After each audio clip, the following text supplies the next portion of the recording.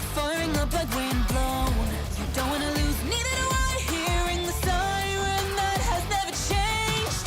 Out in the world, run from the low.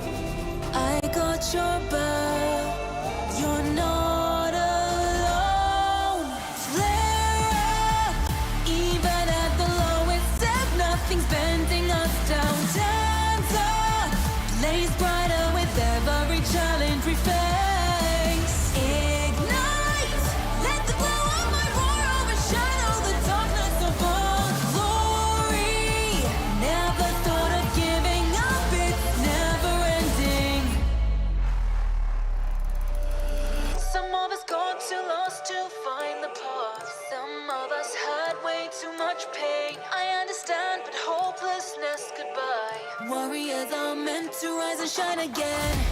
You're stepping down, I'm moving up, put on a show. Clickety click, last minute countdown. You wanna survive, just stay alive. Rising up in the zone, champion is for the top. With my crew strong, facing the storm.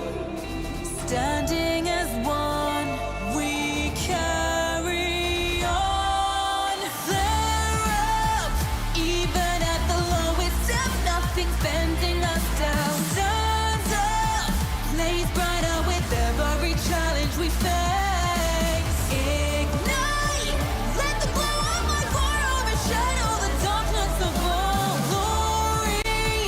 Never thought of giving up, it's never ending.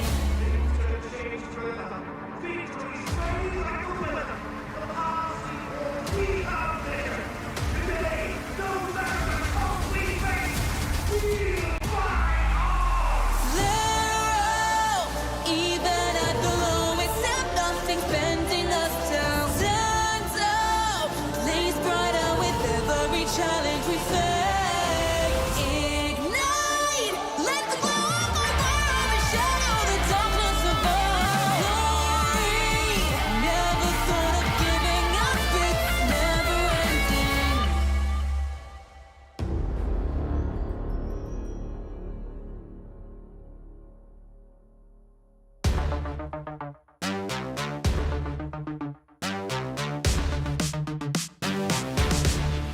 Step into the ring.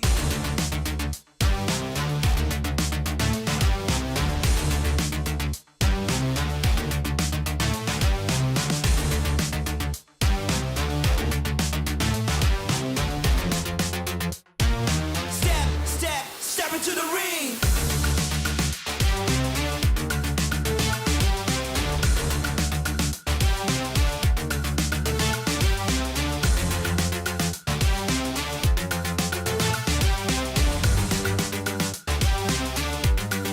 Step into the ring.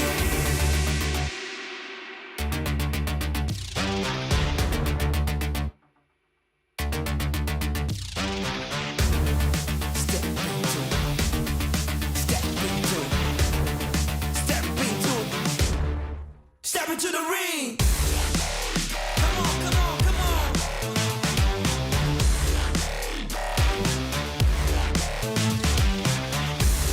Let's go.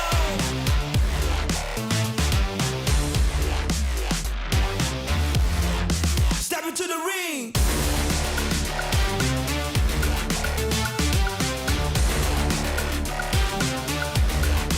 Yo.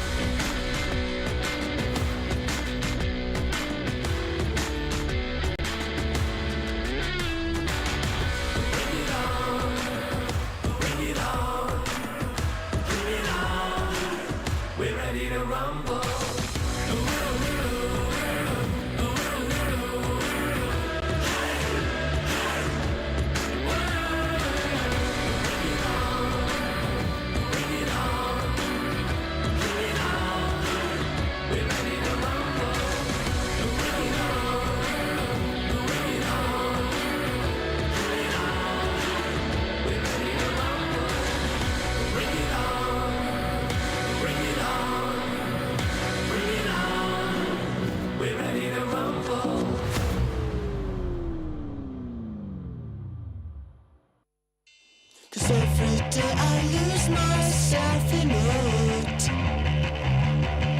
This writing games are making me so sad. Oh, I better go.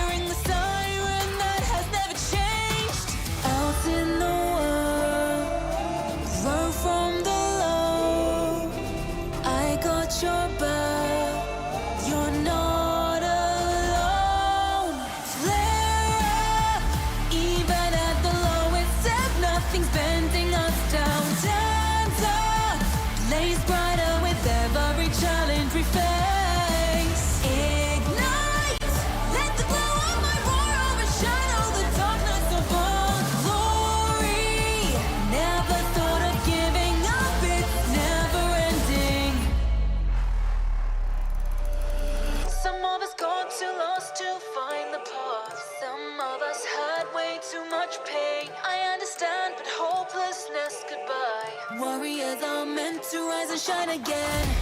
You're stepping down, I'm moving up, put on a show. Clackety-click, last minute countdown. You wanna survive, just stay alive. Rising up in the zone, champion is for the top. With my crew strong, facing the storm, standing as one, we carry on. Flare up, even at the lowest depth, nothing's bending us down. Stand up, blaze brighter with every challenge we face. Ignite, let the glow of my fire overshadow the darkness of all glory. Never thought of giving up, it's never ending.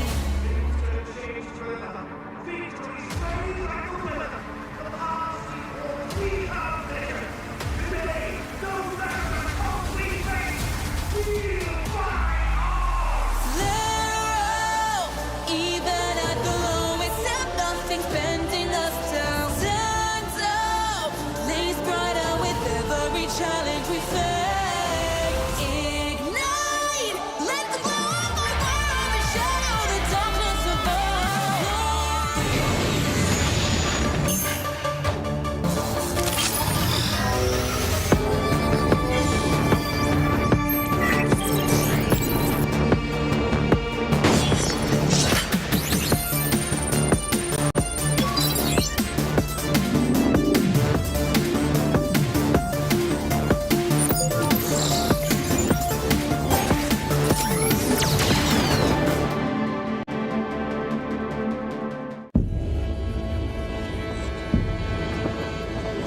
Whispers of the silent wind,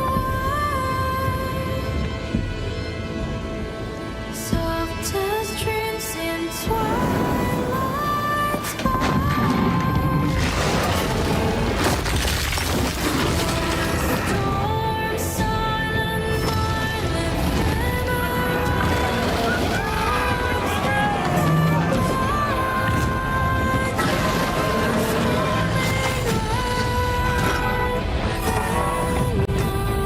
silent soldiers in their fight.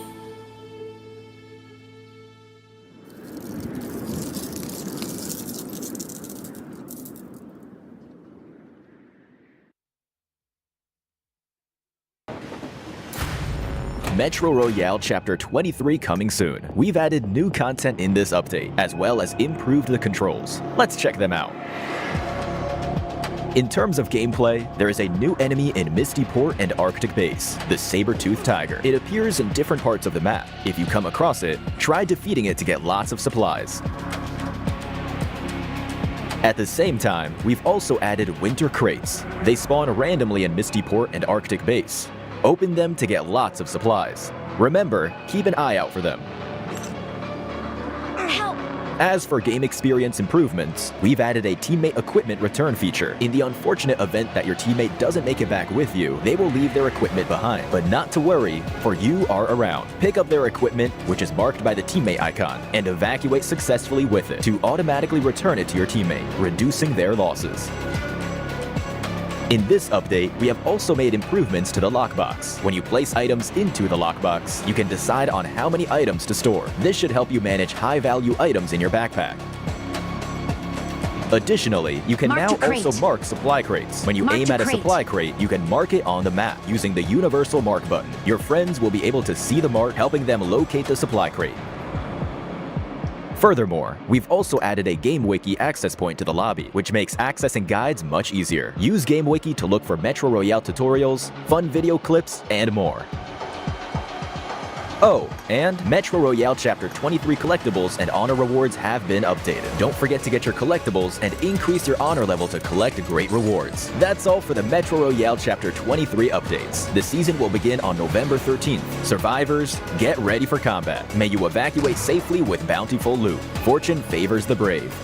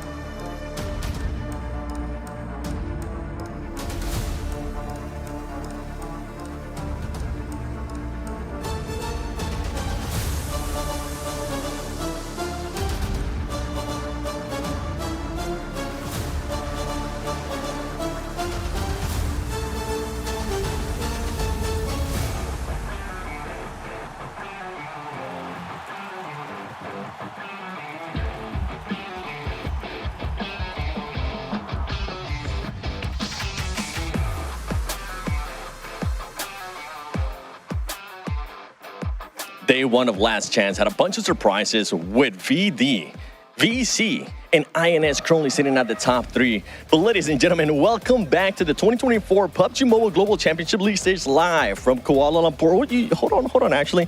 Senator, since I have you here with me, I'm already short, so you got to step down a little bit. The team is currently sitting in 15th place. What are you guys going to be doing to make sure that you maintain that momentum with the gap being so close? Yeah, every team performing very well. It's too close. Like, for example, the team in the 16 or 15, one chicken dinner, they go very high, right? But in our tactic, we perform it kind of bad in the first day of survival stage. So we changed our tactic, and we will maintain this tactic. So there's no point we failed this time.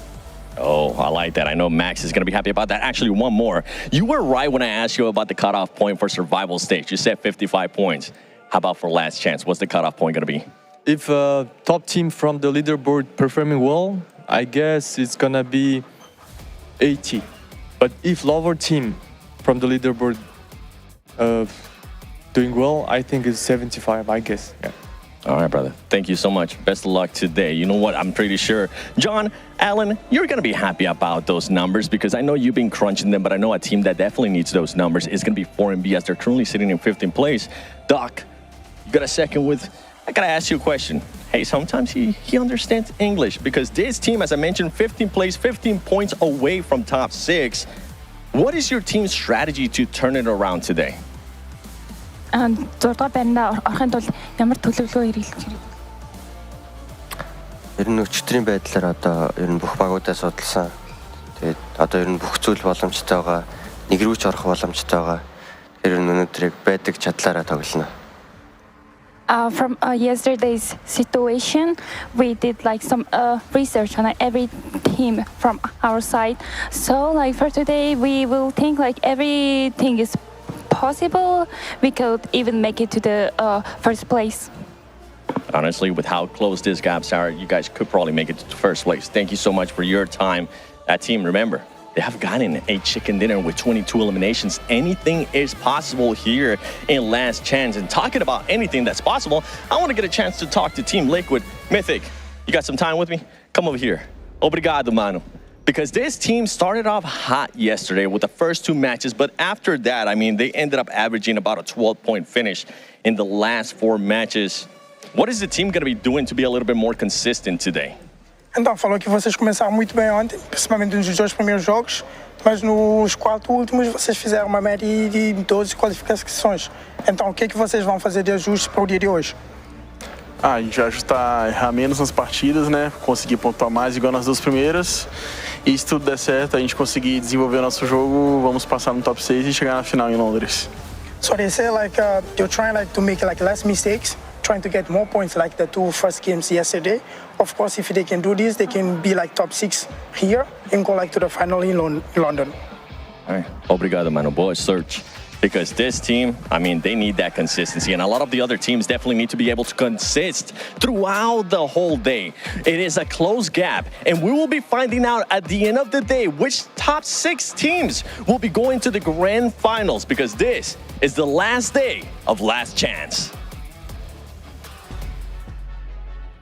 Last day of Last Chances here. That is exactly right, 7 Worlds Gaming. Jason Captain joined by Hot Jukes and Maxmen to break everything down and what these teams have to go through today to potentially qualify. We'll say this though, Max. Hearing Doc say that they still have a chance to get first place, a bold statement, I'd say. We just need another 20 elimination chicken dinner, Jason. They've done it once and only once. So maybe again, but that's what they're going to need here because as also we had Senator set the start right on the first interview. One chicken dinner can push any team towards the top, but the thing is they need to start getting that win very early on in these matches today. I can already hear Hot Jukes right now counting out some teams, and honestly, I would kind of count out some as well, looking at the leaderboard. But there is that slight chance, right? I know you've been running the numbers, Hot Jukes. You've been calculating it out, and there is a chance for all these teams still, correct? Oh, yes, sir, indeed. Yeah, you know, you heard it there from the coach from Falcons, right? He said that one chicken dinner from the team, even in 16th place, can rocket launch them into the show. But the thing is that there's only 6 matches. 6! So that has to happen sooner rather than later because just like it happened in the last stage. I said, you got to kind of pretend like the last match doesn't exist. So yeah, there are 6 matches, but really in my eyes, there's 5 to get it done. Here's the real question, Max. Stalwart Esports, D Xavier, are they going to hot drop once again on Sanhok? My theory still stands, Jason. I think D Xavier is going to hot drop Mir and Sejong split northwest of Paradise, and that would be the best play they could do. But if they hot drop there, it's a write-off. They're done for me.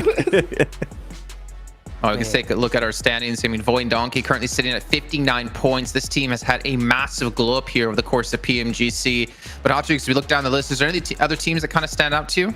I mean, for me, it's got to be the Vicious in second place. I mean, this squad, they barely made it here. As a matter of fact, they weren't supposed to be here, but Twisted Minds, unfortunately, couldn't make it. So Vicious were able to take that slot. And look at them. I mean, they're second place in the last chance. And for a team that is so inexperienced, I think this is a perfect opportunity for them because they've worked so hard here. They've got so many reps in, since they've had to make it here in last chance. And it looks like they're pretty much a lock here for the Grand Finals. So I got really high hopes for the squad here, Matt. I'm personally looking at Incilio here. I mean, Jason, I think I brought up this question a few times during the survival stage. Is their performance in survival just a flash in the pan, or can they maintain consistency like we've seen from Void Donkey ID and also Ringham Karo Brad to some extent? And the answer to that so far has been yes. They're in third position, looking very comfortable. They got chicken dinner and a 4th place.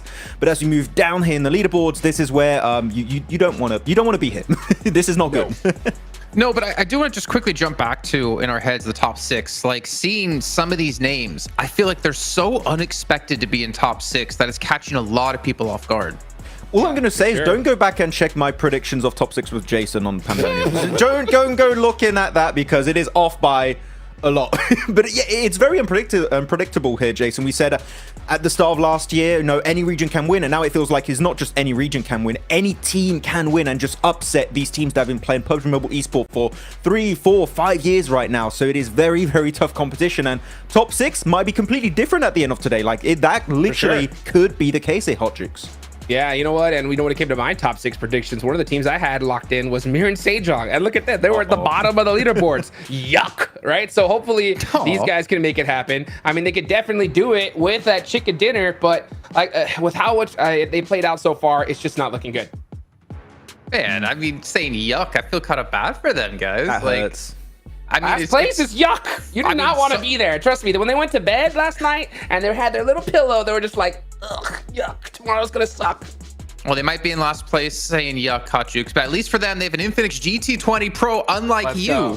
That's 120 FPS, 144 hertz AMOLED screen. You guys can pick one up and play like the Pro. Oh no, who's on it today, Max? I just got. You know what? I love the Infinix GT20 Pro so much, Jason. I've got a picture of another Infinix GT20 Pro with the PMGC 2024 wallpaper. So you know what? Hey, it's that good. What can I say? So you can use your Infinix GT20 Pro while using your Infinix GT20 Pro. So you don't forget they're using an Infinix GT20 Pro while you play with your Infinix GT20 Pro. Whoa, wait. But pretty much, yeah, you got the gist of it. That was it. Okay, and then while you're on your Infinix GT20 Pro, why not check out all the PUBG Mobile Esports socials with YouTube, Facebook, TikTok, and Instagram. Make sure you guys are following every single one of those. And on top of that, you know what, gentlemen? What's that? It is important to know that the finals in London still have tickets available. Between the 6th and 8th of December, there's going to be activities there. You're going to be watching your favorite teams go head-to-head, potentially get to meet them as well, make them autograph their forehead, or sorry, your forehead. I don't know whether they're autographing their own forehead. Maybe I'm looking at you, Max, who's going to fit a lot of teams up there on that one. Make sure you guys check it out. Sure. I feel that was definitely aimed at me, but sure, thank you. But you know what, Jason? You can also go destroy this big old dragon right now and face the Frozen Fury. I've been trying again recently, but I keep getting third-partied. Get ready, guys. I'm going to give you my pro tip. When you go and fight the dragon, keep someone to camp the stairs because there's always teams coming in when the dragon is like 10% HP and it's just a pain. So make sure it doesn't get stolen away from you because you don't want to lose the MG3. That's the worst thing that could ever happen to a man in PUBG Mobile Esports. In PUBG Mobile, yeah, as a whole. I would think actually getting run over by me in PUBG Mobile would probably be one of the worst things because I almost did it to you a while ago. But to take a look here at our teams to focus, let's start off with you today, Max, since we normally start with Hot Troops. You got Loops, D+, and Void Donkey. Yeah, I just wanted to try and take teams in like different kind of environments in the leaderboards here. Loops in particular, sure, they didn't win that last game, but I think the way they approached it was very, very smart. Went to the sweeping the eastern side of El Azahar, then going down into Team Liquid's position to try and have an anchor point near the side of the city. That was a great approach. I just hope we see these similar approaches in these 6 matches today, and if they do so, I think Loops could very easily climb up into top 6. I mean, they're what, like 5, 6, 7 points away from being in top 6. I think Loops here could be one of those surprises we've mentioned multiple time in this year's PMGC. So Loops, if they do the same thing, I think the top 6 is definitely on the cards for them. Well, Hotjukes, I look over at your teams to focus. You do have another Brazilian squad in here with Team Liquid. Then you have Xavier at Regnum Karya, bruh. I'll tell you what, man, I hope I'm not saying that at the end of the day, because this team, I have so much faith in them. I mean, especially how we saw them play during the group stage. I think they could have had, they were so close. And then during the last stage we just saw, I mean, they had 2 chicken dinners and they were feeling pretty good. So if they can get some consistent games in Erangel, I think they're going to definitely make it. Xavier, yesterday's performance was a shock to me. I could not believe that they're so down on the leaderboards here. This is one of the teams I think a lot of us predicted to make it into the grand finals. And to not see them there is going to be, it's not going to be good, right? So looking at Xavier real quick, like just to highlight and kind of echo your point, they got 10 eliminations yesterday. 9 of those elims came out in their 3rd match where they got 2nd place. That means in 5 matches, Hodrix, they got 1 elim. That is not the Xavier we know in these big global events. So like elim game needs to be stepped up significantly today. Yeah, just by himself, D plus Kia Osal got 9 eliminations by himself. Yeah. And, you know, so that is not a thing that you want to do. And last but not least, Team Liquid, come on, guys, right? This is a squad that definitely we need to see in the finals. Well, we've been talking about the Stalwart Hot Drop. Let's find out if it'll happen again with 7. Welcome back to a quick report with the 7WG. This time I'm joined by none other than Star Wars Esports Frontier. DX yesterday said that they're gonna be landing in Paradise Resort. Are you guys gonna be landing there and giving us a hot drop? Yeah, obviously, as long as Zero goes there, we'll be there, as always. We'll be getting the hot drop. Thank you so much for your time, because that team was able to actually win the hot drop yesterday. We'll see who'll be winning it today, because right now, who'll be winning it today. Foin Donkey, everybody's been wondering what that is. Just water. You want? Sure. Yeah. Back to you guys.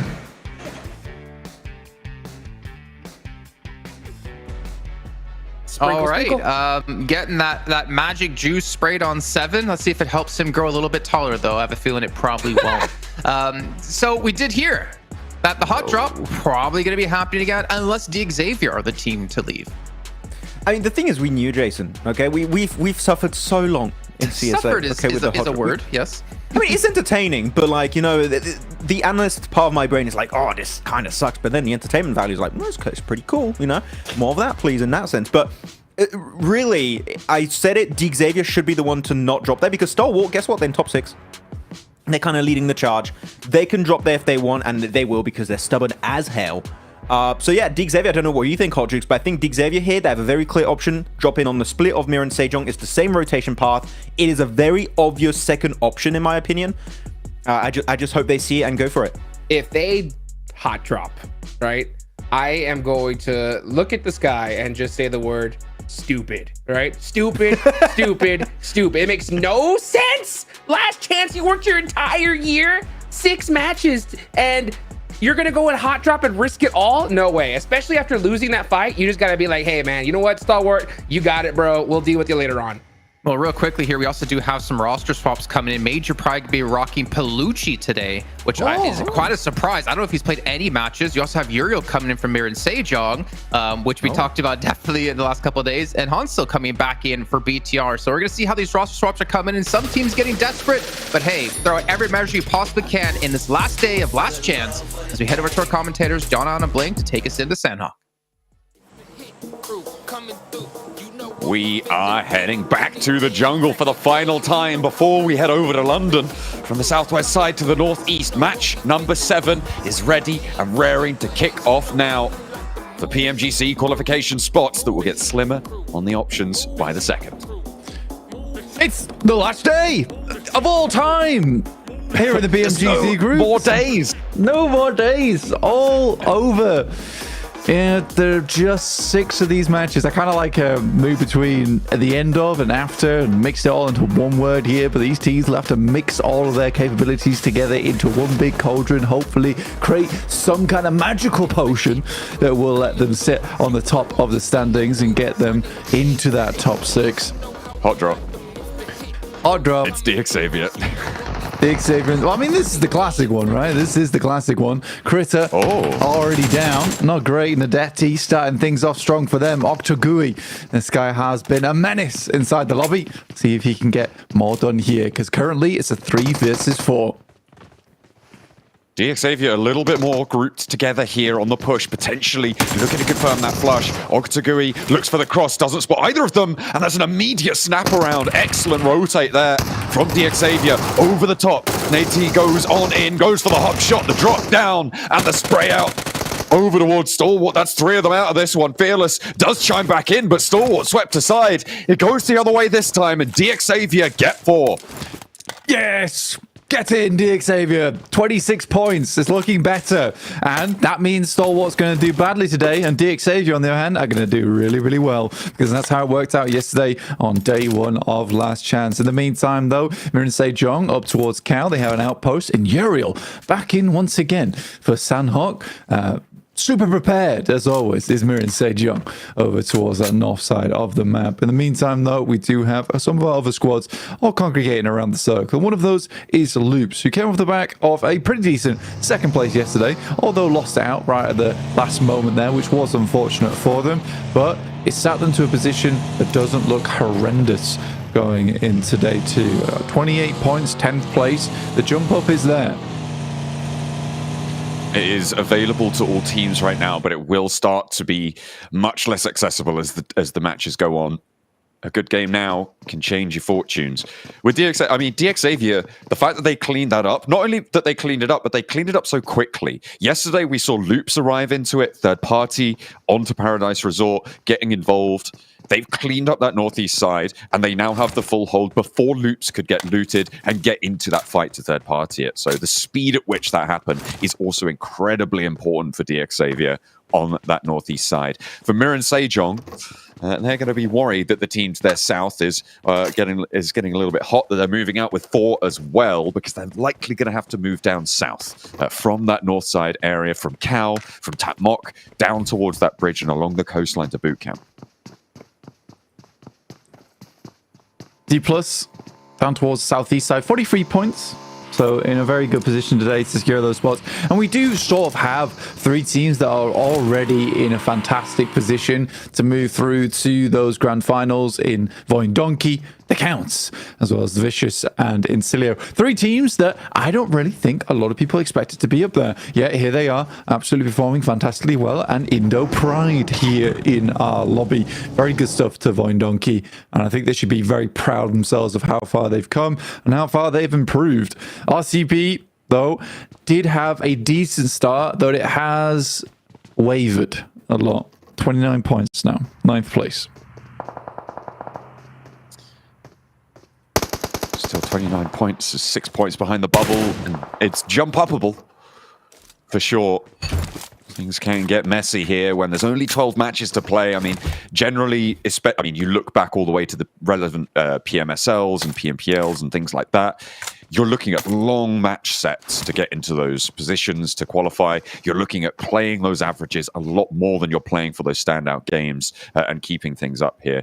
But then you turn your attention to such a small set of 12 matches. It's about having those pop-off games, and that's exactly what the coaches have been saying. It's exactly what we've been saying. And 6 points behind, I mean, that can change so quickly in a tournament setting like this. We're expecting the bubble to be into the high 70s, up towards 80. And right now, only 5 teams are halfway there. Which is a little bit scary. And again, now it's time to get those big pop-off games early on in the day. And then you transition back over towards a consistent playstyle through match 4, match 5, match 6. But Sanhok here, pretty dastardly, very chaotic. And a lot of teams aren't going to be able to find those points. But one lucky squad might be able to get themselves a huge elimination count, which is always possible here on Sanhok. And a 20-point game can see a team like IWNRX at 32 points up to 52, just 5 points behind Encilio currently, depending on whether they get more points in this one. Fortunately, that's not going to happen if Loops already takes down one of your players. Loops catching one on the wing. It's a really nice opener on their approach, give themselves a little bit more pressure from this northeast side, but there's a lot of other teams, DXavier most notably, moving out of Paradise Resort close by. IWNRX trying to move into position to get Zedwolf back on up. The 2-2 split for them. Getting spotted and abused a little bit by Loops, but the surround not quite fully enacted, and Loops actually going to back off of this. IWNRX getting their player back up is huge. Yeah, more importantly, getting Zedwolf back into the picture is a big one, because he's a player that makes up a vast portion of that painting for IWNRX. A really strong member on the squad, and losing him early would have been very sad news for them, as he... I guess maybe he's feeling I would be a bit tired if I was Zedwolf, you know, putting the team on the back so often. But brought back into the fold, raised once again from the dead.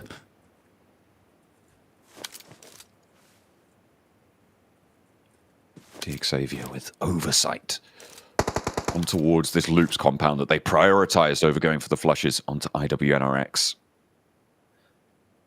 Team Liquid to the south side of all of this as well. Everybody in the circle at this stage, Blank. And I'm looking around, seeing who I'm worried about, and the circle obviously has not decided where it's going. But Voin Donkey ID, I think, are probably in one of the hardest positions in the circle, all the way up on the northwest side, in Hatin. Even if it goes to that northwest island, it's much more likely to be towards that south coast. And I think they're going to have a pretty rough time trying to navigate their way on down there. Let's see where the circle opts to push them. Yeah, it all depends. It all depends. And I mean, I don't think it's really easy. Well, there you go. It's hard to call these things, John, the stage one. I'll tell you that right now. The Voin Donkey ID now currently with one of the strongest positions in the lobby, with a northwest shift on this side of things. They could probably move over towards the northwest mountain. I think that's probably the best idea for them. Falcons, they struggled yesterday in boot camp, and I think they'll struggle again.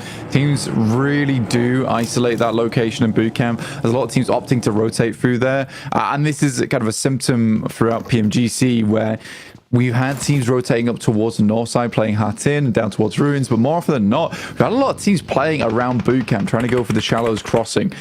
I'm not a huge fan of that, and I think at some point you've got to realize that these areas down towards the south and north side are a little bit more open, and you split the lobby up a little bit. For Falcons, they hate it, as it does lock them in. But this time, they early crossed, and I think that is a great decision to make. Moving early, seemingly. Coming through and being profitable. The Loops making their way on in towards a little bit of a little slice of this circle, and doing pretty well on it. The rotate coming around there. Major Pride sending across. Voin Donkey ID trying to move down in the shadow of the cliffs. The Vicious moving up to that high ground to take what could have been Voin Donkeys, but I feel like these buildings, this compound, a lot more access towards a lot of the rest of the circle. But the Vicious want this high ground, and I think this could also be one of the better rotates available to them in this situation. There is actually nobody up the top at the moment, and so if they can establish control there fast enough, they're going to be onto a winner here. Yeah, the Vicious heading up towards that northwest side. It's a little bit out of the way, and I imagine the circle might move a little bit further over towards the east, but we'll wait. Let's come on through. DXavier attempts to make their cross, but they're going to hang out a little bit over towards that northeast side, and that's fair enough. RCB, on the other hand, they tried to cross early past that island, but Loops are already in position. Falcons now taking shots, though, and I think that's the smart decision from Falcons. They can cut out one player from Loops. They have a much easier time assaulting that northern edge. For RCB, this is going from bad to worse now. I think the second time we've seen RCB do this, I'm not a huge fan of it. I think you just challenge for Hatin Bridge instead of going for this river crossing. So many teams, again, this is a problem because so many teams are rotating on the western side of boot camp. I think it's a fair enough play from RCB, though. because they go for it many times because they assume more teams are going to be down towards the south and up towards the north, so that crossing is not going to be as covered. Because so many teams cross on the western side of boot camp, the sight lines are crazy over towards that eastern side. So yeah, RCB, I think they had yesterday to figure that out, and they didn't read into it today. Bad. Yeah, it's not ideal, and we are seeing that be, I mean, sort of a running theme with the hot drop, but this time around DXavier winning that one out. RCB play on with 2, Team Liquid, trying to move in from the south side, but they're out in the blue zone. They've got 4MV on the hills to the south to worry about. I think there's all 4 of 4MV alive there, if I'm not mistaken. I think they have managed to keep everyone going. Northwest Shift and the Vicious, with their rotate up there, that could have been Void Donkey's position, could have been Major Pride's, but the Vicious are the ones who have made that move, and now they can spread out over the mountaintop. Yeah, it's a big old gamble. Again, with that circle, it felt like it was going to lean a little bit further towards the east there. So the Vicious is going to take up residence on the Northwest Mountain. The amount of times it actually finishes on Northwest Mountain, very few. So I think that's why teams have gambled underneath, which I think isn't the worst move. And I think for Vicious, it was a fortuitous circumstance of, well, no one else is taking that. We have nowhere else to go. So let's head up there anyway, and we'll just take residence. Now, teams will have to try and assault that position. Vicious will have to be very careful. We all know how difficult it is to hold all 4 corners, as well as holding down a tree here for BTR. Evo Station. Ooh, getting caught on the fold back there as 4MV make their approach from that south side. Going to move up towards the compound here. Dropping the smoke on the teammate, but BTR in danger. 4MV, they take a knock, which is going to slow this down a little bit. Is that RCB, the remaining duo? They've wrapped all the way around the west side now, underneath the cliffs that the Vicious sit atop of, and could actually have an impact on this fight. If BTR take this push, then RCB could chime in. They've got 77 all the way out to the west to worry about. But Major Pride do not want to let 4MV get any closer than this. And rightly so, as 4 players, they are deadly. The question is, can they stay as 4? It's the problem of pushing up the hill here for a lot of teams that want to get over towards that location that currently RCB is holding quite nicely. They have that western outpost, just a good spot to play. 4MV might try and make a wrap over towards the western side. I don't mind that decision. I think it'd be better than trying to assault this location for too long. But BTR are up over towards Major Pride. Lovely nade from AZ though to start things off. Elementrix on the door frame, not connecting, but the backline is low. BTR taking a little bit of damage. The cross back out wide, trying to suppress this door frame. The heal goes through. BTR on the inside, staying up with 2, keeping the fight going. Major Pride, they lost Evo Station earlier, but they haven't lost one since. And the nades on out do not connect either way. RCB not moving forward. I mean, they're only 2. You don't want to risk it too much here. Even if there is that biscuit at stake, Elementrix finally connects that spray down towards the backlines. The shotgun shells for Satar, trying to keep BTR alive, but it's not going to work. Major Pride hold their compound. Yeah, Major Pride need a big resurgence today. They want to claim any kind of spots that they held from the previous group stage into the survival stage, which looked good, but here in Last Chance, they have faltered in a big way. Cilio struggling to make it out of Confluence compound, but D+ are around this area. Falcons also, who have taken fair few knocks here, actually. Bit of a struggle. I think that's versus IWNRX, but I believe the Falcons should be able to clean this out. You'd hope so. They managed to make that landfall. I mean, this is again one of those river crossings. The Falcons from boot camp, taking that route across the water, trying to get all the way through, managing to do so successfully, where RCB couldn't. And getting onto this cliffside, really nice and profitable now, because they can move to this compound that nobody currently sits in further inland. I'm kind of surprised that there's no one here. I mean, Loop sent all the way up to the top of the mountain, in between the Vicious. Nobody from the trifecta has crossed over yet. Yeah, it's a tough crossing. Very, very tough crossing. There were so many sidelines off towards that western side. Very difficult. I genuinely am very impressed by Falcons this game because it was a really good adjustment. I think they're one of the few teams here that have made adjustments on their gameplay coming in through from yesterday. They really analyzed that. And again, this is something that RCB did not do. It's the complete opposite scenario. Falcons realize that they get cut in so massively over towards boot camp. So as soon as they see that northwest circle shift, they instantly are moving across. They don't want to get locked down on that coastal side, which is very easy to do, by the way, where you just get sent nades over towards you on that cliff face, over towards those rocky outcrops.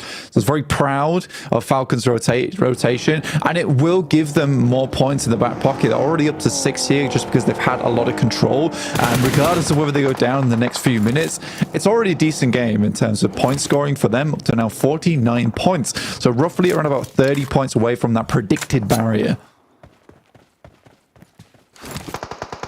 Looking to keep on putting pressure up, though. It's not over till it's over. You cannot let off the gas at any moment.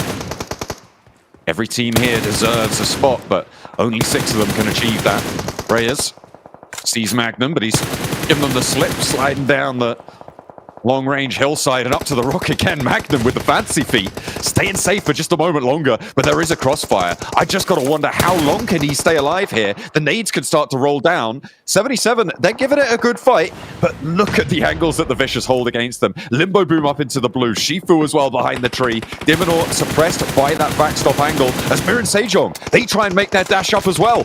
Spray on the open broadside, but Reyes is into the blue. David finds the shot to Seiwu, the shutdown as well. And the knocks come through thick and fast. Mir and Sejong take the tumble. I get it. I don't like it. It's full broadside as well. I can somewhat understand why they try and go for this rotate, considering the fact that they heard the fighting from Vicious coming through. They assumed that the attention would be elsewhere, so they just make that mad dash. But equally, they could have wrapped down towards the east side, potentially. Even headed over towards the mountain on that north and just chilled out there for a little while longer. Even just moved earlier in the game. Put it that way, it's stage 5. I mean, they were on the northern edge for a long time. But yeah, Loops now holding a very strong compound over on that northwest island. The Vicious opted to hold over towards that northwest side, but I think Loops really picked their time very well to pick up over towards the ruins at the top of the mountain. Lovely stuff, realistically. Very, very lovely stuff. And 77 putting more pressure on. The Vicious not taking them down. I thought they had them dead to rights, Blank, but getting all the way up that road, that ramp up towards the top of the mountain. I mean, they haven't made it all the way yet, but getting as far as they've got, still fairly impressive. Magnum, though, finally going down. No trade to be seen either. The Molotov on the hilltop nearly tickling him, but not quite connecting there. Shifu darting through the rocks. Those cracks, those crevices, the crenellations, giving him the cover he needs, and a knock. A flush found Shifu doing work towards the Vicious's hold. The Xavier looking to move on in as well from that northern side after their hot drop. They've only got Lamborghini left now. The crossing not so successful. And the Vicious, despite having the high ground for so long, have been pushed aside. Yeah, I think for Vicious, losing one player is not the end of the world for them, certainly. For 77, this could have gone a lot better. I think it was more of a case of the fact that, you know, you have the team over towards that eastern side that they have to focus over towards. 77 took their moment and they tried to run with it as much as possible. Shifu's just trying to get some more placement points on board. He knows how volatile this lobby is currently. This is a mad dash from him. Maybe he gets behind the rock and hit a heal. Still has a little longer to go to get into the circle, but a nice salvage here from RCB, who is down towards their south side currently. And 4MV up against Major Pride. They're both down a couple of players. Major Pride with 4 elims, 4MV with 4 of their own, but 3 players total, looking to cut out both AZ and Elementrix with Doc on this off angle. That's a worrying sentence, Blank. With Doc on the off angle, we'll have to wait and see if that plays well for them, because 4MV, they need Doc to stay alive. He does regroup a little bit closer to Major Pride as Shifu does finally go down. I mean, that I felt like that push was long to be shut down. Oh dear. Oh no. Blank. Why did I have to say anything? Goodness me. Doc taken down on the off angle. There he goes. And it's the Vicious to do so. Well, John just cursed 4MV. Big time. Elementrix goes down. But Major Pride will pick up one more elimination. Not sure if he was able to steal that away. And now Loxy looking to do a little bit more damage over towards Falcons as they rotate through. I think they were one of the teams to pick up one of those points over towards Major Pride. Xavier, though, finding a shot towards the Vicious. That's Raze. Again, this is the difficulty for Vicious's position, is they have to hold so many angles that there's always an opportunity for a backstab there. Now the Vicious down to just 2 players, but an 8 elimination game is wonderful, and that sits them firmly in first place. 8 eliminations is really quite something to marvel at. The west side, though, Incilio still have a chance to fight back. Getting rid of Voin Donkey ID, going down on 2 elims. The double lineup spray down there for Falcons. That's going to put 2 more eliminations on their tally. With 12 points found so far, 6 teams remaining. How many more placements can they get? 2 players from 4MV over the hill. The Vicious are going to chime in towards RCB. And Kimmers cannot stand up to it. The high ground still so dominant on this angle. A very wide split, 1-on-1 for the Vicious on the top side, but it's going to work out. They're not taking too much flak. It's very likely the Falcons at least picks themselves up a second place here, and we're starting the game on 43 points with 13 eliminations already. It is a wild result from Falcons. And again, a lovely adjustment from that team. We heard from the start of the day saying they were confident coming into this one and the boys were going to make it work.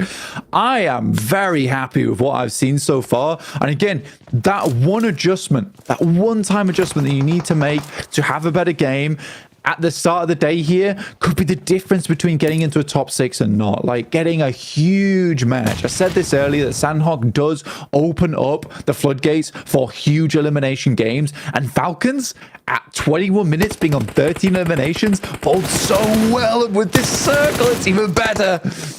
Oh my goodness me, the Falcons onto an Ascension game. Loxy goes down next. And 4MV, they're giving it a good go as well. A chance to put numbers back up on the board.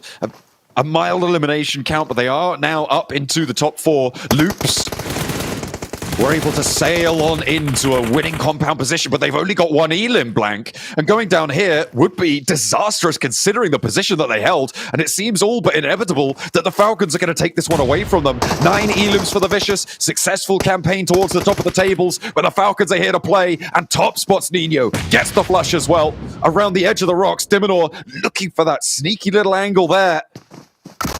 From the top, how much further can they go? Apex breaks out wide, forced out by the nade. Contact with Icy, wins out the trade. A nade goes long, not on the weapon swap, but Falcons lose a player. That could be the opening the Vicious need. Falcons are on 17 eliminations. They're looking for a 30-point game, which will put them incredibly close to picking up almost 70 points on the match. Not 70 points on this game, but 70 points total. The Vicious, though, could get this res going through. And Falcons, how likely is it for them to live all the way through here? They were assaulted from both sides. Apex really putting a stunt in their ascension here, as you called it. Who has the middle? I think it is the Vicious, actually. Could it be both? Is there an overhang here? It looked like there's a little overhang that East is currently sat in. They may both have it. 4 first aids for East. Tactic here. Blank dip out into the blue. Take damage below 75. Oh, that's a nice nade. Oh, bounces wide. I thought the cook on that could have been a little bit better. It's a smoke. Okay. Okay. It's not okay. That's fair. But that's going to stop him from peeking out wide, so he cannot dip too far out. Drop down. David goes low. Trying to pop the DBS shot. Goes wide with 1, 2, and the 3rd spray down. 17. Elim. 18 elims. Diminor now on the top. Need to be timely on these first aids. And Diminor has the middle. This should be the Vicious just cleaning this one up, which is disappointing. But the Falcons have a massive game. The Vicious on the high ground take that top spot. Everything has changed on these tables. The Falcons finally coming alive here. It's technically a misplay from East, actually, which is really unfortunate. I mean, it's a massive game from the Falcons, nonetheless, in terms of the elimination count. But there was an opportunity there to take a little tick of damage and get the first aid kit rolling beforehand, which might have actually won them the game. And he had the first aid kit. The Vicious did not there, John. We'll see what the boys on the desk have to say about that, because in my opinion, yeah, definitely a misplay.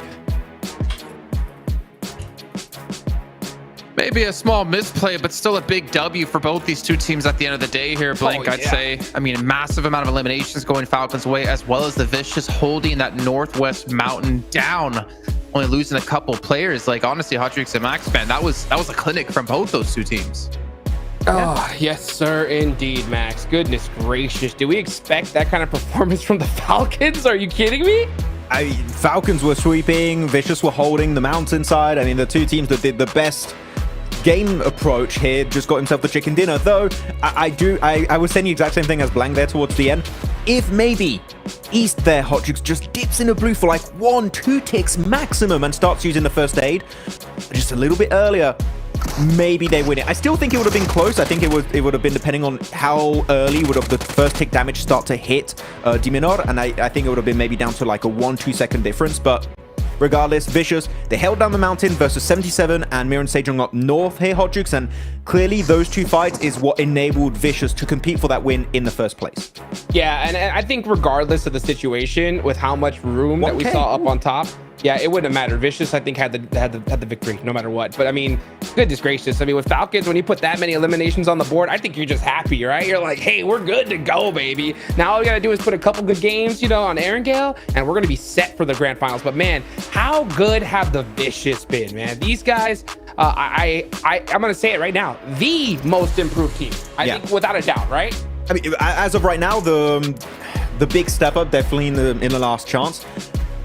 I still am. I don't know what to say about this team, to be completely honest, Hodrix. That right now, this is their third win. This is their third win, and this is actually a back-to-back chicken dinner. They wrapped up yesterday with a chicken dinner versus a side of Loops, and here they're able to get himself a chicken dinner over on Sanhok, and it opens up the floodgates as to what kind of performance you were going to get in your first game. And the Fishers, with this chicken dinner, they're in my opinion. Falcons, looking at them in particular, Hodrix, if we look back at their past performances, yesterday's matches, their lowest elimination game was 3 elims.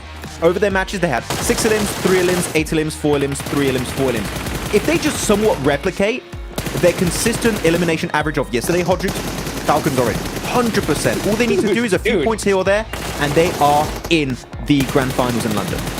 Bro, they replicated it in one game. Like, what are we talking here? That is insane. I mean, with that one chicken, or that one, I mean, might as well have been a chicken with how many points they just got, is insane. They're going to rocket launch themselves up the leaderboards. They got to be so close to even first place at this point. Yeah, if you're Falcons, I think you're flying high right now, man. Jason. Well, I mean, for the Vicious to start things off with a win, basically solidifying yourself in the grand finals has to feel so good for them. It potentially causes them to be a now threat for some other teams if they want to go for some hot drops, like you're saying, with Falcons as well, some relief. I mean, we've seen them have their ups and downs over the course of the year. It's been mostly downs, if we're perfectly honest, but to get themselves in the grand finals would be a massive lead. Not to mention Max gets to keep them as their favorite team. But there's something we can't forget about, gentlemen. Censure said at the start of the day, we're going to keep dropping boot camp. And guess what? So did the Xavier, except Stalwart were the ones to lose out on that battle this time. Lucky for the Xavier, I'll say, like, cool, you guys don't lose anyone. That was it's always the big issue, right, when you look at these hot drops. It's not if you win or lose the hot drop, it's more about how many players do you keep alive. DX keeping 4 alive, that's huge. That is really, really big. And they even keep Lamborghini alive pretty late in the game, so they also get some decent placement points off the back of that. It was the one Sanhok, Jason. I hope we don't see any more hot drops until like maybe the last 2 matches, unless teams want to try and just do a final dash in the top 6, but it's over. We won't see that anymore, and for that, I thank you, PUBG Mobile Esport. No more. Dude, I wish you guys watching could have heard me in the background while we're watching this, because I kid you not, we did see the hot drop, so I was looking into the ceiling and I was saying, D Xavier, stupid, you know, and then all of a sudden they started getting like 2-3 knocks, and I was like, not stupid, misunderstood, genius, you know, like just like that. And that's how it goes when it comes to hot drops. You know what I'm saying? If you win it, you're a genius, and if you don't, man, you know, it's like, what were you thinking? I don't want to go to the end of the day, see Stalwart not qualify, and look back to the Sanhok, like, just 4 points. Let's just throw it out there. If they don't manage to pull it off, like, what's going on? If they don't qualify, I think it's deserved karma. To be brutally honest, you commit to a hot drop, you know there's a risk, and you get in these matches definitely understanding that could be, you know, your duel or end all in these matches when you're in terms of your overall positions in the rankings. But here we go, talking about overalls. Falcons jumping up to second place. They're going max speed 2 right now. Hot Jukes, and I mean, it's after second place with that many eliminations. I mean, right now, yeah, Vicious are in, Falcons are in my opinion. If they just get a few extra like point here or there, they're 100% not going to be budging.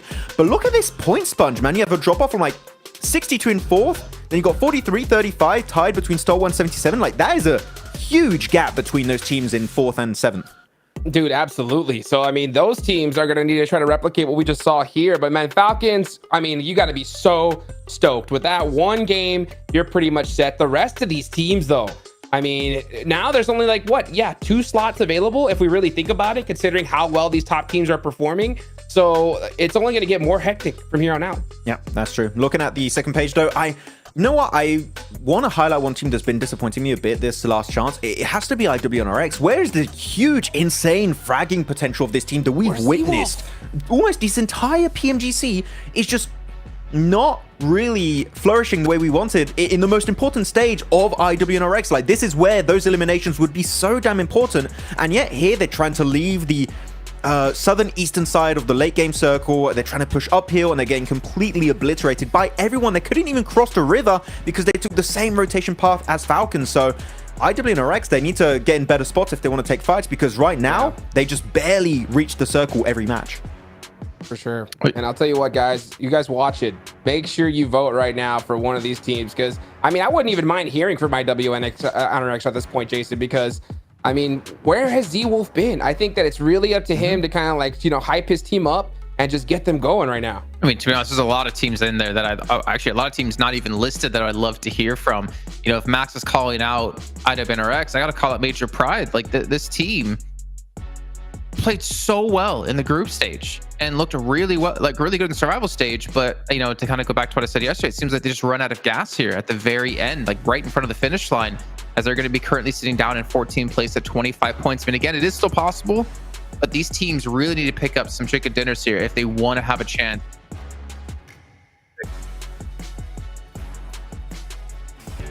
Welcome back to a quick report with the 7WG. I'm joined by the Vicious Bruno. They just got the chicken dinner in Sanhok. Yesterday, you were saying going into Erangel that you guys were feeling anxious. You guys were able to edge out a win on the final Erangel. Now that you got this win in Sanhok, how's the team feeling? What are you guys going to be doing in Erangel? The team is feeling very good. We are comfortable, relaxed to play. I know the guys know we have some confidence to play Sanhok. For me, we have the best Sanhok in the world. I know how to rotate, I know how to positionate, and how to do some things in the mistakes of the enemies in the game. And we are very comfortable, confident, and we go for one more games here in the PMGC. I love the confidence. Love the confidence. Hopefully that keeps going because you guys are a dark horse team. Back to you guys. I mean, dark horse team. I mean, they basically going to be qualified through. They have really nothing to worry about the rest of the day. And if I was in their shoes, I'd be starting to look at some of these teams like, who do I not want to potentially play against in the grand finals?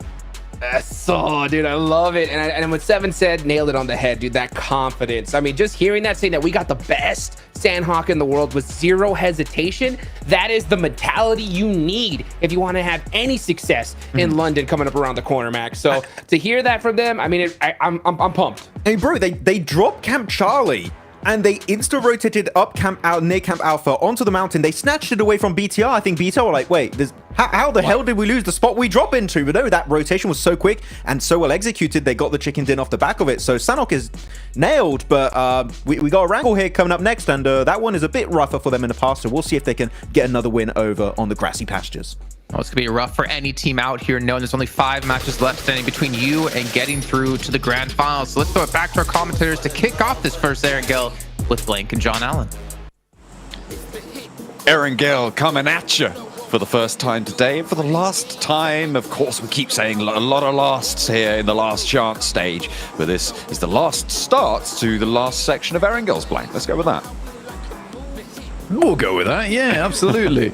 But remember, you can vote for who you'd like to see in the next interviews between Voin, Donkey, BTR, RCB, or IWNRX. Head over towards the English YouTube chat or the Indonesian YouTube chat and make your votes known. who you'd like to see get interviewed next and how they're going to be changing their performance to make sure they get in towards that top 6. So you can have an impact on the show yourselves right now here. But it will be a lot of our teams inside the lobby that are looking for an impact right now. Just how Falcons just dropped a superhero landing over on Sanhok. Hitting those drop spots. We'll see if DXavier... Well, it's unlikely that we'll see the hot drop here, but because we haven't really seen it too much before. South side 4MV out over Sosnovka military base. See if anyone's going to take a tumble early. I mean, the plane path's fairly secure. You can have a lot of access around the map. No one too close by. Maybe Stalwart and Icy from Falcons, but even then they're starting to separate. Blank. We've just been given a military circle. And this is a fast military circle, right? Sometimes you get it where it hasn't decided, there's still all of the mainland, and then second phase, it goes there. This is where teams can pull out the full set play. And I'm going to be really interested to see how that unfolds here. Yeah, exactly. I mean, for down towards that south side, people are going to have to get moving really quickly. Incilio's in a good position. As I said before, next interview, make sure you vote. Point, Donkey, BTR, RTB, or IWNRX. But yeah, down towards that south side, teams will be getting a move on right now. Major Pride very close to this one. Could go for a swim over towards those north compounds, but likely would like to maintain some of those vehicles going forward. It is tough now, though, for a lot of our squads, because we've had 4 teams do marvelously well over yesterday and that first match. In particular, Voin Donkey, Incilio, Falcons, and the Vicious. There's only realistically 2 spots now up for grabs in 5th and 6th place, which is a wild thing to be saying going into map 2, but that's D+'s spot as well as Stalwart. D+ a little bit more secure than Stalwart are, but things can change very quickly because Stalwart currently on a tiebreaker with 77, with Loops and RCB only behind by 1 point each. Looking at these bridge crossings, Blank, we've had now 4 teams make their way through. DXavier on the west behind IWNRX. IWNRX made that move first, and then Incilio got across that bridge first on the east side. Major Pride a little later, but they've moved over to Novo. Incilio looking to hold the compound to the south side of that bridge. Teams moving in from the north side. I wouldn't be too surprised to see some botations coming through here. We've seen some aerial approaches to this south island as well, as Incilio actually catch Palucci on the crossing. Only one of Major Pride got through, but an answer. Long-range Vector from the high ground there as Westron spots him out immediately. Taken down. Iron sights on the AUG. Very low on the loot. And I mean, this is what happens when you have these early rotates, right? You're a little bit sparse on that loot, but looks like Incilio going to be able to get that res fairly cleanly. I wonder if they've got the meds to keep them topped up. Westron already finding 1, Cilio finding Palucci as well, and Major Pride, unfortunately for Jason, despite wanting them to do better, poking them with the stick, they are not reacting at all. And I think for Major Pride, it's such a painful experience for them at the moment, going from some high heights down to some very low lows, and it's been a complete opposite for some of our teams inside the lobby, like Incilio, like Voin Donkey, like the Vicious in particular. It's a bit of a struggle. 4MV currently with 31 points, but a military-based circle means that now is their time to shine, John. Incilio on the chase here, looking for Elementrix. They want to clear this one out fully. Elementrix spotted. He's giving it his best, giving them the run around here. Into the crates he goes, turning it around. Now it gets dangerous for Incilio on the roll-up. And they've got that 1-2 swing out wide. And a UMP shutdown. No answer seen. And Major Pride with just Evo Station. Incilio in Novo now. Don't really think that they should be going back over to that bridge hold at this stage. You've got to be worried that there's more teams putting pressure on from that north side, and you're not fully established. You leave that one, you head into the hills, because you've already got 3 points for this match. You just want to keep this one going. Well, I think for Major Pride, that might be a death sentence for them, actually, on match 2. It's going to be difficult to climb those rankings back up again, depending on which team is able to get ahead here in 6th place. Yeah, it's not easy. For Mir and Sejong, I personally would count them out at this point in time. It's certainly doable for them to have massive games back to back to back, but with seeing them play so far, it just seems so unlikely for them to find the big Elim games that they need and that they are looking for. I don't think we've seen too many signs of life out of this squad here in the last chance, so I'm pretty much counting that team out now. Teams will start to fall by the wayside with only 4 more matches after this. If they go down in a bad spot. Point Donkey ID, they have impressed us so far. They have managed to find their way to the southwest side, and DXavier have fallen off a little bit on the flip side of it, which is unfortunate. And now they're down to 2 players alive. Blank, they also need to start racking up these points, but they're just not there. They're 30 points though, and the bubble is at 35 right now. It's all still so close. Yeah, I think this will probably be the game where we'll see that 6th place start to pull ahead a little bit. But again, it has been incredibly tight in terms of the rankings at the moment. Good nade, pops very close. Levi's 1 HP. Pretty much. Second one would do the trick, and that one will fully flush him out. So Doc being able to get 3 of the eliminations alongside the rest of his squad. That's great news for 4MV, and again, exerting a little bit of presence here in Sosnovka. And I think that's important to do around about that 4 to 6 minute mark, because this will be the most looted team out of anyone else inside the lobby. They had all of military base to pick up exactly what they need. They'll have more nades than anyone going into this circle. So yeah, very good from 4MV to start basically expanding their territory early on. And that's very much what's needed for 4MV if they want to get up in towards that top 6.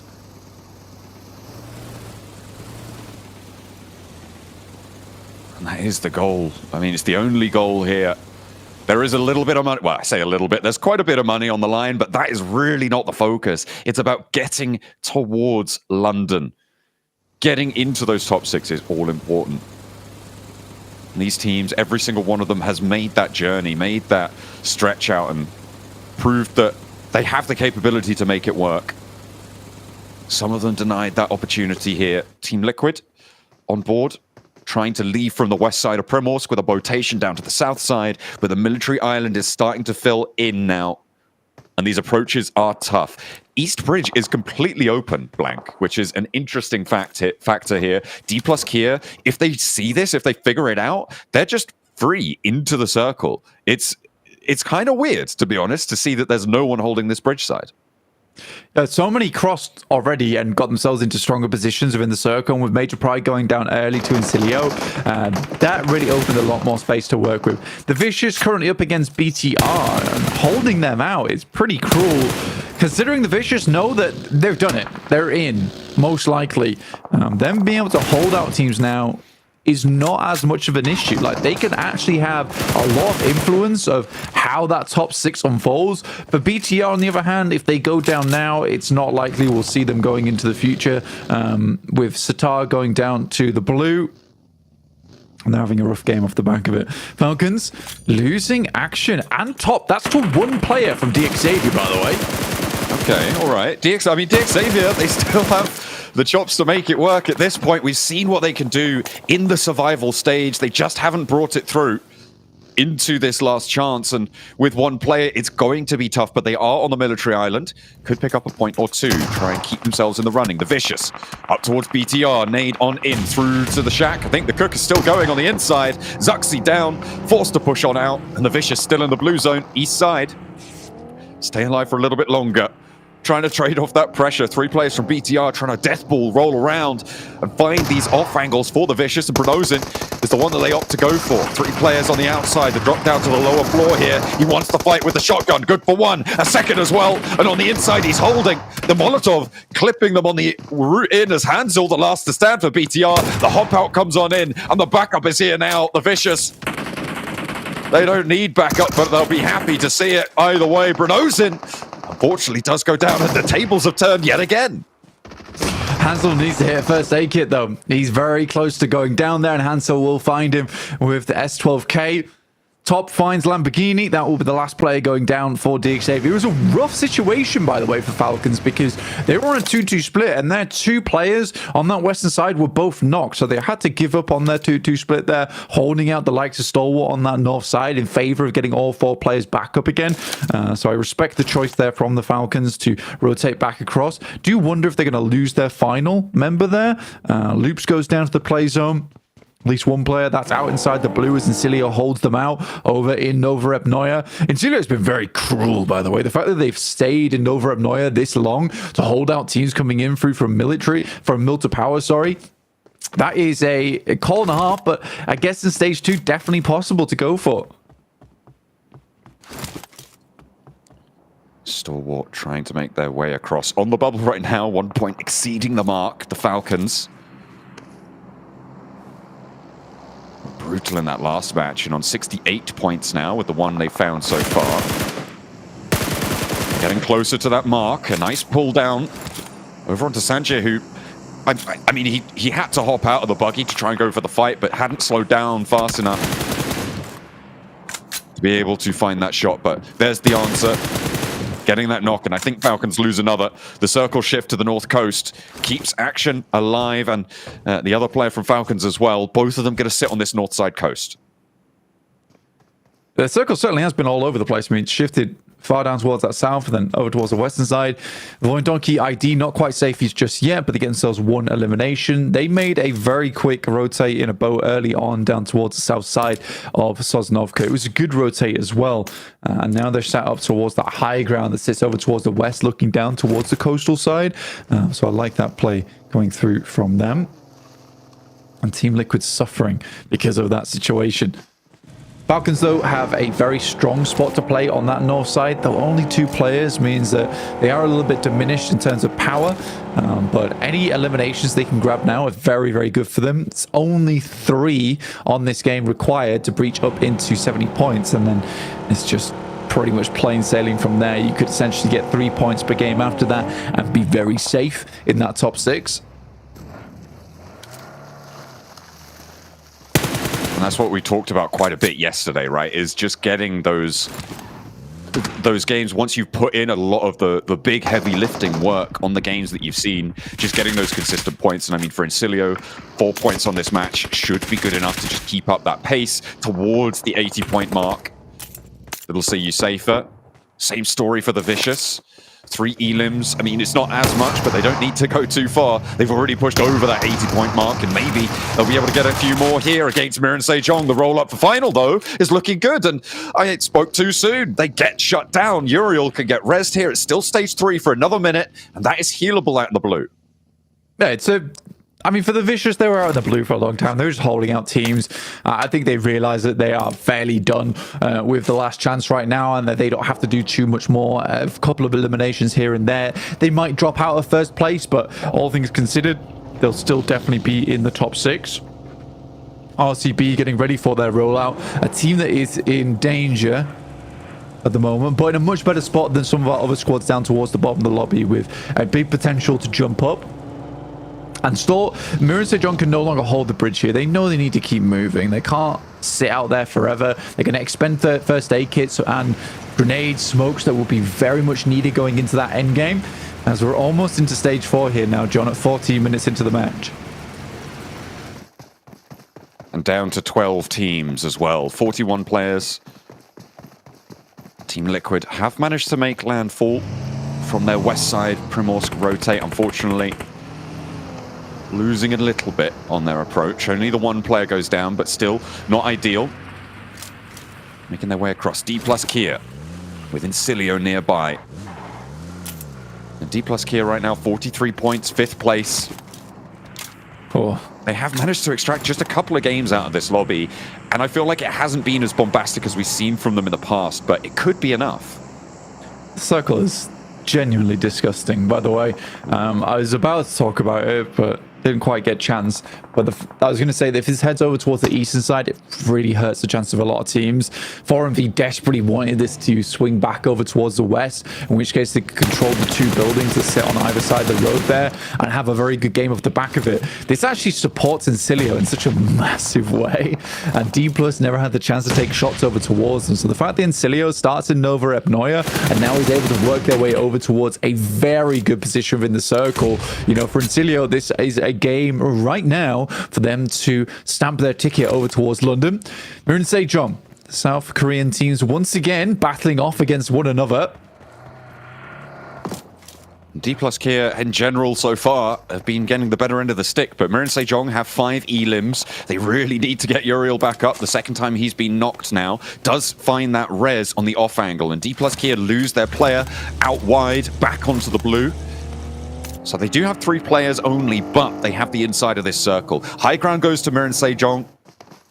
Trying to move around, they could sweep up to the north, but Incilio are in the way. Donkey ID make that same rotate. And these two teams, I mean, such vastly improved players, such vastly improved strat calls. And it's no wonder that they've made the same tactical decision in terms of placement on the map. They were both the freest to move.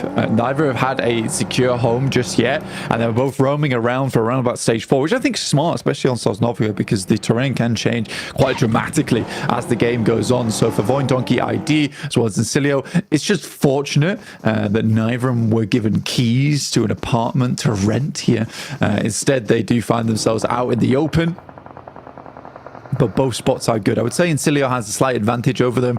Donkey ID once again playing a precarious spot, but we know how good they are defending at long range, preventing teams from getting close to them. That's one thing that they do very well, is that a lot of their spots easily nadeable, but they have a great understanding of not allowing teams up towards that location by keeping them at bay with gunfire. That's Major Pride down, and we'll be going out this game in 12th place. No points found for them. Oh, and again, that is just one step closer to the precipice. Not being able to mount your ascension. Apex nade over to the top. 4MV. They had a good little opener into that last match blank. They survived quite late. They got a few elims, and that did put them back towards the running for that 6th place bubble. Nade up on high. Baron is down, but no one really looking to third party this team. Liquid trying to get across towards IWNRX instead, so no side swipe angles from the south, and a nice little shutdown onto the player close by to them. Apex, Doc in action now, trying to make their way on up to secure that elim over towards Critter. Octagui wants to try and stop them, but up they go, up the ridgeline. A nade in wide from Doc, bounces behind the tree, does damage, but doesn't secure anything, doesn't get a second knock either. It's a frustrating fight here for 4MV because they know they need to rotate over towards that north side and wrap around to where the Falcons are currently playing, which is why they're expending so much utility over towards this. They need to dismount Stalwart from this spot. Good shot from Octagui once again. This guy holds the team in the palm of his hand, keep them alive in those desperate moments. Nade over the top should take down Doc, and Apex goes very low. Nearly going to get clipped by a second. Does fall. Stalwart are given the fight that 4MV didn't want to see. 3 elims for them. They're up to 34 points. Octagui doesn't manage to connect on the full spray there. The strafe out wide for Baron, just about evading the sightlines. And the res should be coming through. Reefus still trying to make it work. The nade perfectly placed though. And Critter finds that reverse sweep onto the fight. Octagui leads the charge. Baron cannot get out of the way of the spray this time around. And 4MV, they're going down. They are out of this one. I don't know. Sosnovka military base. I mean, I don't know why they played out like that. They know Octagui's a solo. I think what they should have done is pushed up as a group, took down Octagui, and then focused over towards that location on the low side. They know that player's not bleeding out. There's only a player that can move up, but let's move our attention over towards this. It's IWNRX versus RCB, who are currently taking a lot of damage.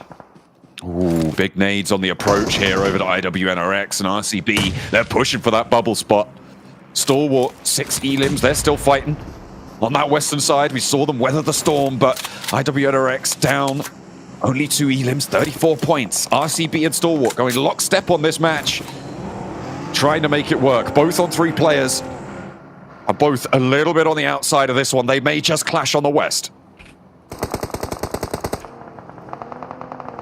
Falcons losing Icy, Stalwart moving up after the fight alongside with 4MV. Action last to play here for the Falcons. 2 eliminations found on side, not a massive result, and we'll go down off the back of that. That's to Zadira from 77, sealing away that elimination. Mir and Sejong continue that battle over towards the eastern side versus D+, but it's Void Donkey who are holding a lot of these teams out.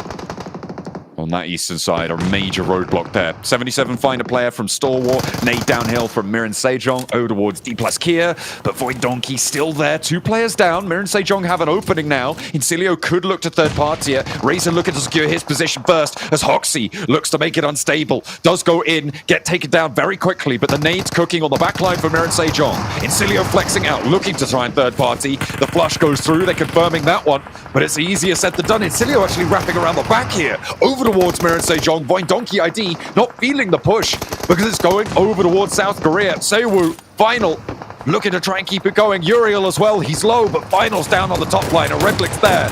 Void Donkey ID run down by the hovercraft, and Uriel dips back into the blue to try and stay safe. It's such a sad fight there for Void Donkey ID because Mir and Sejong ruins everything for them. They start a fight with them like, no, there's a team to the north, there's a team that stop this, it's bad for you as well. 3TN, he's been moving so slowly through Mir and Sejong, and Uriel trying to get the flush. The shotgun shell towards the top rope there, but again, it's those slow-moving hovercrafts. The inexorable approach of Incilio as Void Donkey just try and send away. Potato down in the dip. I'd be so mad as Void Donkey ID. It's like, this is the perfect stalemate for Void Donkey ID and Incilio to play out the rest of the game. Mir and Sejong's like, hi guys, so what are you doing over here? So frustrating. But Void Donkey ID at least get Potato over towards the center here and can ladder up to maybe a top 3. Potentially how quickly these fights conclude on the western side. RCB having a great game here with 5 eliminations total. Stalwart similarly though, pulling ahead again with 6 eliminations of their own. Fearless. Ooh, I think he'd be feeling a little bit of fear right now. I'd be scared personally. Sat inside the mist, hearing all of the approaches of the monstrous players around him. Steps out and Loxy will put him down. And stay alive as well. Could have gone down to the Molotov. Magnum not in a position to look for that peak. Loxy able to find that flush. Looking for the heal now, and RCB into the top 3. Incilio on the east. Void Donkey in the middle. 77 and RCB on that west side hill. I don't think Potato's got any meds and is spotted. That's Fash to find the shot. Now 3 teams remain. This northwest side needs to conclude. RCB taking shots over towards Incilio. I think with this game, Incilio probably should just qualify off the back of this. So Incilio fans can rejoice at this point in time. 11 eliminations for them. A wonderful match. Really, really happy to see it.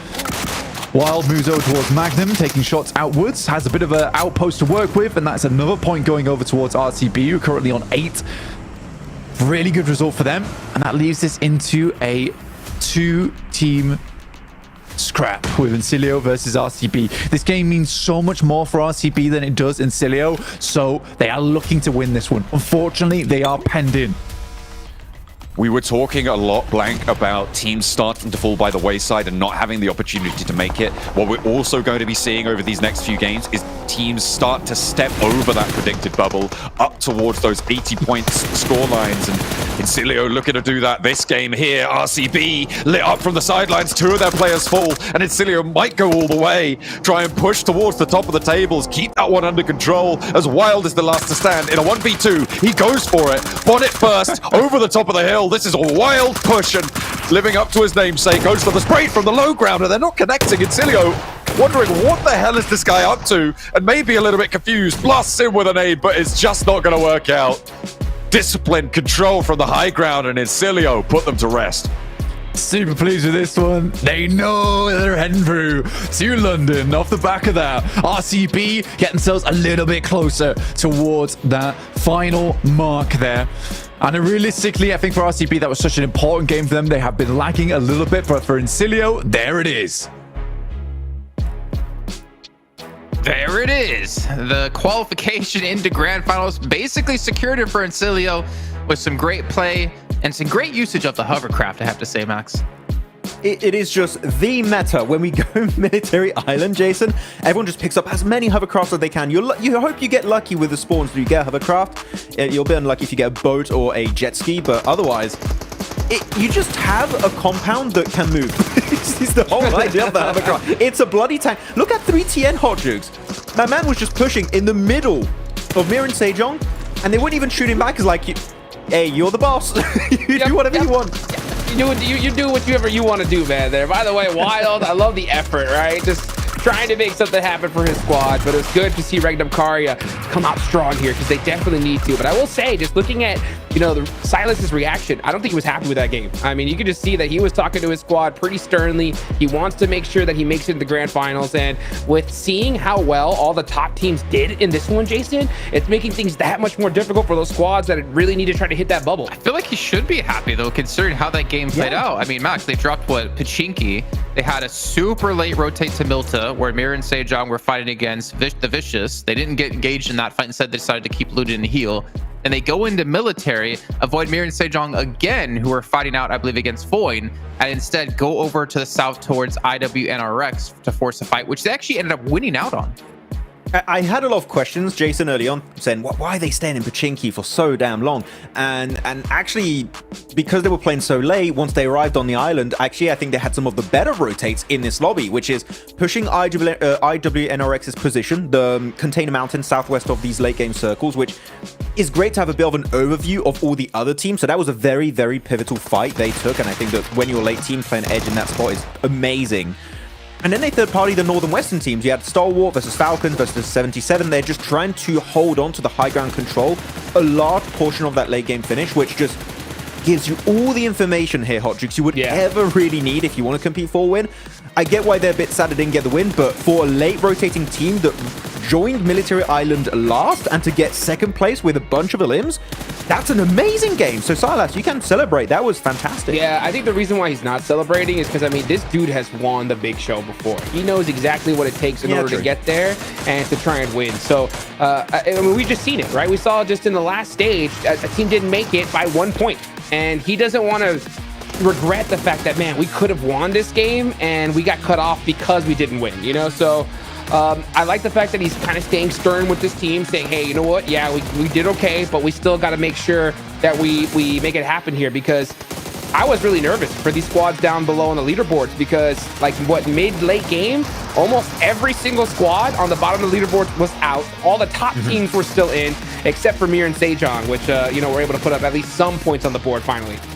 Yeah, we have to talk about the elephant in the room. Yeah, hold on, Max. Last thing I'll say about RCB here is they should be celebrated because they did get a second place finish. But yeah, the elephant in the room, 4MV.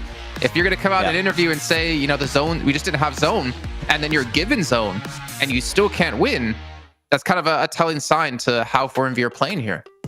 I was confused since phase 2, Jason, as to what position they were playing. They decided to go for the compound west of the circle on the road. And as you know, that compound, it's in a valley. It's down below. You're limited in terms of how much information you can gather from that spot. And if the circle shifts away from you, east or west, and in this case, it went east, that means you're forced into all IWNRX or into Stalwart/Falcons kind of high ground. So they could have taken IWNRX's position for free without having to fight early on, but they go for the compound that gives you no info. For me, that's very surprising, and we've seen them do way, way better on these finishes, but I just think the lobby is so good that their typical playstyle is just not working, and here they need to get info. Without info, you're as good as dead. Yeah. And speaking of Elf for the Room, Hot Jukes, the Vicious, bro, what the hell? They're like, you know what? We don't care. Bruno's in particular is like, I'm going to 1v4 BTR. Obviously, doesn't pull off in the end, but they still completely wipe up BTR, allowing them to get 0 points. Like, if we talked about before, we're going to see a different style in some of these teams. I mean, the Vicious just showed us right there. They have no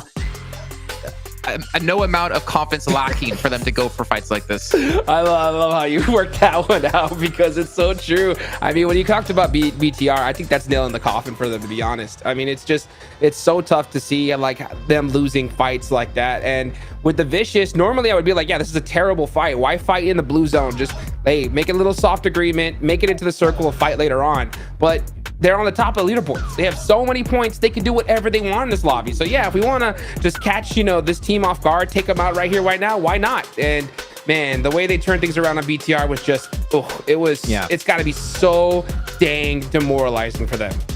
I mean, they have nothing to lose. They have 3 chicken dinners. They even went on Mir and Sejong after, like, yeah, this is not enough bloodshed. We want even more. We're going to send it as much as they possibly could. But here we go. Thanks to that second place, we do see Regnum Karya Brat pushing up in 5th position. It is not quite enough still. We still need to see more points. But again, that cutoff between 4th and 5th, it's huge. That's like, what, 22 points right now between those 2 positions? That is a big cutoff. So, and we talked about it during this game, guys, right?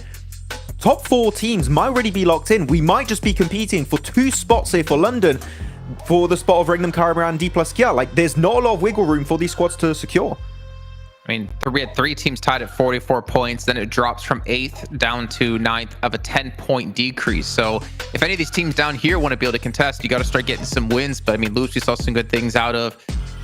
I mean, Mira and Sejong, I don't want to necessarily say they're completely out. They still, I mean, one chicken dinner puts them at 37, puts them in reach in top 5. It's just all about getting the consistent play throughout the rest of the day. But honestly, I still don't know what's going to happen, Jukes. You're counting out Bigatron.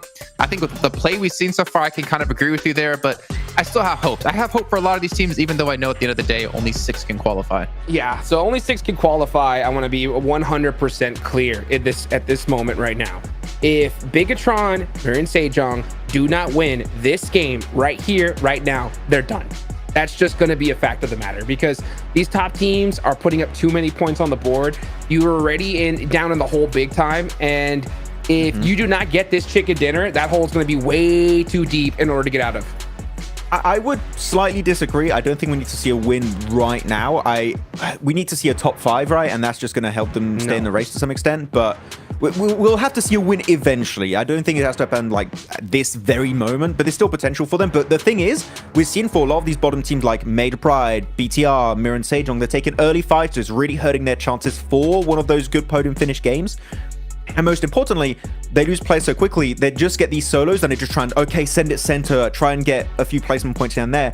We've seen this so many times, Hot Jukes, like even Evo Station for Major Pride tried to just survive in military base. Bro, don't leave him hanging. It's not going to cut it. It's not enough. Okay. Yeah, you know, I understand. I saw that, Jason. You got to be able to, that's that synergy. You got to make sure that that's on point right now. But I see your point, Max. The thing is, I think that you're missing is, you know, these teams that are on that cutoff, look at the names that are on there.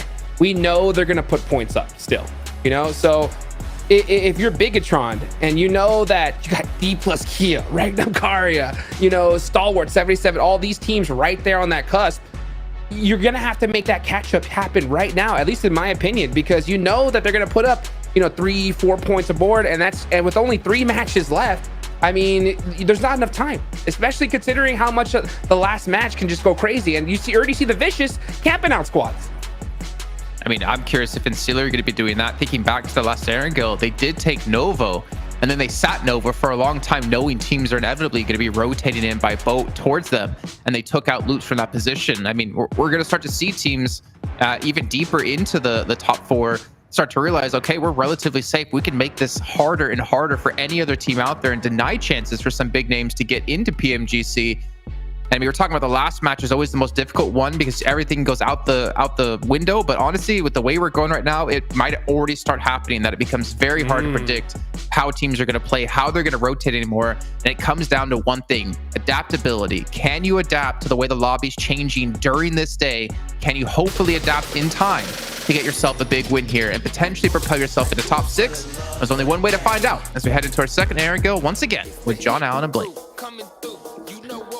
Only one way to get points, and that's by playing the game from Multipower Peninsula over towards Gatka. We're a little bit south on our plane path, but not going to be too much of a worry. Still very accessible. A lot of the roads can be reached here on our second Erangel of the day as we draw ever closer to the last game. Match number, what is this? Match number 8 underway. Match number 9. Under 9? Oh my goodness me. They're going so fast, I can't keep track. It's top left. It really does. There's a big number on the screen. I just didn't want to read it. It's fair. I know you can't read, and that's all right. No one judges you for that. I've been pretending for the last 30 years. Yeah, you're really good at it. And I think it's a skill that we should praise and we should celebrate.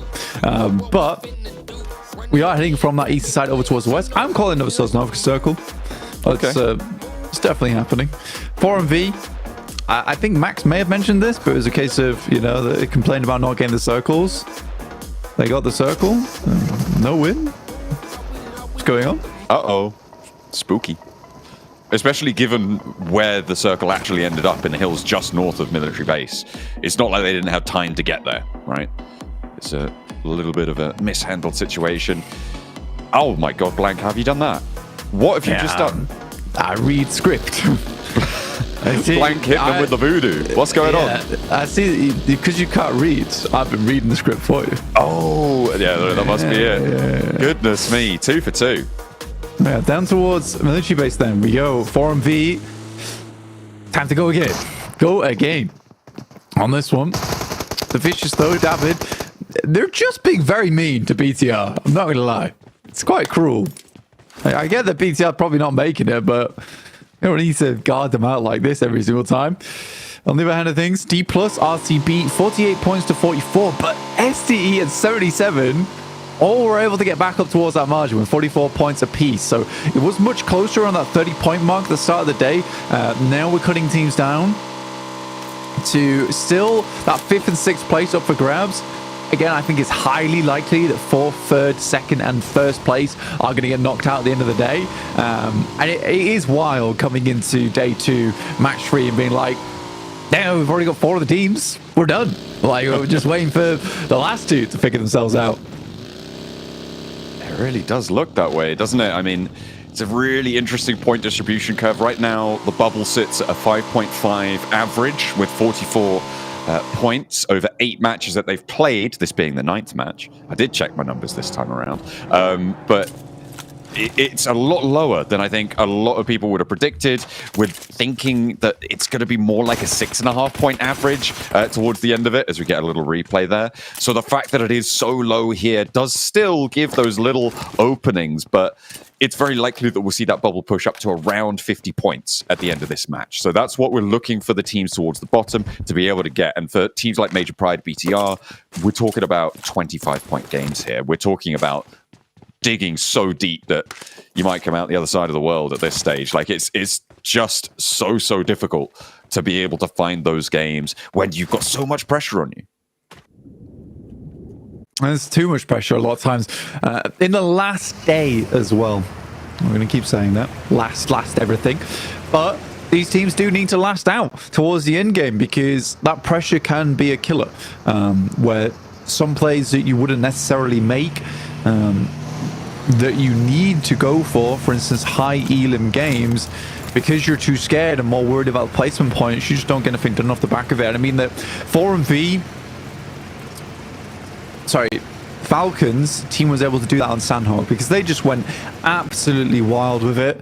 And that one game has stapled their position firmly to the board. Oh, it's nasty. This time around, 4MV do go for the hold. They're up towards the top of the tippy-top high ground here, Blank. The oversight crow's nest position over the entirety of this opening. You can see Reefus has so many sightlines over towards the bridge, needing to look to take shots. Incilio tried to scout up there, and that's what we saw get taken down. Redlick does fall, and actually that's going to push them over into Novo.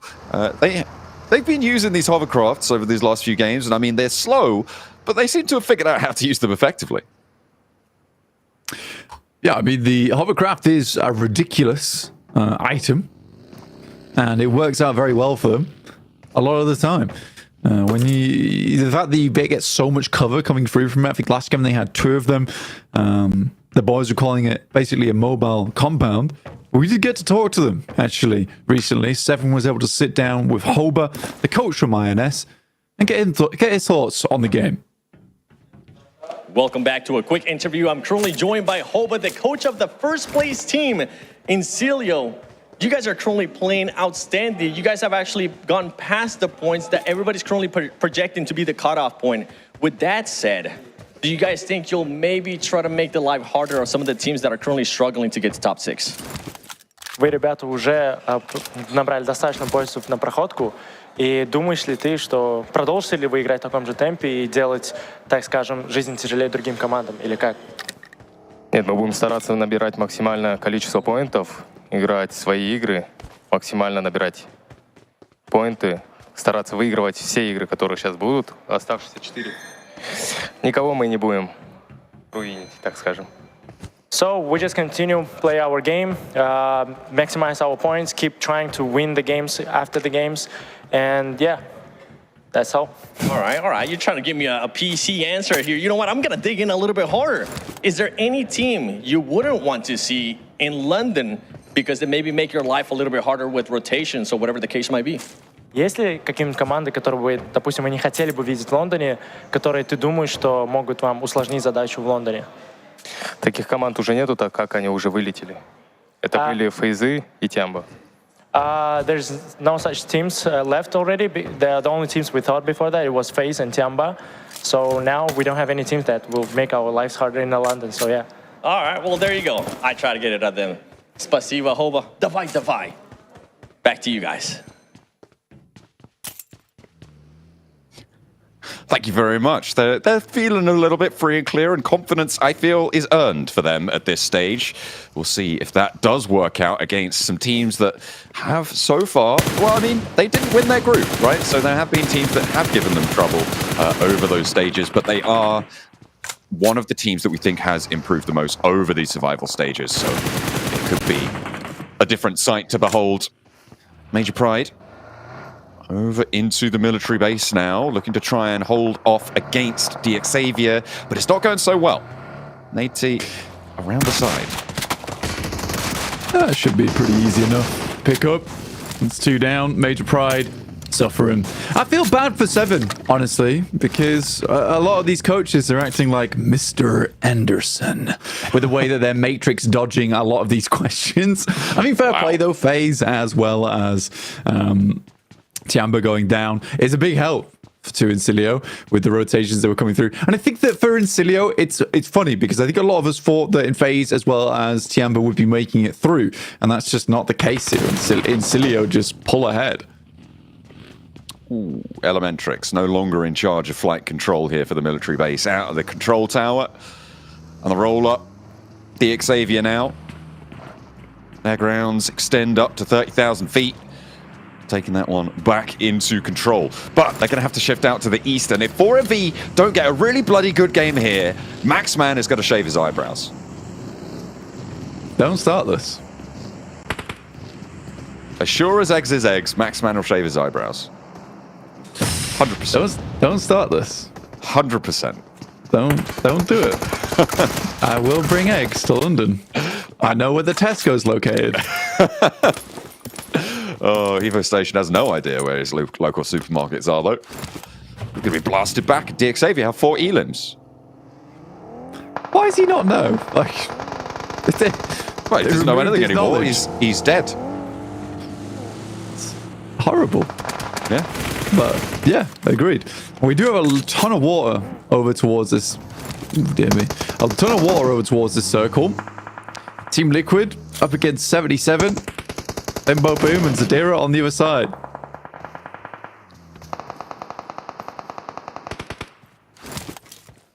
They're trying to...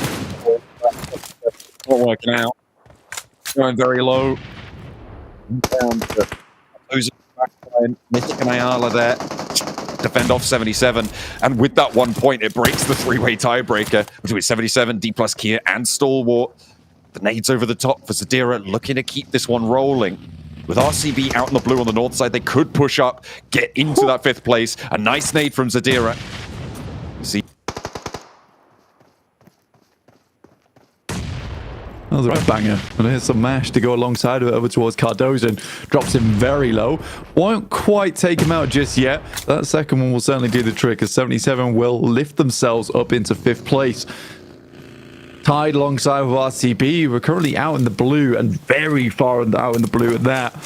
They weren't expecting to have to come back down towards Sosnovka once again. Yet here they are. The Vicious. I wonder if they'll hold out. PTR here, Jump. Could be. A spoiler from the top towards the bottom of the tables. The Vicious on the east side. It's Cilio. They moved over to Novo a little bit earlier after losing a player on their approach towards that high ground that 4MV sits on. And now they have these cranes under control. We've seen a Novo finish before, Blank, and this crane, this high ground position, maybe not, I think it might have been the other crane further up north, was so important for them, but you need to keep a low profile here. You cannot be stepping up too far. Incilia, though, another 4 elim game. I think they're fine. I think they're absolutely fine with this one. They are far over towards Nova Upnoy. I think they'd like to hold out some teams. Loops decided they were going to head down on the western side. Smart decision considering last time they got held out nastily in Nova Upnoy. And so continues to push out towards that eastern edge. Still has about 40% of water in this, which is cruel, to say the least, as BTR makes their way in from that north side. Now, Reefer should be passing that information back towards the rest of 4MV as they pass on through. And I wonder if 4MV will rotate back over towards that north side. In the meantime, Incilio coming up against the Falcons.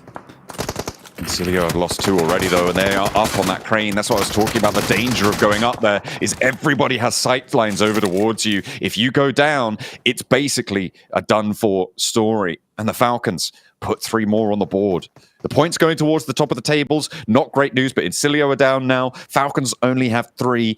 Teams towards the bottom need to hope that these teams aren't going to be able to push too much further in, so they slurp all those points up towards the point sponge positions. Xavier rocks over towards the Falcons. They take down top. Falcons still rocking with 3 of their players, though. Quick med kit here for Levi's, get himself back up to full HP, and Xavier need to get a move on now. Big game for them would be ideal. They are playing in quite an interesting position. This likely won't get assaulted for quite some time, and you do often have those locations where it moves over towards the western side. Suddenly Xavier's location is unbelievably strong, because a lot of teams do try and confirm over towards the eastern side of Nova Upnoy. Miran Sejong and RCB have been held out here for ages, Blank, and seems like Miran Sejong may actually profit pretty heavily off this. Getting these flushes, Hoxie just sitting there on the first aid in front of Silas. They both know what's about to happen. We just got to let it play out just a little bit longer. 3 elims found against RCB. Miran Sejong, they're going to have a very late approach, though. This is near Pochinki. And just a reminder, the circle's on Novo right now, so they need to get a move on. They're far out. And honestly, for Miran Sejong, I think they'll rock in and likely just get decimated on that push, which is unfortunate. D+ holding a bit of high ground over towards that low ground sat in Nova Upnoy.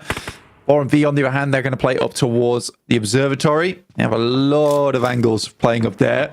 Again, Reefus is that early alarm system on that north side, passing the information back over towards the rest of the squad when BTR tries to make their way down. But currently, BTR are just playing very safe round. In comes the Vicious. I think this is unwise. Yeah. There's only one way that goes, right? There's just... people are going to be in Novo, and they're going to see you from so far out as soon as you try and make that play. That's reckless, and I don't like it. Well, I mean, I don't think they were getting much further into this game anyway. Well, they could have just swam, right? Yeah. I still think for Vicious, like, they know they're done. They're fine. Not too unhappy with how things are playing out. Currently in second place, Incilio getting a little bit further ahead of them. For Razor Dibinol, though, you have to consider the fact that those were some very accurate shots. Like, it was sort of incredible how quickly they went down there. So very, very good shots from the east. Yeah. Just bam, lighten it up. IWNRX sneaking their way into the south side of the crates here in Novo, and we may be in for a crate finish. So nicely found on the foothold. The Falcons still hold the east side of things, though, and they have 6 elims. Loops trying to change that. Chiming in with a spray down on the alley over the Icy's position. And we are now 12 teams into stage 5. As 4MV still have that high ground on the outside, everybody else, except for the Vicious, who have Brunozin swimming out towards the north side, are in Novo now. Yeah, I don't like this. It's a scary position to play, and I think a lot of teams realize they just need to get themselves into Nova Upnoy. For 4MV, on the other hand, I'm hoping we get another Falcons game where it just kept on shifting over towards the western side. But that is highly unlikely. And 4MV definitely did gamble on this game. In comes Miran Sejong. I don't know how they're here, but they are. They made a very long approach into this. might be low on fuel as well at this point. You can see them juggling back and forth in the vehicles, making sure that they are ready. I mean, they've just got out the blue there, so they're just redistributing their loot, making sure that it's all in the right places, or the places that they deem to be correct anyway. Their approach to the north side could be fairly successful. I mean, it depends what 4MV can do about it, right? If 4MV, and there's a high likelihood that they can, just dead stop them on that north edge approach, they're going to have a pretty good time. But if Mirin Sejong can get all the way through towards the north side of Novo, they also are probably in one of the better spots overall in this lobby. There's that concern for a lot of teams at the moment because this stage 4 kept a lot of blue in, a lot of water in, sorry. There's potential for the algorithm on the circles. We have mathematicians behind the scenes here on the circles. There's a potential for that algorithm on the circle to hard shift over towards the western side away from the water, which would be terrifying for a lot of our squads. 4MV getting stuck in over towards Mirin Sejong on that north side, preventing them from getting over towards that compound. That's smart, but they don't have all the players there with them, so losing a member early could be a little bit dangerous. Loxy, the only player for RCB still to survive. I think he's still on the mainland. We haven't got him on our map feed. He's very far out from the circle. We saw where that fight with Mirin Sejong was on the south edge of Pochinki, so we'll see where he's able to find a route in. Mirin Sejong, they're going on foot, and I feel like they're just trying not to draw too much attention to themselves right now on the north side. They're into the next circle. They know they're going to have to get closer. DXavier pushing over towards Voin Donkey ID, who are still on 70 points, and going down early may not be ideal for them. Potato wants to get the res onto Zeta, but DXavier want to earn this point back. 5 Ilims found on the match so far. And in a Novo urban finish, it's really anyone's game, Blank. So finding a strong finish here is very possible for everybody. Interesting. Moves back over towards the eastern side. I didn't expect that, actually, but it does keep D+ in quite a strong spot up towards that high ground. I think a lot of teams very happy that they did move over towards Nova Repnoy in the first place. Some great shots from Loops over towards Voin Donkey, which now sets him in a very uncomfortable scenario up against DXavier. One player goes down, it's all down to Potato. And Potato, multiple times in the past, has kind of flubbed the performance over inside the building holes, but they are all quite low. Going to the upstairs, trying to launch something out of there. Lamborghini low, and there's other teams who will be all too willing to take shots out this way. Lamborghini down to the floor, no first aids, only bandages, doesn't have body armor either. DXavier low on supplies. It is just Potato to hold though, and the hop out could be strong if he spots Lamborghini, if Loops get those crossfire angles as well. It could be curtains for him. But he's holding the window. The nade from Levi's out on the off angle allows DXavier to breathe just a little bit. They can distribute those first aids, get everyone nice and healthy on the south edge. I'm not sure if it was an off angle, it's like just right in front of him, but yeah, it's a good nade. They came through the window. Potato, again, I think he just feels the pressure in those moments too much as opposed to the rest of his squad mates. I think he's a great support player for the team, but when it comes down to clutch moments, not the player you really want up there in that situation. He also was playing with the DP and the barrel, which makes sense for a support player like him who wants that long range advantage, but in those moments, you really want a DBS on side, and that's where Zeta comes into play. Loops, though, I genuinely think it has been a pretty stellar performance from them. A great adjustment from their last game. They didn't try and cut in through Nova Repnoy on the eastern side. Instead, they went for a long rotate round on Western Bridge, and that's worked out fantastically for them in terms of grabbing some more points on this game. D+, one of our only other teams here who is very close to that boundary over towards RCB, looking to chase a little bit further. Doc caught on an off angle. Ooh dear, Reefus caught on the very same off angle. 4MV. Goodness me. Max, get the razor ready. Is it an off angle though, Joe? Well, I guess not. It's just the approach, right? They tried to crash into the compound. So, yeah, okay.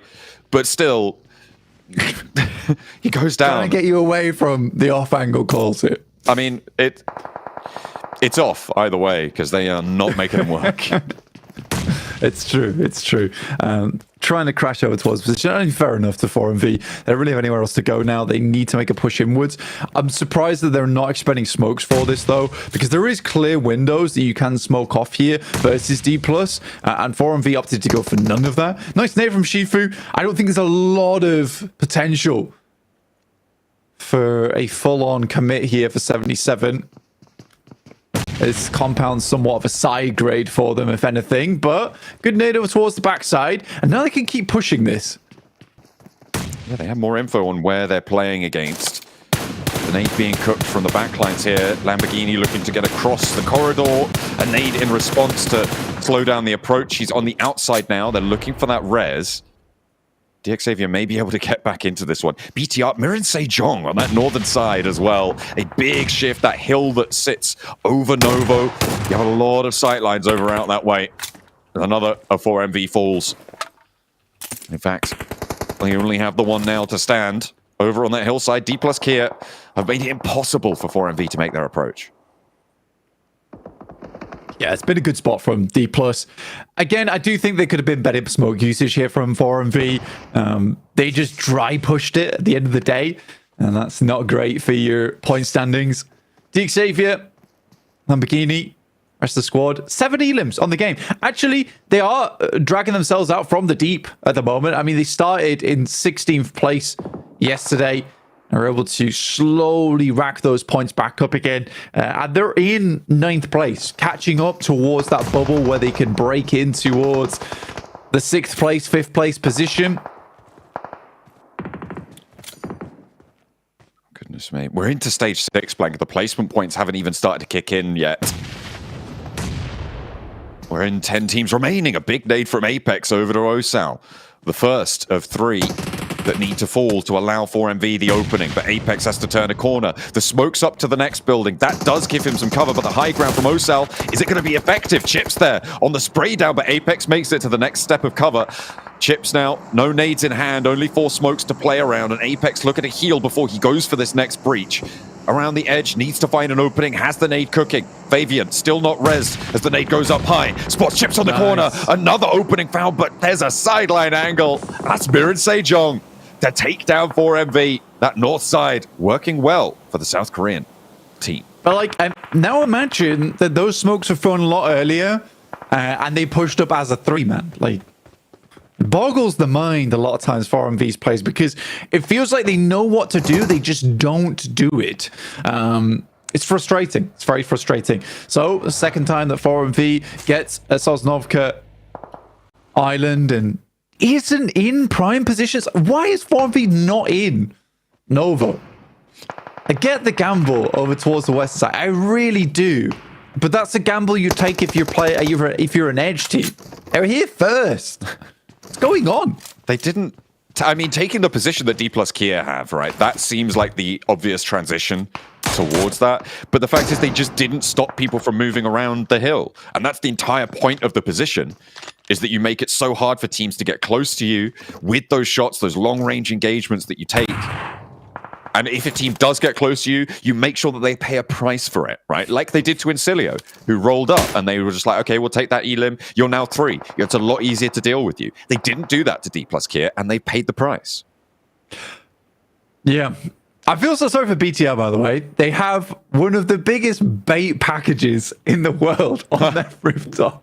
They'd have to smoke it to grab it, but I think honestly it would be a big boom for them to grab this. Got an MK14 in terms of long-range fighting. That thing hits like an absolute truck. So if I was BT, I'd really want to grab this one. Circle shifts their way as well. I think they may have picked it up now. I'm not sure. I mean, you don't know what's in it right before you open it, so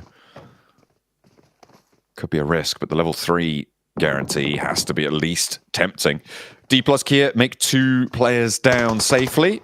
77 with 2 on their hold. BTR get the shrink again on that circle. And they are slap bang in the middle. Loops trying to move on through. We've seen a lot of pushes from the low down areas of these tables so far at the start of today. And Loops continue to just find these openings to rotate on in. Now with 34 points and 3 elims, they're up to 37. The bubble currently sits at 48, but both D plus Kia and 77 still in. Means these placement points will start to push that further. Luke's playing whack-a-mole with these nades right now, moving from crate to crate. Falcons having to guess where they're playing. IWNRX's been a little bit of an outside factor here for a lot of our squads. Playing over towards that southeast side. See what they can get done as they wrap on through. Past the port. D+. DXavier. This is a terrifying push for D+, but they're making it happen here. Nice nade from Osal. Exposed the vehicle onto Parajim. Gets them low. And now DXavier still with 3. Look to try and make their breach, continuing to struggle to get up to the wall here against D+ Kia. Chips and Osal, both shotguns, trained on the openings. The crossfire established. They're waiting for that peek. Into the building they go. And Osal not really descending in time, but fortunately the step out is good. A nade from Falcons finally connects over to Loops in the meantime, but there is a firefight still on the southwest corner. BTR looking to stand in the way of this as well. And nobody's looking too strong on this. Levi's on the outside, needs to find Chips. Needs it now for DXavier. But the jump out wide for D+ Kia. They're defending their spot in the top of the tables, and DXavier cannot make the breach. A pretty sick maneuver there from Chips, honestly. The jump past the window whilst getting a shot off and doing damage onto Lamborghini. Very nicely done. Falcons, I don't know how, but they're currently fighting against Loops, which is a 4v2. I think they figured out which crates they were playing in. We are getting into stage 9 very shortly. 35 seconds till it starts to shrink on in. Zadira for 77 as we make our way up to the 50-point bubble. With them and with D+ Kia going step for step. And again, 77 eke out a small lead. 51 now as Chips goes down. On the outside, D+ Kia much more likely to take this. Actually, no, they're both in the same place. Hang on a minute. But Magnum may be able to pick up the elims and the shutdown onto D+ Kia. Osal up to the wall and into the ground floor. But you've still got Zadira on the off angle. However, he's not in the building. He's not ready to go for this hold with him. And Osal is low. Zadira handling BTR on the north side. They're taking a split fight here. They're just trying to extract value. Spray around the corner. Looking to keep Osal out. But Magnum shut down. D+ Kia stay alive with 1. 7 elims, the 8 elims, 1 player each therefore. 77 and D+, it is neck and neck in 5th and 6th place. Both teams overtaking RCB this match, but what a way to do it. This is very stylish. And with that, D+ will ladder up ahead. Good shots, though, from Osal as he makes the cross. Oh, a lovely hop out, though, from Satar. Connects on the first. Doesn't even put the second one out either. He knows he's done the work. Now, BTR with 3. South side, Falcons over towards the middle. But Miran Sejong blank here. 4 elims, north position. They have control over IWNRX. Is this the game that they make that break? Get a few more eliminations. Get themselves a chicken dinner. Set themselves up towards challenging for that 5th and 6th place match. Spot in the tables. Go into the latter parts of today. Smoke's going out. As we hit stage 9. 5 teams alive. 13 players. With only 2 minutes to play.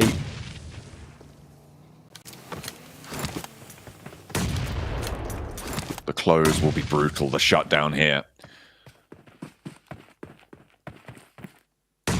Falcons nades over towards Loops. IWNRX nades over towards Falcons. I'm sure Miran Sejong want to put a nade or 2 over towards IWNRX, but BTR make that dash over towards the crates. Lapar found first, and the shutdown on the crossfire. Icy is doing work. The Falcons, they might just be gunning for the top spot here, Blank. I mean, Incilio, I think they went down fairly early, meaning that they're on 91 points off this game, unless they got a placement. Falcons could realistically jump up over and take that first place off a magnificent game we saw on the last one. Will they find it again? Frozen can't connect fully on the spray down to action. Miran Sejong continue to go with 4. This is a ridiculous game from Falcons. They've played us 2 this entire time, held off a 4-man squad. Like, the amount of presence Falcons have had inside of these games today is staggering and really cool to see. They're looking for a top 3 now, though, as Rafinha makes his way through. BTR trapped inside the crates. Satar Up on high, drops down, sends into the corner, loops, lose their last, and Rafinha is out. Satar now needs to step up towards the Falcons, but Mira and Sejong are here to play. One player going down, just Hoxie. Final gets the heal on the back lines, and we're down to the last 2 teams. It is the Falcons to fend off Mira and Sejong. With 6 elims, they need a little bit more ground on this match to be in that conversation. Hoxie low, high ground, top of the crates bound, but Icy steps up, ready for the fight. Shotgun shutdown, action as well. Marauding around, it's all up to the super sub Uriel, but he will be clipped. And it is the Falcons with the back-to-back. In the crates, they ship everyone out. Unbelievable stuff. Truly the cranes here. Such strength of lifting themselves higher inside of the lobby. And what a way to finish it. It's such a classic ending scene with Action just slowly crawling off to the side stage left like a comedy. I can't believe they held up versus Loops on that side as well. A 4v2. They're super happy with it, and so they should be. I mean, it wasn't technically a back-to-back, but they did so much work in the last one. I thought it might have been either way. The Falcons gotta be happy with that one. They got it. He was also happy with that one. Maxman, he gets to keep rooting them on in PMGC Grand Finals as they have secured a spot. We see no chance mathematically they can fall out of top 6. And what a way to do it as well, Max. I mean, it was just Icy and Action left alone. They knew so early on, Jason, that Novo is going to be the big focal point of this match, and they took the fight to Incilio so quickly without losing a single player, which is so important, Jason. They kept 4 players alive for a long portion of the game, then they started losing 1 and 2 because, I mean, you have, what, like 8, 9 teams in Novo? Like, you're going to lose players when you have that many teams around you. But Action and Icy, the insane fragging duo, just holding on these crate areas, just bobbing and weaving all over the place, trying to dodge the nades, using smoke to their advantage, just manipulating the lobby in the palm of their hands. And I thought it was an MSG win. At the end, I was just losing tabs on who was where.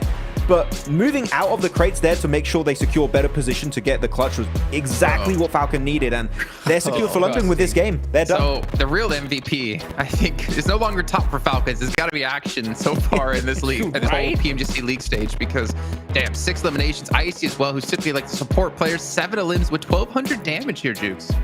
Papa Top just said, hey, you know what, Action, you got this, dude. Because, I mean, what a play there. We saw that Mir and Sejong player. He tried to throw that nade, and Action just popped him before he could even leave his hands, dude. What a game from the Falcons. These guys are locked in, and I can't stress how bad Mir and Sejong needed that win. And considering that we're seeing these teams in the top 6, I mean, this is what I was afraid of. I mean, they've done so well at this point that the teams below them, they're going to need a crazy performance in the last 2 matches here if they even want a chance at making it to the finals.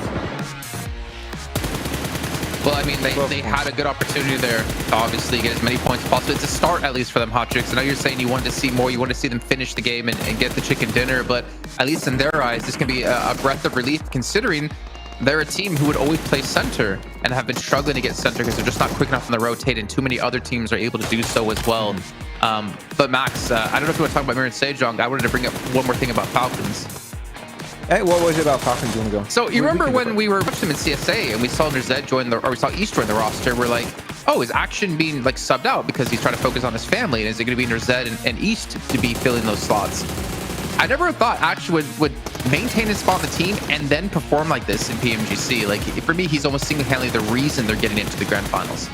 Yeah, him and actually Icy also has been stepping out. But yeah, Action has always been, I would say, in the fragging duo of Top and Action, maybe the more passive guy out there. But he's been really just locking down a spot in the finals here. And throughout every stage, we've seen this league stage for PMGC 2024. He's been such an impactful player, and you can see how good he was at holding the angles here, Jason, around the crates, which is not easy. Like, your reflexes need to be a 10 out of 10 if you want to come out on top. Sure, he does get knocked eventually, and then rezzed up by one of his teammates, and he's able to just hold down the fort. But this guy with an S12K is absolutely crazy. And again, this win just secures their spot. They're chilling. They're making it to London. They can pull a Vicious and just mess with the lobby at this point. Could they be first place here, Jukes? 26 points. How many first place changes are we going to have today? I mean, this is going to be ridiculous. Yeah, with that many points, I think they might just do it because Vicious are just memeing at this point, right? We see them flying and crashing and burning, you know, but they said it themselves that, hey, they're going to start messing with this lobby, and they can afford to.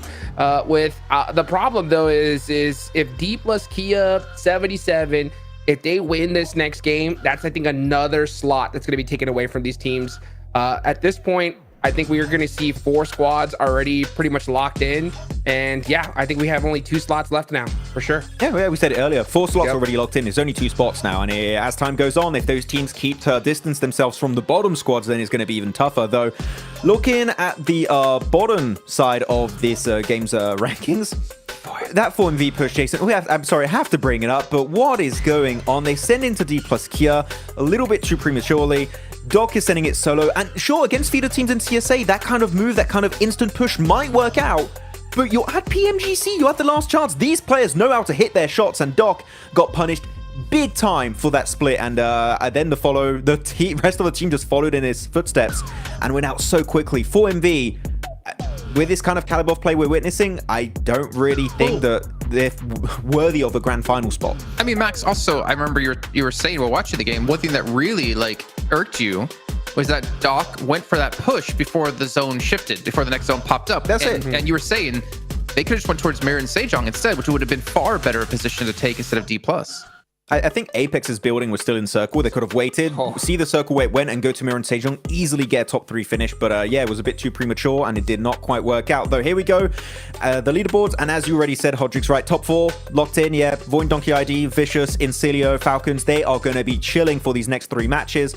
And D plus 77, it's down to them to see if they can lock down a spot in top 6, or if we might have a little bit of a comeback from the teams in the lower sections of the rankings. This is getting so scary. So scary here. I mean, yeah, Falcons do end up on top, which is wild. And yeah, we see D plus and 77 move up. Regnum Karya, I'm telling you, I think that's why we saw Silas so upset after that solid Erangel match. Because, I mean, look at it. They're still not there in that top 6. They're very, very close, though. One good game could definitely swing them for sure. But at this point, you really got to hope that D plus and 77 don't pop off. Because if they do, man, that's going to be pretty much, they're going to be pretty much it. What do you think, Jason? I don't know, man. I don't know what's going to happen. I feel like we're not going to know our top 6 till the final game. I mean, with the way these teams are playing, I mean, with how close it is, it really can come down to that last match. It could come down to a chicken dinner. I want to see the second page, right, and see where the drop-off happens. Because it's 53, and then 44 at 8th place, and 42 for Loops, and even D Xavier with some decent limbs in that last game. Like, it is still very possible for a lot of these teams to even catch up. To be honest here, Hot Chicks, Merit Sejong, 39 points. It's definitely possible for them as well. Possible. That's what, 14-point difference. So it's definitely still in the works for them. They're going to need a good game. It's not just about them needing a good game. That's the why I was stressing why they needed that chicken dinner so bad, is because you need the chicken dinner, and you have to hope that D plus Kia, one of the top teams in this lobby, and 77, who's been performing very, very well, perform terrible, you know? So there's that extra factor that makes things more difficult. You got Vicious hunting down squads. That's going to make your rotations on the edges more salty too. There's 3 matches, and there's still plenty of points available, but with how MSJ is playing, it's making me nervous, because losing a fight like that, it's got to be demoralizing, right? It's so tough to bounce back from a loss like that.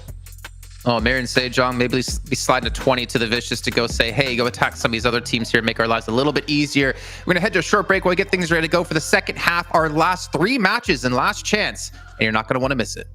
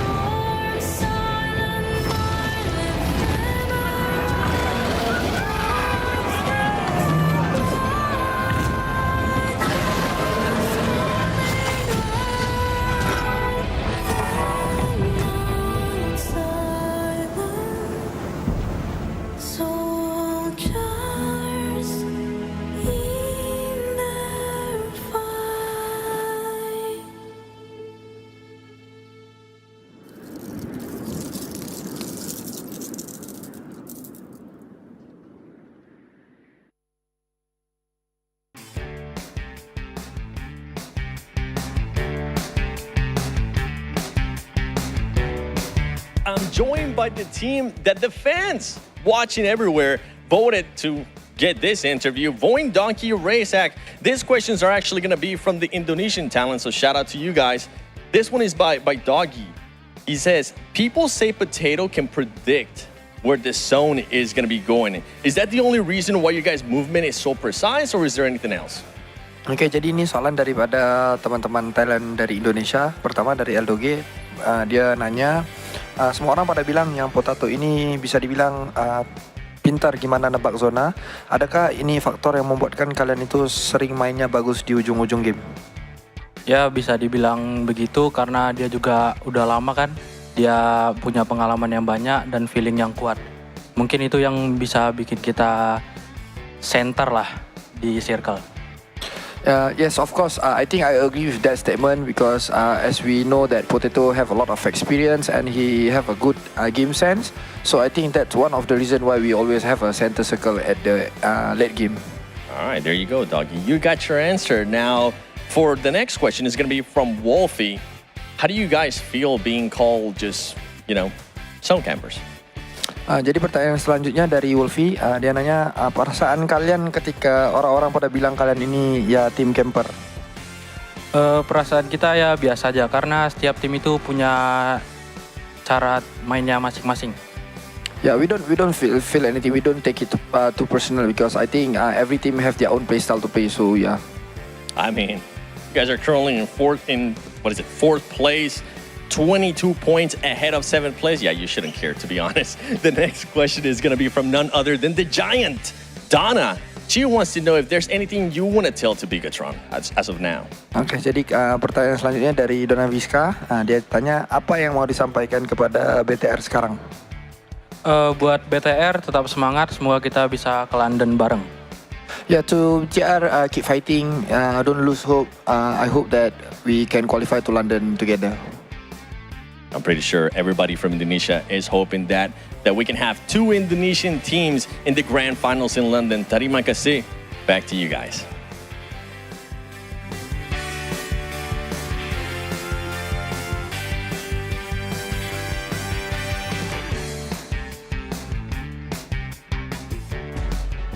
Well, I can't take credit for this. It was Maxman who said it, but the giant Donna, to be fair, Seven, everyone is a giant compared to you.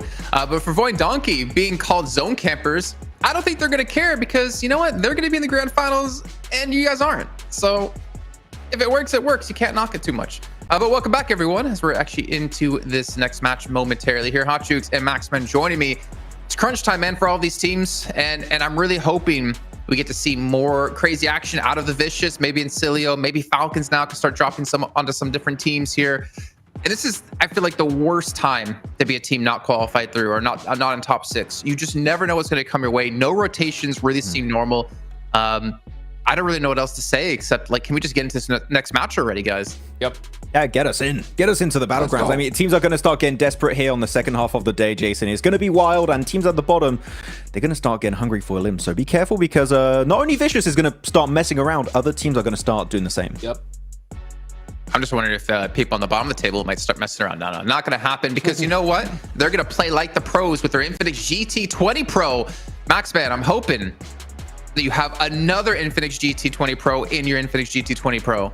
I had top. Oh. I will retract my statement. Maybe you should put action there because I think he's a little bit more deserving of it right now with how this game's gone. I tried to find a picture, but top is always in the center. Maybe in the edits of the pictures on their socials, they need to put action in the middle now. He's been popping off, so yeah. I mean, it's the only picture I could find. It's the 120 FPS, man. It's the 144 hertz AMOLED screen. He's playing like a pro, even though he's already a pro. He's pro squared. So take a look here at our teams to focus. Hotrix, Marin Sejong, IWNRX, and D Xavier. Just saying, you kind of copied me, but why'd you go for those picks? Do we got to say why at this point? I mean, these guys need it bad. I mean, they're going to have to have that sense of urgency, and that's the problem is 14 points is too scary to play safe at this point, at least in my opinion. Jason, what do you think? I don't know, man. I can't even pretend that I'm in their shoes or how they should play because I feel like it's so tough to look at these matches and be like, there's so many things we can do, but to be the one to make the decision for your team, at the end of the day, it's going to come back to you. If you don't qualify, it could have been the decision you made. If you do qualify, you can obviously, you know, bathe in the glory. But for these teams, it's like you got to do something. You can't just sit here waiting and hoping, obviously, for the teams who are currently qualified to get knocked out early, because they're not going to do it. So the question is, do you start to hot drop? Do you try to put your rotations in their path? I feel like no. Max, any thoughts for you? I think what we need to see is teams starting to play back to their old standard. I think some teams are just playing too passive at the bottom, Jason, and we've seen it so many times. Placement points, guess what? It ain't gonna cut it. It ain't gonna cut it. If you try and make it in top 6 here to make it to the biggest event of the year, by the way, it is not going to be more than enough. And that's why part of my top 3 teams here is IWNRX. And I've been looking back on the map feeds of the first 3 matches today. We know this team, when it comes to fragging potential in EMEA, is one of the best teams out there alongside Team Spirit. I mean, look at the team. You got Frozen, you got Z-Wolf, Swain, Kane. They have so much bloody potential.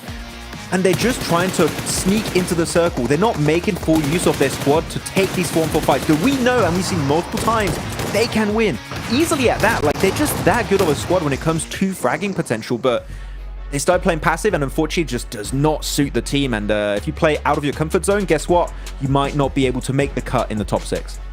Damn, our boy Westron still hold on strong here. It's top 4 gunslingers, 4,500 damage done. So you got to give credit to Top, because we're not normally talking about him too much. Like, it's all been about action, especially Icy in that last match as well. But Top is still there, putting out some work. Oh, I want to see how close Action is actually. He must be, he must be right like on the top line. 10. 4,077.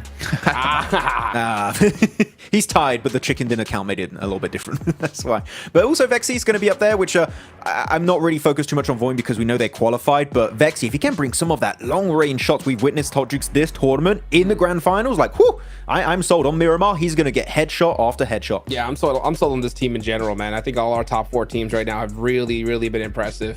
You know, D plus Kia is another name that I'm surprised they're still on the cusp at this point. I think that they're, with how they're playing, I do think they're going to make it. I think that they're pretty rock solid here, minus like something grand we see from these teams. Because, you know, with the point difference being 14 for 10th place all the way down to 12, you know, the best way I can try to describe it is there's those decisions. Let's say you don't get circle, right?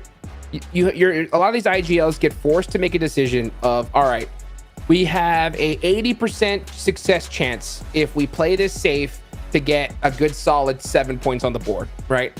Or we make this crazy push where we have a 10% chance to have success, but we can get 20 points, you know? At this point, with 14-point difference, with how many games we have left, I think you got to go for that 10%. I mean, at this point, with how well these teams have been playing, you got to do it. And I don't think anything less is going to be successful. Well, you know what? After this past game, we only got 50% of our matches left for today. I'm kind of joining your side, Hodrix, of like, now the bottom teams, we need to see a win. Like, just consistent points is not going to cut it. A chicken dinner is of the essence now if you want to have a chance for top 6. Well, here we go. Our final Erangel of our last chance. The final Erangel of the entire league stage here for the PUBG Mobile Global Championship 2024. So let's send it back to our commentators with John Allen and Blake. Erangel, what a way to go out. Look at this. The last Erangel of the tournament before we head over to London. Plane path onto the western side. We've had 2 Sosnovka military bases. Blank, you called the last one. Where are we going this time? I'm feeling more up towards Severny this time around. I think it's a shooting range Severny circle, potentially. I don't know that. I'm just going by the heart of the cards at this point in time. But I think for some of these teams, they're going to get a move on. They need to pull themselves a couple of sick cars from the top of the deck here if they want to keep on going, because some of our teams are certainly now falling behind. There are more and more teams solidifying themselves in towards a position to rank up over one another, whereas some teams are so far behind, it's looking more and more unlikely. Still 3 more matches to do it in. We'll see if they can grab those points where they can, because we're getting to that point where the boys talk on the desk that you need to have just gigantic games, essentially, to keep yourself in the running, to give yourself a little bit of that hope to keep on going.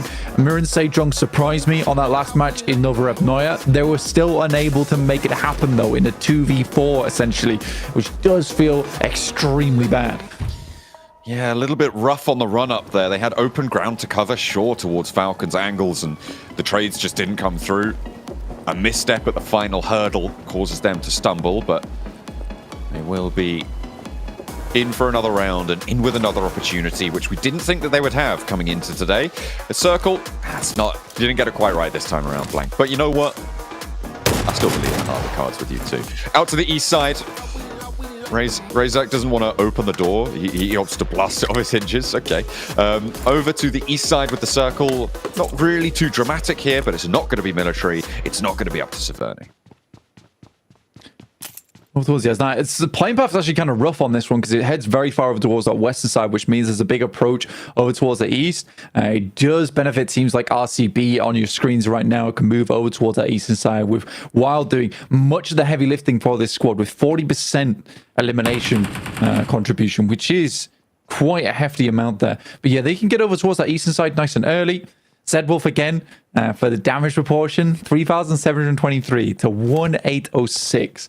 This guy is so important to the squad, and you know what? He needs to be less important. The other boys on the team need to start stepping up because IWNRX are now in that position where they are a team that is falling behind at 39 points. They could certainly get a big game here and put themselves back into the running. Voin Donkey, we talked about them similarly, 70 points. They're doing well, but they need a game to see themselves safe because 70 points is still precarious despite them being 20 points ahead.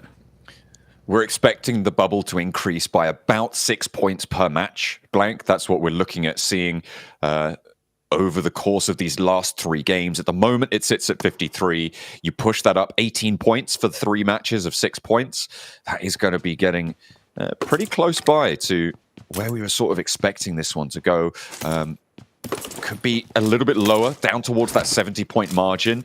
So Voin Donkey ID looking to just get that final distance, like you say. But the Vicious, Incilio, the Falcons, there's just no way they drop out at this point. The Vicious going out would be, I think, fairly inconceivable at this stage, especially if they put up like 3 points on any of these 3 games.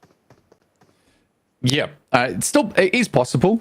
But you're right. It would be very, very hard to push them out of that one. It would require basically like D+, RCB, and 77 to get the majority of the points over the next, let's say, 3 matches, and then one other team to push over the top of them to see themselves ahead of Voin Donkey ID. That's even without Voin Donkey ID heading further up the tables. But yeah, there's a lot of factors going into that one. I think Jason put it best in the sense that it's going to be very, very hard to know who our top 6 is up until that final match because teams are fighting as hard as they can. Even teams that we'd sort of counted out, like Mir and Sejon, get themselves up to 39 points now. It's hard to count really any team out.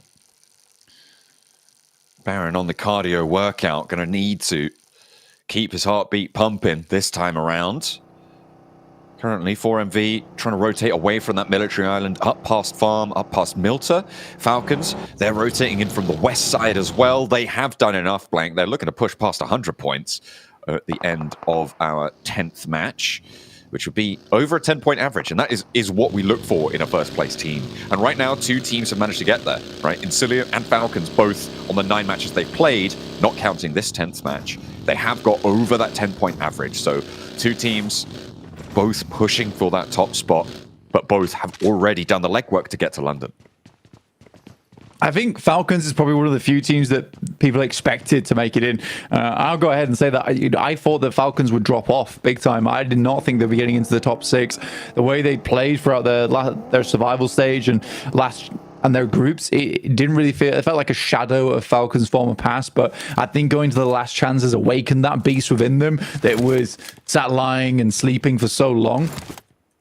And that's a really good thing. So it would be good to see Falcons head back over towards the Grand Finals, feeling reinvigorated. And with 96 points right now, they look very, very good. Despite having some games where it looked pretty disastrous, pretty terrible. But both matches, they have clung on firmly over on Sanhok and that last Erangel to make sure they can pump those points up towards the top side of the lobby. They are super safe. They're 100% qualified at this point in time, no doubt in my mind. So we'll be looking down towards 5th through probably 12th at the moment. Not sure about 4MV just yet. If they keep making those mistakes, then yeah, I think you might be right. I think the only team I'm fully counting out is Major Pride.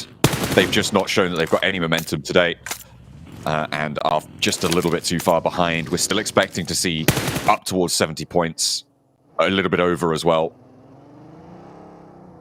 to be able to get in, and over the 3 matches they would need like over 50 points really to get safe in towards those top 6.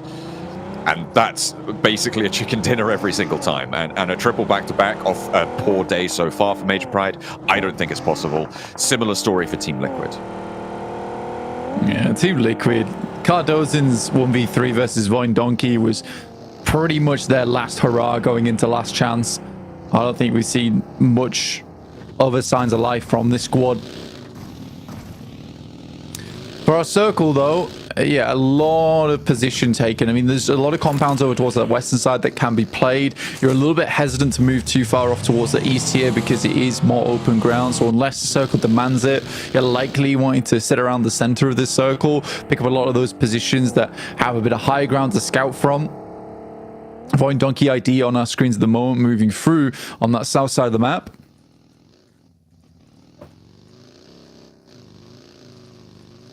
Stalwart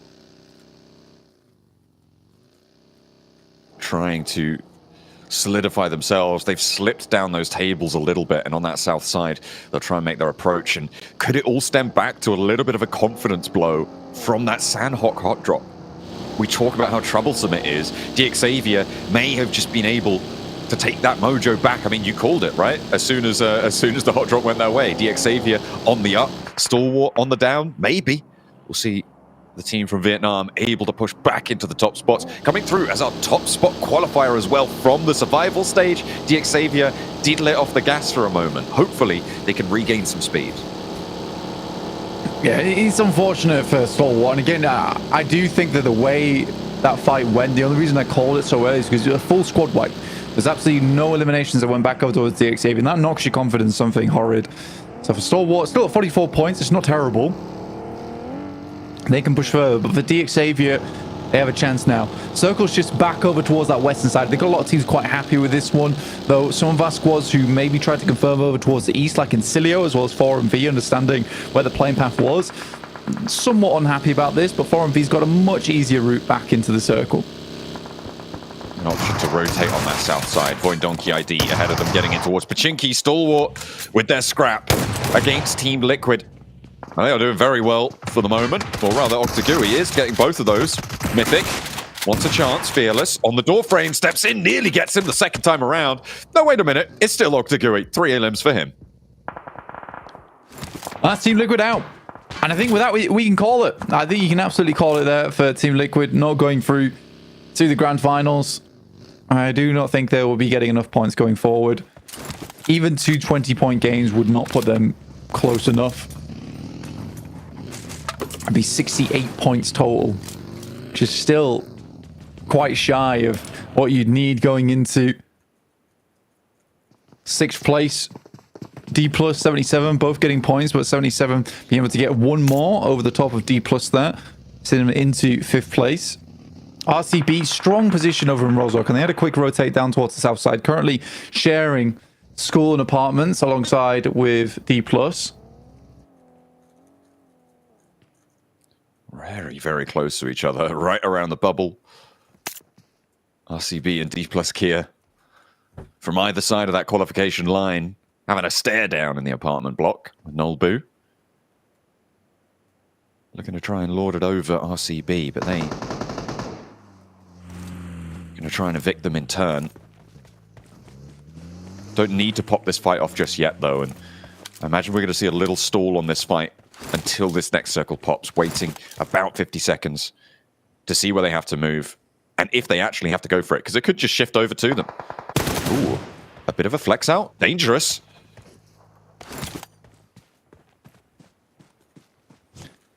Silas, extremely low. I'm not sure about this rotate out from Silas, and he will push back over to the rest of his squad, but there will be shots going his way, getting the adrenaline shot on through, cuts out those sightlines. Smart move from Silas as well, understanding he doesn't quite have the backup from his team yet, so it takes just a little bit more time. Does manage to fold through, and successfully gets back on in.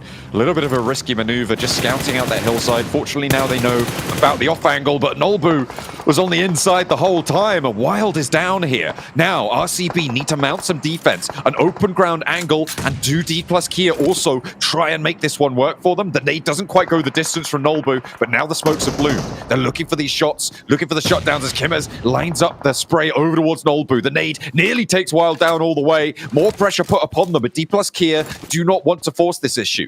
They'll allow this res as Wild just about gets to cover. RCB on very precarious ground right now. D plus will move on out as the circle moves over towards that north side. The Vicious able to slip in over towards Rozok. A nice position for them, and Major Pride here just on life support underneath Falcons, who are extremely central on a lovely compound. Like I said, Falcons looking to go even further. They'll have BTR to try and stop them. Two players on the south side of the compound. BTR needing to find these 1-2 trade-offs here. If they can open up the south edge of this compound, even with 1-2 trades, they could be onto a winner. They invest 3 players, but East with a little lean out. The fancy footwork around the door frame. They haven't even touched him. And BTR dismantled on the approach. East found by Lapar on the off angle, and he needs to dash back to his teammate. Action handled as well. And BTR may just be able to outlive this one, but an 8 up on high, trying to put Lapar down. And he needs to get across now to be able to keep BTR in this one. Dear me, Lapar nowhere near the rest of his teammates, and Top with massive oversight on this one. East being able to pass by that information. An incredible set of shots coming through from East. Around that stairwell. I highly doubt it that they'll be able to get over towards the rest of the team. Lots of smokes going through. A good spray down could do the trick, and Icy heads on in. A lot of damage done to him on his pass through, but more over towards Lapar. And now he has to dash through. Does he know that Icy's here? The nade is cooked, and it's got to be the shutdown. BTR eliminated. Devastating blow dealt to them by East, and the Falcons make it to 100. The century achieved, and BTR's dreams crushed. What a depressing run there from BTR. It looks so simple. It looks so easy. But it's not meant to be. And BTR, with that, might have just put themselves outside of the chance of a top 6. Mirin Sejong rotating in through that western side, but they lost Hoxie, one of their highest damaging players on the squad early on.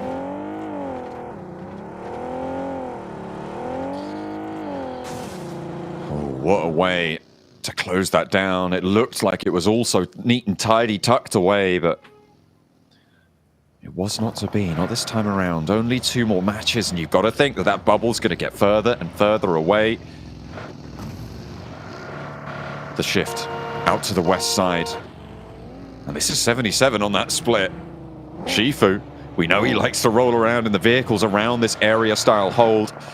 But they do crunch up a little bit. They know that teams are going to be moving into these hills very, very quickly now. So they consolidate on the north side of Sunken.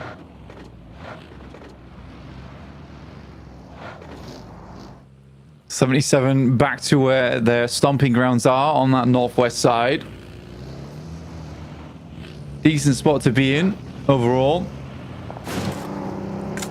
A weird area to finish things up. Mirin Sejong panicking a little bit because they know they're out in open ground, which is easily accessible by a lot of squads in terms of those sight lines. Loops once again as a 4-man. Their rotates are not bad, but their staying power is just not there inside this lobby, John, at the moment. That's the one thing I worry about this team. And that is what it's all about in these short sets. Staying power, getting into these late games consistently. Helps you out so much. That's what Incilio have been able to do. With some smart rotates, reading the circles well. What Donkey had been able to do prior to today. Today's game's not so fortunate for them. A Stalwart looking to try and push past that bubble with an approach towards Incilio on the hilltop. Unfortunately, the circle not here, but they want to try and take this fight, want to keep this one going. A roll up into the smoke, Fearless, Sancho cooking the nade. And over the top they go, but Incilio trying to move away. DXavier fleeing in the background there, trying to get out of this one too. And they know that Incilio are going to be slowed by this. So nice little roll out there from DXavier. If they can make that approach, could be profitable for them. I wonder if they're crashing onto Falcons, actually. Maybe succeed where BTR didn't, but Stalwart get the top of the hill, but not the circle. Stalwart moving down over towards Incilio inside the hovercraft. They hop out, look over towards them. There's not a lot of backlash here from Incilio. Finally, they find Octaguri though, which is a big pick-off here for Incilio. But good shots from Sanchia, finding two. Trying to turn this one around on the rotate in. Octaguri does go down, but Incilio has started to bleed out a little bit more. Nades are flying over in the compounds as well as RCB crash in. DXavier loops everybody fighting for central areas now, but Stalwart trying to keep that push going. Bash slows them down again. Redlick is knocked, not quite resible just yet, but if you get rid of the last player from Stalwart, Critter, the last to stand, 3TN, moves back through with that hovercraft. They love to play around with them. Floating on a bed of air, but it's far from comfortable right now for Stalwart around the edge of this building. Critter keeps it going though, and Fearless can't get res here. It's zone 4. He's only got to hop in the hovercraft and get away with it. They steal the hovercraft away from Incilio, but the play zone will take out Fearless, leaving it just as Critter. RCB sending nades in over towards Mirin Sejong alongside with Loops in a similar compound. RCB stands to gain a lot off the back of this fight. A lot of points up for grabs here. DXavier did go down in the meantime. I think it was on this engagement as well. RCB moving on in though. And making this work. And Mirin Sejong dismantled brick by brick by RCB on the approach, but there might still be a little bit of resistance left in them. Unfortunately, not quite enough, and Silas will get knocked wild as well, but these are still resible. Loops want to put pressure on, and in the meantime, on the north side, the Vicious eliminated by D+ Kier. 77 now up and into the fight over there. Vitin looks to move through, and actually, RCB, they have just given too much ground towards Loop, but Kimez steps in and handles business here. 3 players alive for RCB. RCB still alive, but hanging on by a thread at the moment. 77 taking down the final members there from D+, and it has been a hellish game so far. Only at stage 5, and 29 players remain, and 9 teams. 77 continue to push the boat out over towards this north side, looking for more shots, but it's Falcons actually east. Taking shots out this way, a long shot and a half as well. That's from the western portion of school. Out to that ridge line to the north edge of that compound that Falcons held off against BTR. They've moved out into the open ground. They needed a little bit more control there, and they found it. The circle shift goes further out west, though, so they're going to have to hold off 77 and D+ Kier on this northern side. 77, they don't want any more of this engagement. They're just going to back it off. D+ Kier probably going to have to do the same, but where do you go from here? Not an easy push at all. I think 4MV is this weird outside chance over towards that western side. Ron Donkey ID still in this one though. Taking shots towards Major Pride, potentially picking up more points. 77 will pick up Nolbu from D+. Favian's down, and that is D+ out now at 4 elims, setting themselves at 57 now. But 77 hot on their heels as Falcons look to finish off the remaining members of 77 on this north side. Clear themselves out a huge amount of space on the northeast. But what's this? 4MV coming on in, looking to third party. West side, they need it, and they need it now. Sweep through on the north edge. 3 players flex out, leaving Baron on the backstop. A 3-player approach to 77's position. Magnum is down, so they are playing as 3 on the defense. Icy, being that thorn in their side, makes this a little bit harder for them to do anything with as well. The long-range angle from Baron is keeping them safe and allowing them to push up on this. But I wonder if Voin Donkey are going to read that, if they're going to spot 4MV's maneuvers and try and exploit it. Because on the south side, they have 4 players alive. However, they seem preoccupied with IWNRX. IWNRX still ahead of them. Voin Donkey with his high ground could put them to task. Vexy with that mini 14 yet again.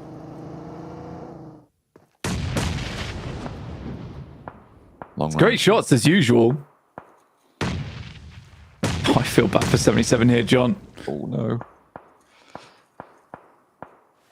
Looking to to defend that bubble position, and nades coming at them from both sides here, from Falcons at the top spot and from 4MV looking to eat away at their points lead as well. It's pretty dire here for 77. Limbo Boom and Zadira looking to try and play one low, one high. The roll down's not going to make that easy. And East does get pulled out. Limbo Boom needs the flush, but Icy stops him dead in his tracks. East does get spotted and flushed as well. So that point goes towards 77. And D plus Kia will have 7 points on this match from Elims. So will 77, but the placements, I think, in the favor of 77. And not a lot, though, realistically, going down in 7th place. IWNRX holding on well versus Voin Donkey. Potato goes down. There really has to be some kind of backlash here coming through from Voin Donkey ID. A top 3 would be stellar for them. Take the pressure off going into match 5 and 6. As Razor looks to swing round. Kine burning out, though. Lovely Molotov and Vexy in the front lines with the Groza. Barking back at Zedwolf.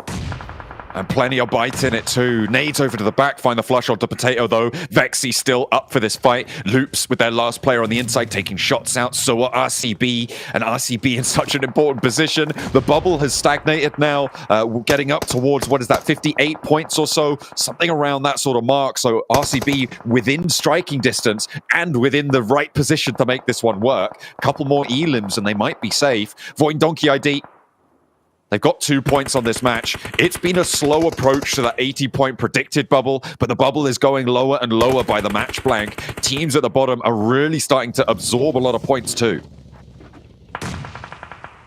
Which is great news for those point standings. Keeping teams in the running here, especially with D plus 77 out. Stalwart getting closer to that marker as well for the back of this game. Good nades here coming through from IWNRX. And Voin Donkey ID not getting into that top 5 would be very worrisome. They already have sent out over towards that northern edge to live this game out a little bit further. 4MV, 1 elimination found for them, but not much more than that. So the elimination count not really going all that high here. But not needed to do so as well. Remember, if they can get into a 4th place position, they've done their job for this game, and getting over that 80-point bubble, I think at this stage is going to be enough to accelerate away from D plus Kia, from 77 Stalwart, who have now fallen down on this match. In the 50-point regions, RCB looking to try and step up and join them in that tussle. IWNRX as well, that outside chance, that outside dream to try and push this one over.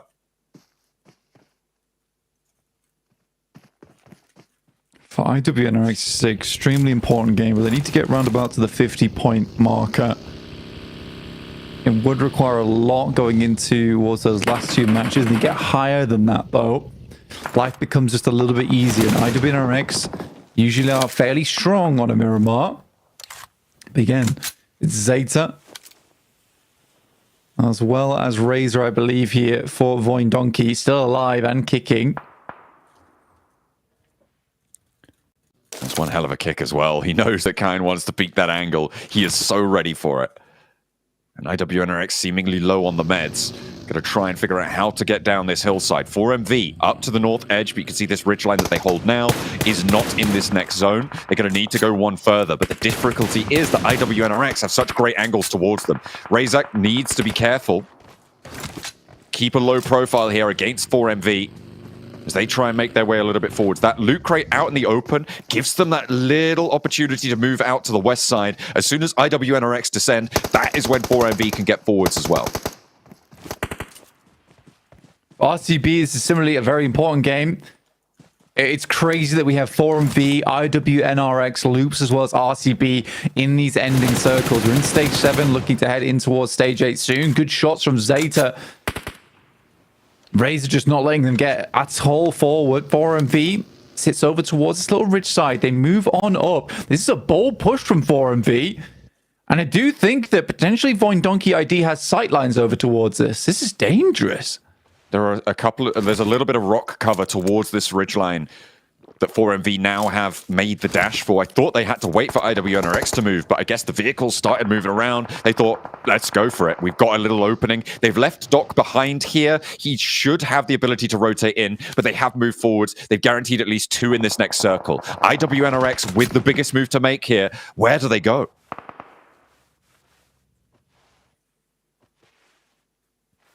I think for IWNRX, they need to find at least one knock and then push off the back of that. 4MV play very well there. A bit of a slingshot maneuver where 2 players move forward and then the rest regroup off the back of that. They have a very central position inside the circle, but that could all change come stage 8.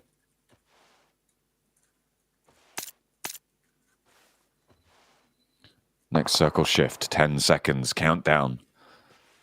To IWNRX's demise? Maybe. They've managed to keep themselves up on that ridgeline, but that plateau is their next path out. A step forwards and Zeta's closer. Oh, what a shift for 4MV and for Voindonkey ID. IWNRX in shambles, and RCB need to move now. This is great news for 4MV. Hilarious that it takes them the 2 areas where they usually drop on to lose on both, and then an area far up towards the north where they're like, oh, we got the circle now, we understand how to play this. It doesn't rightly make any sense, but as 3 players for 4MV, we'll see just how far they can take this one. You can say RCB with probably the hardest rotate of all these squads, similarly to IWNRX, who will be exposed to the open shortly, but 4MV has to extract a little bit more value out of this game. Can't walk away with just the 3 eliminations if they're looking for a top 6. If IWNRX go down on this dropout, RCB have free reign to move up to Rafinha from Loops. You can see they're already aware of his presence there. But the only team that could reasonably actually take them on in that location is IWNRX. And immediately, Kimes goes down. Another spray down. Razak able to curtail this rotate, and IWNRX try and crash onto Voindonkey. Zedwolf out in the open, and can they find the cover to get back up to 2? IWNRX dismounted. Look for RCB off in the distance. Are they going to cross the ground now? They have an opening. This was a wild maneuver from IWNRX, but was essential. They had no real other option. Voindonkey ID being able to hold them off, though, fantastic alongside with the help of 4MV. RCB now need to make their move. Good sight lines from Kimis. Now over towards 4MV. Shots coming through, using the doors to their advantage, moving up towards that 2-story. RCB, Loxy underneath with one singular nade. It has to be explosive. We'll clear out the shack there, which gives them a little bit of sanctuary, a bit of room to play around with. Top 4 now guaranteed. Final circle soon to close. 4MV's nade reserves have to be running dry. And Loxy steps a little bit too far forwards, gets pushed back. Rafinha still alive. They haven't gotten rid of him. He's keeping so quiet here. I wonder if RCB think that he's not even in there anymore. Maybe out up to a ridgeline somewhere or other, but he's going to step into the fight now, and Loxy able to get rid of him. Now they have the top floor. They can look to step out. Doc nearly goes down, nearly bites the dust, but just about gets back to cover in time. Voindonkey ID on the outside here, dashing rock to rock. Tree to tree, but Razak found, and Zeta's the next up to bat. Loxy looks for the spray down, and 4MV's ridgeline getting more and more tenuous as the high ground achieved. Loxy on the rooftops. Awesome performance here from Loxy, getting a lot of value out of this map that RCB really did need. Able to pick up players there from Voindonkey ID. Now looking over towards 4MV. 2 players apiece. Looking to take this one down. Kim is moving out. There is good shots, but he's not quite down yet. Now it's all down to Loxy. Loxy on the high ground. No players with him, but he's got no room to maneuver. The blue zone's upon him, and RCB will give up the ghost. Give it to 4MV.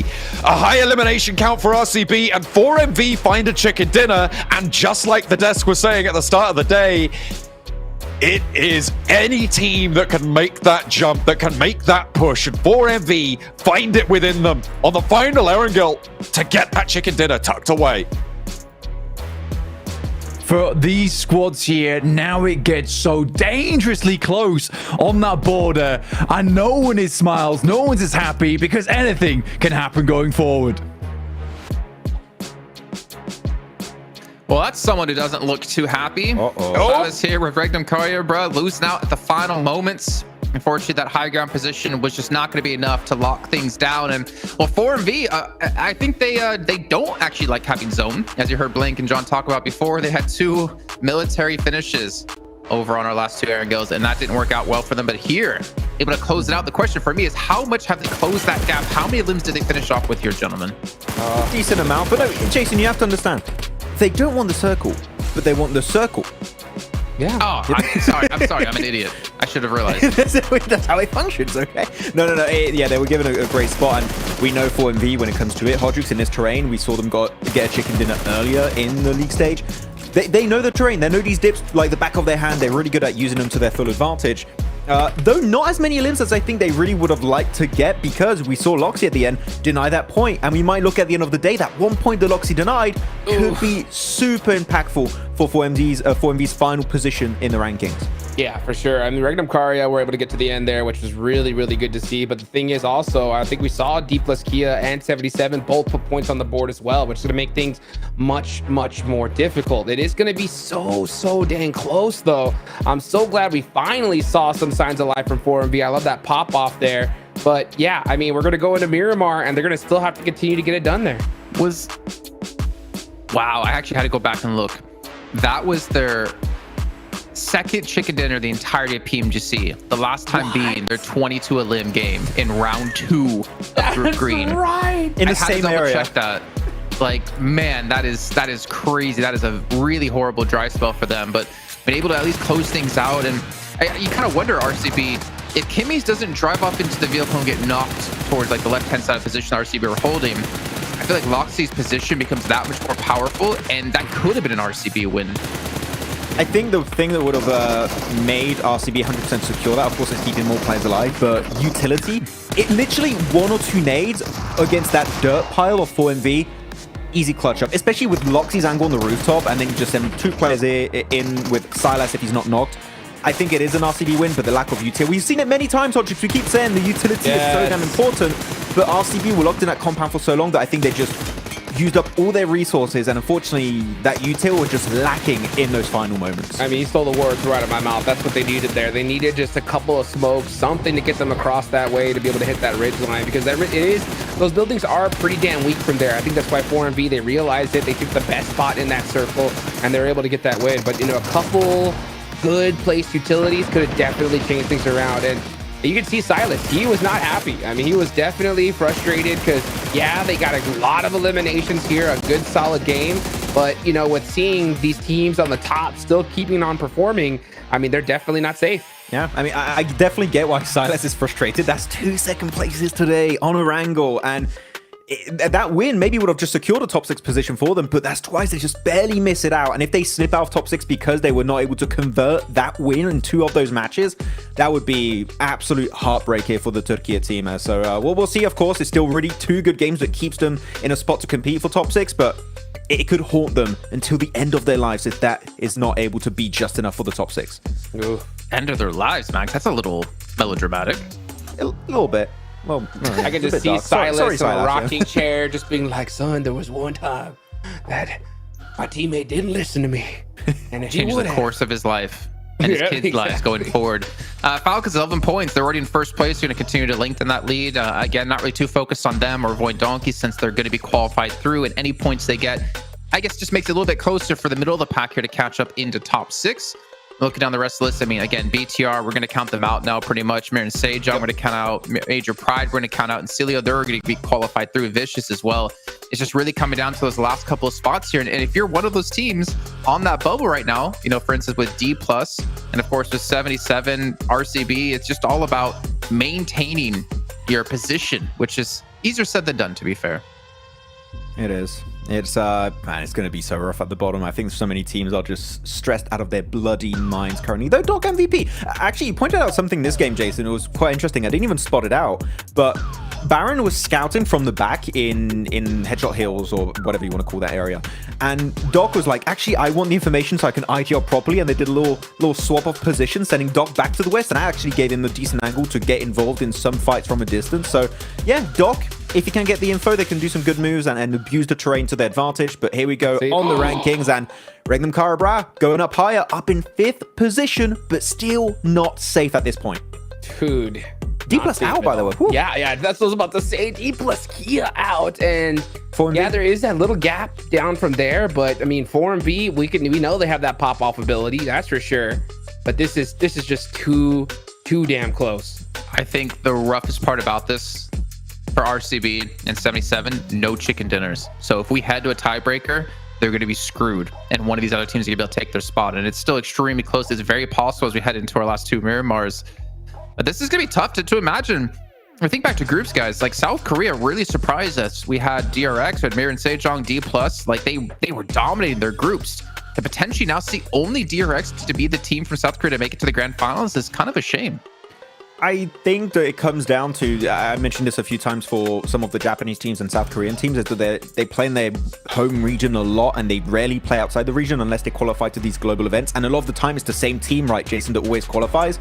So that skill, that knowledge of those global events isn't really diluted between all the players and teams. And I think it's very visible. Mir and Sejong, they're struggling to play out of their comfort zone. If they're not center, playing edge, they're struggling to do so. Sure, they got a good finish early on Novo, but outside of that, it has been a very, very inconsistent last chance on survival stage for Mir and Sejong. So, yeah, I think that now the bottom teams here, like, they're done. Like, Mir and Sejong were not able to follow up their second place of earlier. So, yeah, teams, I think, are already starting to be out of the race as we head in our last two matches of the day. Well, what do you think that cutoff is, Max? I'll answer after you. What do you think? What team I think is currently out fully? Yeah, and then on down. I would say BTR, Team Liquid, Major Pride, for me. Oh, for sure. Out. With the current playstyle, though, this is more like theoretical and trying to analyze what teams have been doing. Mir and Sejong and DX, I would also count them out. I don't think we've seen enough from these guys and potential to make it in top 6. So from me, 11th place, IWNRX and above have an opportunity. Below that, I'm going to say, unless I see something insane happening, for me, it's GG's. Yeah, I mean, Stalwart 10th place, they're 7 points out from qualifying. Like that's kind of how close it is to break through the top 6. But Jukes, where was your cutoff? Yeah, I think I'm gonna agree. I think definitely 14th on down, they're done. But for DX and MSJ, it's still mathematically possible, but with back-to-back wins. That's the only way. The only way they're gonna get it done. Well, back-to-back wins. We only have 2 matches left, so that's the perfect time to do it here. We do have our first Miramar of the day about to kick off. I'm kind of curious what zones we're going to get. Erangel already proved to be very interesting with those 2 military finishes. Will we see some Partona? I wouldn't mind seeing it. Let's see what our casters think, though. Oh, I do love some truck stop. Let's head back to our commentators to see where they'd like to see the zone finish with John, Allen, and Blake. It is 100% going over to the East Islands, Jason. That's exactly where it's going. No doubt in my mind for match number 11 here in the last chance. We are going to the desert. And we will open the last 2 games, potentially of 10 of our team's tournament as well. It is going to be brutal.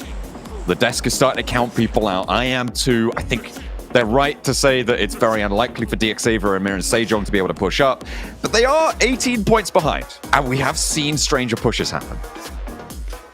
The bubble is much closer than I think a lot of people expected it to be. I think that, our 80 point minus 3 plus 3 bubble that we predicted, it's looking a little bit weird right now going into match 5 with where the teams are currently sat. A lot of those points have been either taken up by our top teams or being absorbed by some of our bottom teams. It's that middle pack which is weirdly not picking up a huge amount of points regularly. They're more spread across the board. So it's an interesting one. I'd personally quite like a Partona finish. That's where Mir and Sejong are currently playing. Highly doubtful, but it would be fun to watch at least once.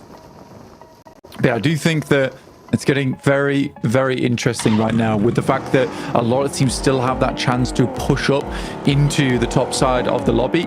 We do ascend down towards the south side, not quite towards Partona, but Forum V have the center. Looking for another good game here, John. This could be it, but we know what they like. They like having the circle, but not when they have the circle. It's just, you just can't win with these guys until you get to the Headshot Hills, then apparently that's the only location they know how to play. We'll see if they can keep it going, though, because in 8th place, 6 points behind that bubble could be all up for grabs. We'll have to wait and see. But we have got a couple of teams who have made it. I mean, 10 points off that last game, Voin Donkey ID, get up to that 80-point bubble. And you're right, the predicted bubble that we started the day with and started this last chance stage with has gone down. And I mean, a lot of these teams up towards the top are the culprits of it. But that middle pack as well, absorbing a lot of that to keep pace. And the fact that we are going down to 13th to say, yeah, this is possible, is such a dramatic indicator of that. When we're getting into our last two matches, to have the tables so flexible is kind of nuts. It's very much dependent on right now which teams get the points on this map. Right, if it's some of our teams towards the bottom getting the chicken dinner that gets so volatile going into match 6 here on Miramar. But I am curious to see how this all does end. Right now, teams over towards that northeast edge. You've got Loops are currently battling out for it, tied right now with 4MV. Running on your screens. Take some shots out off in the distance. It's Reefus with the AUG. Loops have made some good rotates today, John, but like I said before, they're kind of crumbling in the face of some of our other teams. I mean, they just about got into this stage as well, right? The last chance they got through on the tiebreaker with FaZe, which was going to be pretty nerve-wracking, right? So the fact that they've managed to stay in the competition to get to top 6 here is very, very impressive. They've obviously found that mental fortitude, and I'm happy for Loops to be able to get here. But for me, I feel like it's not a team that I would select in this top 6, even given what we've seen from them so far. They have got that staying power, but do they have that star power? And I think that that's what a top 6 team needs for me to show that they deserve a spot going over towards London. I think that in Cilio, the Vicious have shown that. I think Voindonki ID have definitely shown that. There is that clutch potential on RCB, 77. And the Falcons, I mean, well, what they've done to the lobby today shows that they can pop off when it matters most, but in general, they have been probably one of the more questionable presences in this top 6. For Falcons, it has been tough. Honestly, I'm quite happy that they have this power to come out swinging when it matters most, because that's where they usually fail in their PMGC Grand Finals, which they will be undoubtedly heading over towards. But yeah, it's a difficult scenario for Falcons, where in the past they just haven't quite had that last day oomph. But here, in the last chance, they've been showing it to us this entire day. So that's a good indicator of how they'll do in the Grand Finals, though meeting the likes of Team Spirit as well as Alpha 7 seems troubling, I would say, to them at this point. Hopefully not another 4th place finish for them. They can get into the top 3 at least, and maybe finally pick themselves up a Grand Finals win, but that remains to be seen, as we still have a last chance here to finish it out and crown our 6 going through to the Grand Finals. What a path that they've trodden, though, the Falcons. They've shown, I mean, you said it, right? They haven't really sometimes had that last day oomph. Here, they've only had that last day oomph, though. And you have to still call into question their performance from group stages, from the survival stage as well. They were getting through each time, and they are a solid team, but it's only today that we've seen this from them. And sure, they've managed to earn that spot. But that is why I am putting a question mark on this top spot. Even if they are able to get first, which at this point seems likely with the momentum that they've been able to get, I'm still going to be very interested to see, like you say, stand up against Team Spirit, stand up against Alpha 7, previous world champions, ready to take the fight to them. The group toppers as well, who we haven't seen now for quite a few weeks. And we won't see again until the start of December. So they'll be fully prepped, fully rested. But will they stay hot and be able to take the top spots there too? Does Brunoza know that Vex is here? I think he does. We spotted the burst. This is an important fight, and Vexy will win it out with the Scar. The rest of Vicious making their way in, David, over towards that top side. Medkit found, though. Double level 3s for Vexy. Probably the only thing that saved him in that scenario, actually. He's trapped down in the tunnel. Voindonki ID. I mean, it's likely that they have done enough already, as have the Vicious. So this fight is kind of irrelevant in terms of the tables, but the north side of the circle, if both of these teams goes down, is a little bit more open, right? And so for a team like BTR, who is off in the distance, who, I mean, it's so unlikely that they can actually make it now. But if there's any way that it happens, is if you give them a free run into this circle or allow them to third party onto a scrappy fight between two teams who have already qualified. Vexy squeezing through those banners. He's able to get out. Vicious and Voindonki ID very close to one another. They take each other down again. It's actually very, very good for some of our teams towards the middle. Damn, sidestepping a lot of those bullets. But yeah, it's very good for our middle pack because both Voindonkey ID as well as the Vicious going out just opens up more point scorings towards that middle pack to catch up.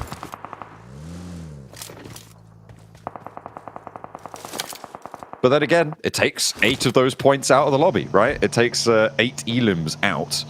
And when you're assigning about 90 points per match, including placements, it's not necessarily... Sorry, about 90 points a match, including placements. 90? Yeah, in general, because you get 60 foot, you get all of the placements that are added, and then about, depending on how many elims get given over to the blue zone, things like that, it's about 90 points average per match that are given out to the entire lobby. Yeah. Okay. I understand what you're saying now. I thought you were saying 90 points per match for Voindonkey ID. 8 of those. Right, no, of course not. But you take 8 of those eliminations out, you're taking close to 10% of the points that can be earned this match away. Yeah, it's a lot. It is a lot. Up towards that north side we go, towards Monte Nuevo and Power Grid. 4MV a little bit at the back of the queue here. We'll have to rotate off towards that west or maybe just backfill over towards RCB, which is likely the smartest decision to go for. We are over towards the west of Picardo, so Loop's quite happy in their pursuit of that location. Can hold there for a while, but we do go up onto that very much high ground on that northern edge. So we have a bit of a split in terms of the terrain down towards that low ground on the south and the towering mountains on the north. Fortunately for the teams who are looking to move in from that south, those towering mountains will be right on the edge of the circle, and I don't think that a team is going to fully commit to it unless they don't have any other option. It's much more likely that they're sending to the hills to the west of Power Grid, trying to take up position there. We're seeing a couple of teams crunch in there now. At the moment, you've got BTR, you've got Vicious, Voindonkey on the outside, Falcons as well, Loops, RCB, all looking to get into those Power Grid hills. And on the east side, you've got IWNRX looking to move in, Major Pride as well, moving parallel to it. And there's going to be a stiff resistance over on the west edge. Kine takes a tumble, but finds all 4 tires back on the dust now. D+ finding one player from Team Liquid, but they're rotating terribly close to 77. Magnum will find one. That's Fabian going down. Off-angle specialist for the team going out is not ideal for your running here for D+. who currently are locked out of that top 6. They're in for quite some time. Norbu will find Mythic. And Ayala is down as well, so some more eliminations found at least for D+. But they're battling directly against 77. Here's the roller. Osal into the vehicle. I think this is a good read on the situation, but 77 might be able to find the spray downs. You can see one's hopped out already. The second, the third. They are in for the sightlines, but finally found a little bit of cover, and immediately, this is a great read from D+ Kia to know that this roll-up's coming, not even care about that flush, not even worry too much about getting that point on board, even though it is 77 who gets it, and because of that step up, D+ Kia get more value from getting closer to this circle now. I mean, with Fabian going down to 77 earlier, they had that information passed back, so they immediately just get out of the way. Loops moved up towards that north side and actually do find a knockover towards Z-Wolf. Again, not the play you want to be going down early. It is a long shot though, so unlikely they'll be able to confirm that one. IWNRX should be able to sit back over towards their teammate in Z-Wolf and maybe pick him up, if not for Major Pride being here also down towards the southeast. Falcons East himself will find one on Major Pride. That's the shot off towards the eastern side as well. God, very, very complicated already. Every direction is dangerous at this point, Blank. And the Falcons on a 2-2 split are holding the middle of this circle, so they need to be on that 360 swivel. Shift out to the west side. Voindonkey ID, happy. Falcons, depending on if they can get the regroup, happy. BTR may be quite happy here, but it's RCB that is the big profiteers of this one. DX Savior as well on their roadside compound, Blank, have a shot now to try and mount that comeback. Profit takers in RCB looking for more. BTR moves up. This is very important here. And 2 already down for BTR. And points being siphoned off over towards RCB. Great shots again from that high ground. That's top finding Hansel. Oh, Zoxy can't quite get in through the door frame. And RCB with a nade over from the sidelines lose 2 of their players, but they get 3 points. They are now on 64, Blank. They need placements here to back it up. Hold down this compound with 2. I don't think it's going to be possible, but who's going to roll up? Who's going to try and take it from them?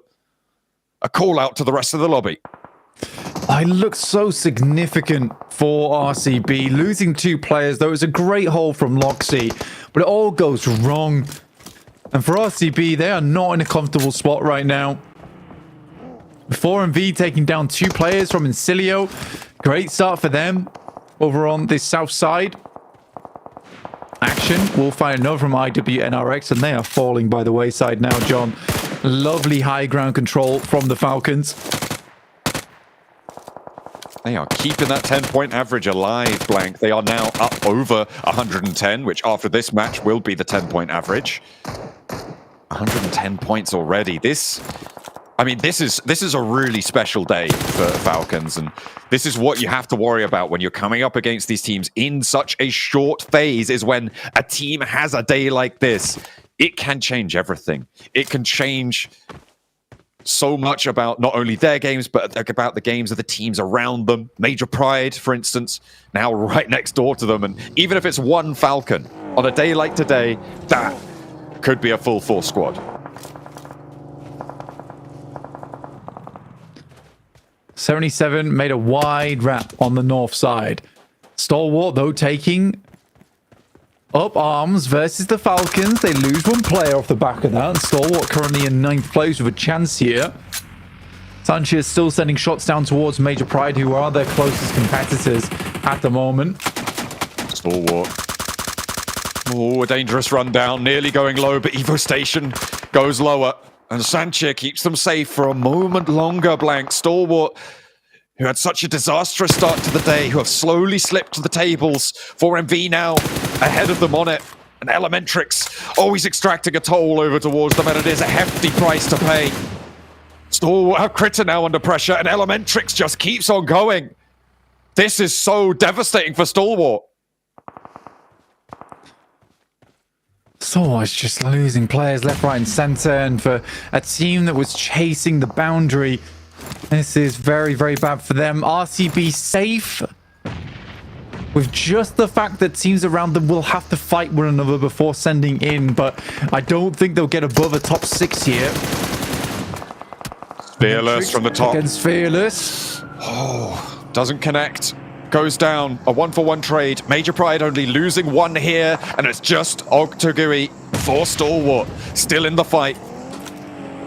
Evo Station and Palucci very, very close by, but he goes down. It is the final shutdown, and of course it's the Falcons across the way. So much control over the east side hills now. And he wants more. Icy with the solo flex out towards Major Pride. There's 3 of their players still alive, but he doesn't care. He just wants a little bit of loot. Give me that. It's mine. Wondoki ID taking casualties on this south side. D+ of all teams to be able to do this.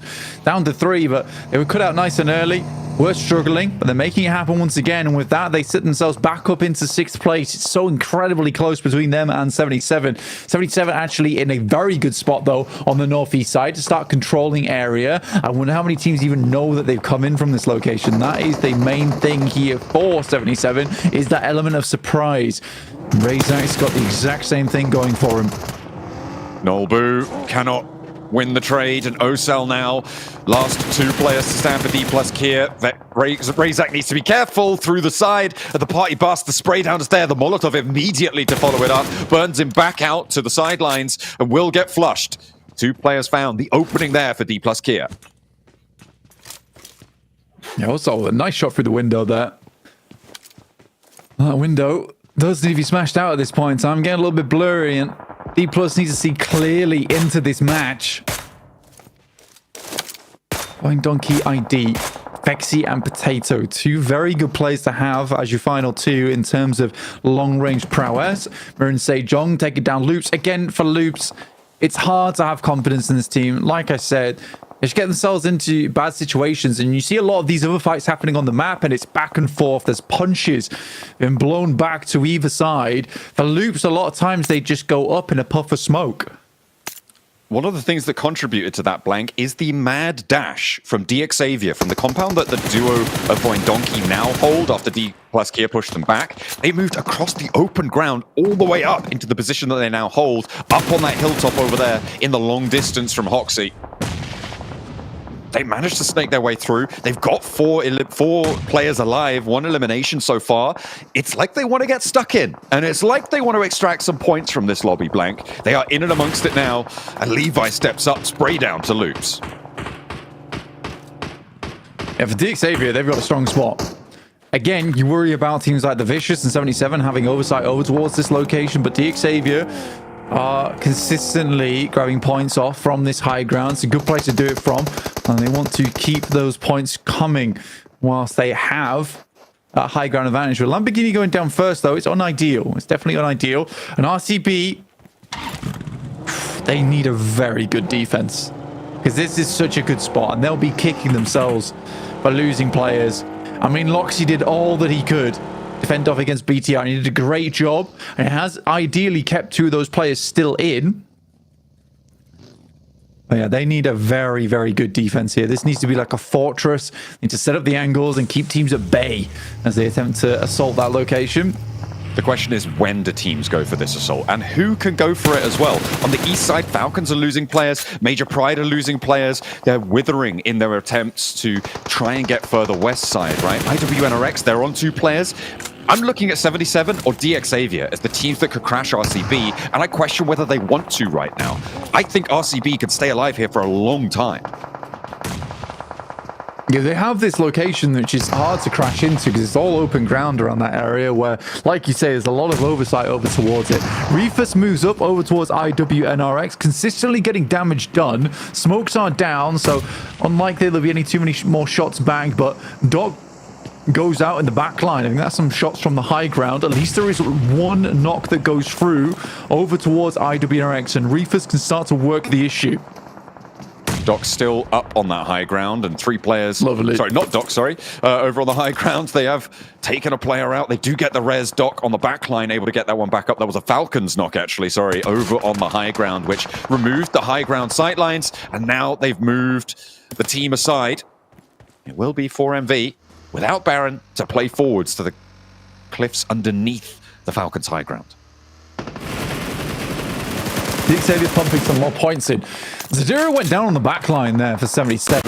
Awkward knock to take, especially as this fight pops off, because more than anything, 77 would love the third party onto this. This would be a great opportunity to gain some ground inside the circle. Levi's will find Diminor, setting DXavier up to 5 eliminations this match, but 77 is desperately chasing over towards D+, who have a spot that they can play for quite a while now. Westront is down as 4MV puts another point on the board for themselves, up to 6 this game.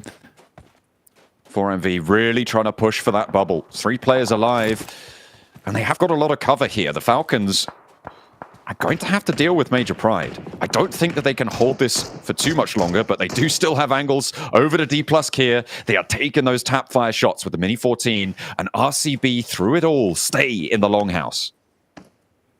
Down to 9 teams, and slowly but surely RCB will get some more of those placement points on board. They are playing it very, very cautiously. They're on the high ground as well, trying to cut out as much crash potential as possible, hoping that teams will take more damage as they head on in. They completely give up the warehouse, so will allow a squad in from that south side. 4MV could pick that one up potentially, and now this third party comes through, but a little bit too little too late, as there's no other team there around them. So this could be a full-on crash basically between 77 and DXavier. 77 trying to push into this DXavier position. The heal, the res came through onto Paragin. They found that opening knock, but what can they do with it? 4 players alive, 477 moving on in and up. A resurgence from DXavier around the sideline. Spots 77 on the approach, and an immediate drop down as well. Zadira looks for the spray and answer over towards Levi's, but he's so low. And there's another player bearing down upon him. 77 eliminated. North side, Mir and Sejong move up. A third party flex out as 3 players look to hold DXavier. They've lost 1, but they still got some more gas in the tank. Paragin looks to get that heal through. 9 eliminations so far for DXavier, and Mir and Sejong, can they get an opening? Lamborghini just about survives. It's a massive game from DXavier, and one that could put them in the running for a top 6 here. Mirin Sejong, though, looking to shut that down right now. If they go out, the placement points won't be too high, but Paragin, again, with those classic Paragin nades, gets another knock. More damage up towards finals, and Mirin Sejong is crumbling in the face of greatness.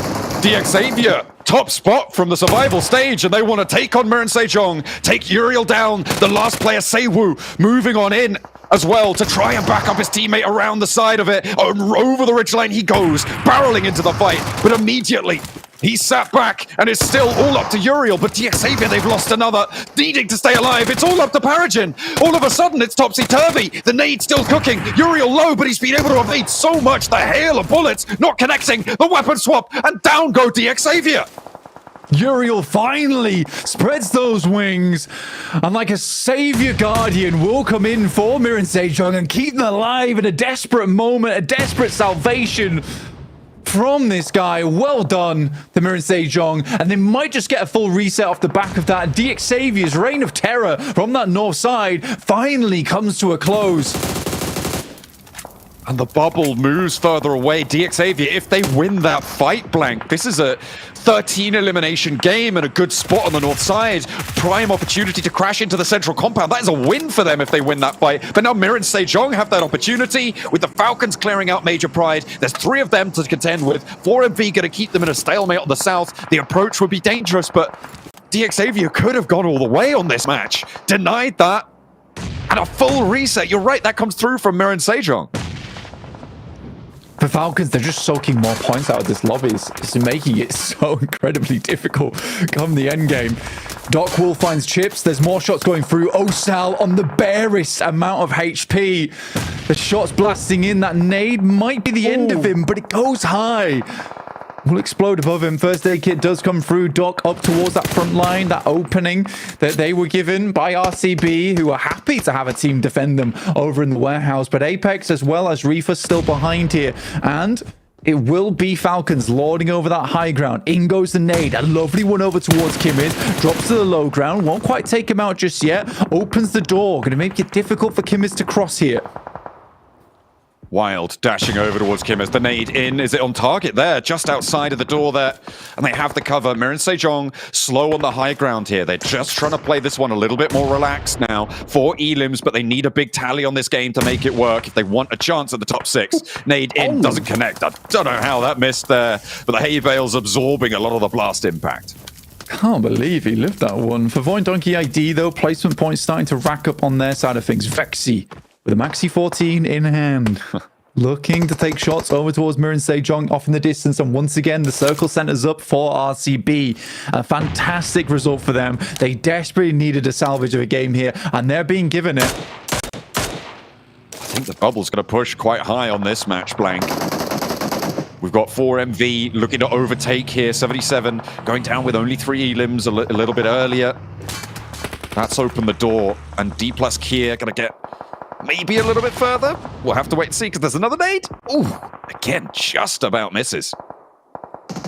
Dock down, not ideal. And now 4MV have to really think hard about this decision. Is do they try and move out? Luckily, Wild will finish off Dock, and that removes the outpost for the rest of 4MV.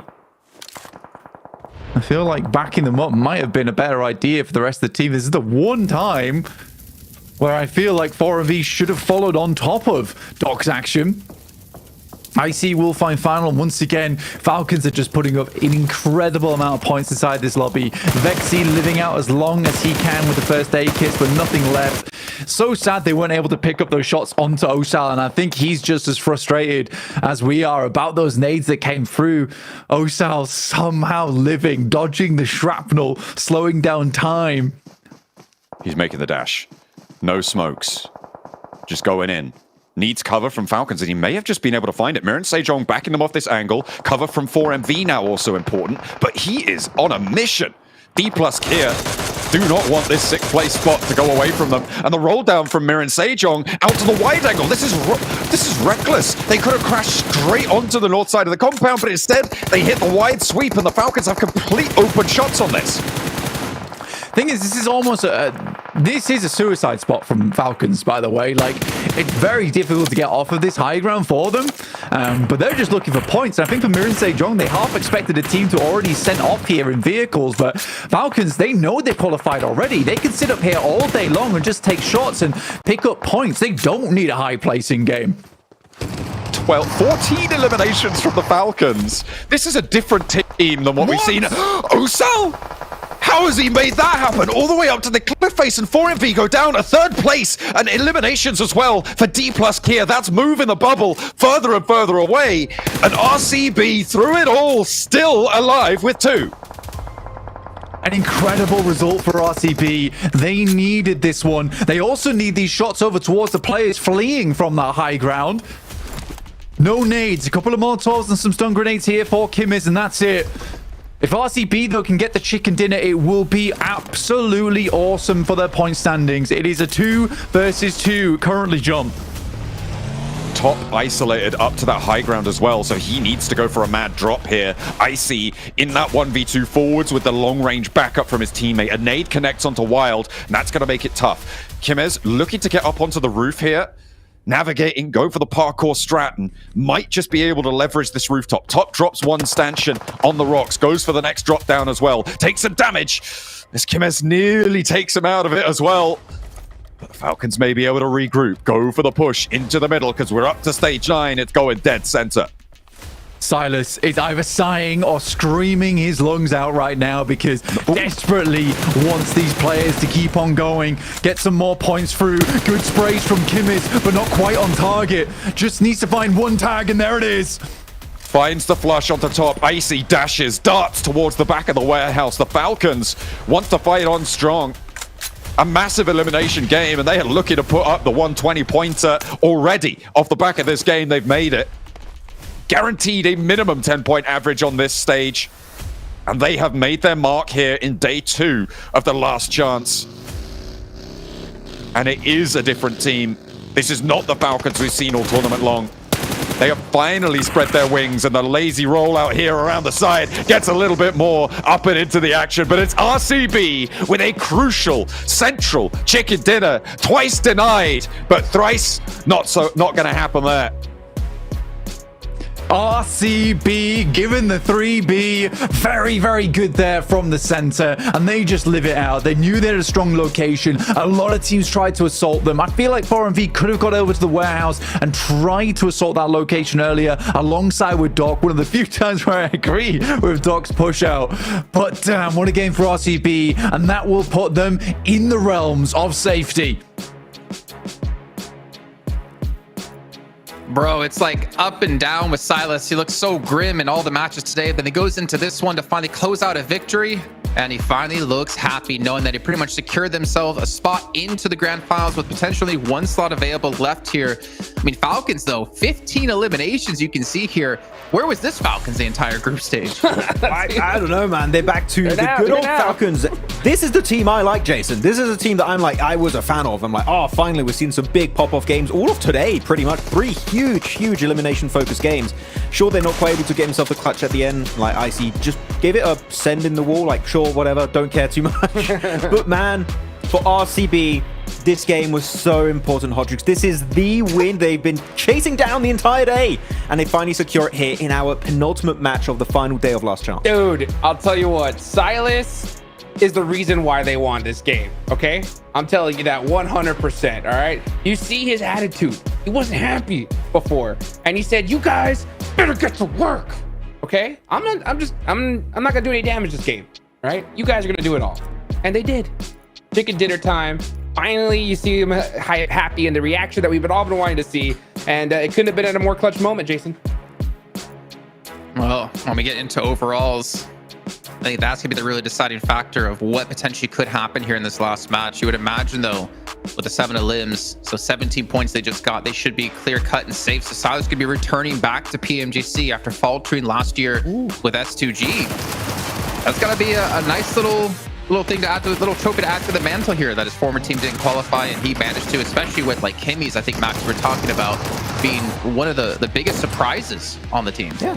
I mean, we know what Wild, Loxy, and Silas can do. I mean, they've been in the game for a hot minute. But yeah, Kim is, I think that my 2 highlight Turkey players here have been Eren from Zeus, which unfortunately did not make it to this stage, and Kim is, like, his nades are incredible, and I think he's a great supported player for the rest of the team that can also frag out when the time is right. I think that he has definitely been a big highlight, and every year I feel like, Jason, we're getting these new standout players that just sure, they might not be on the best team in the world, even though, like, here, RCB got the win, they're doing really good, but, like, some players just shine through, and I think that potential for Kim is, heading in 2025, I really hope he can maintain this kind of performance and become one of the star players of his home region.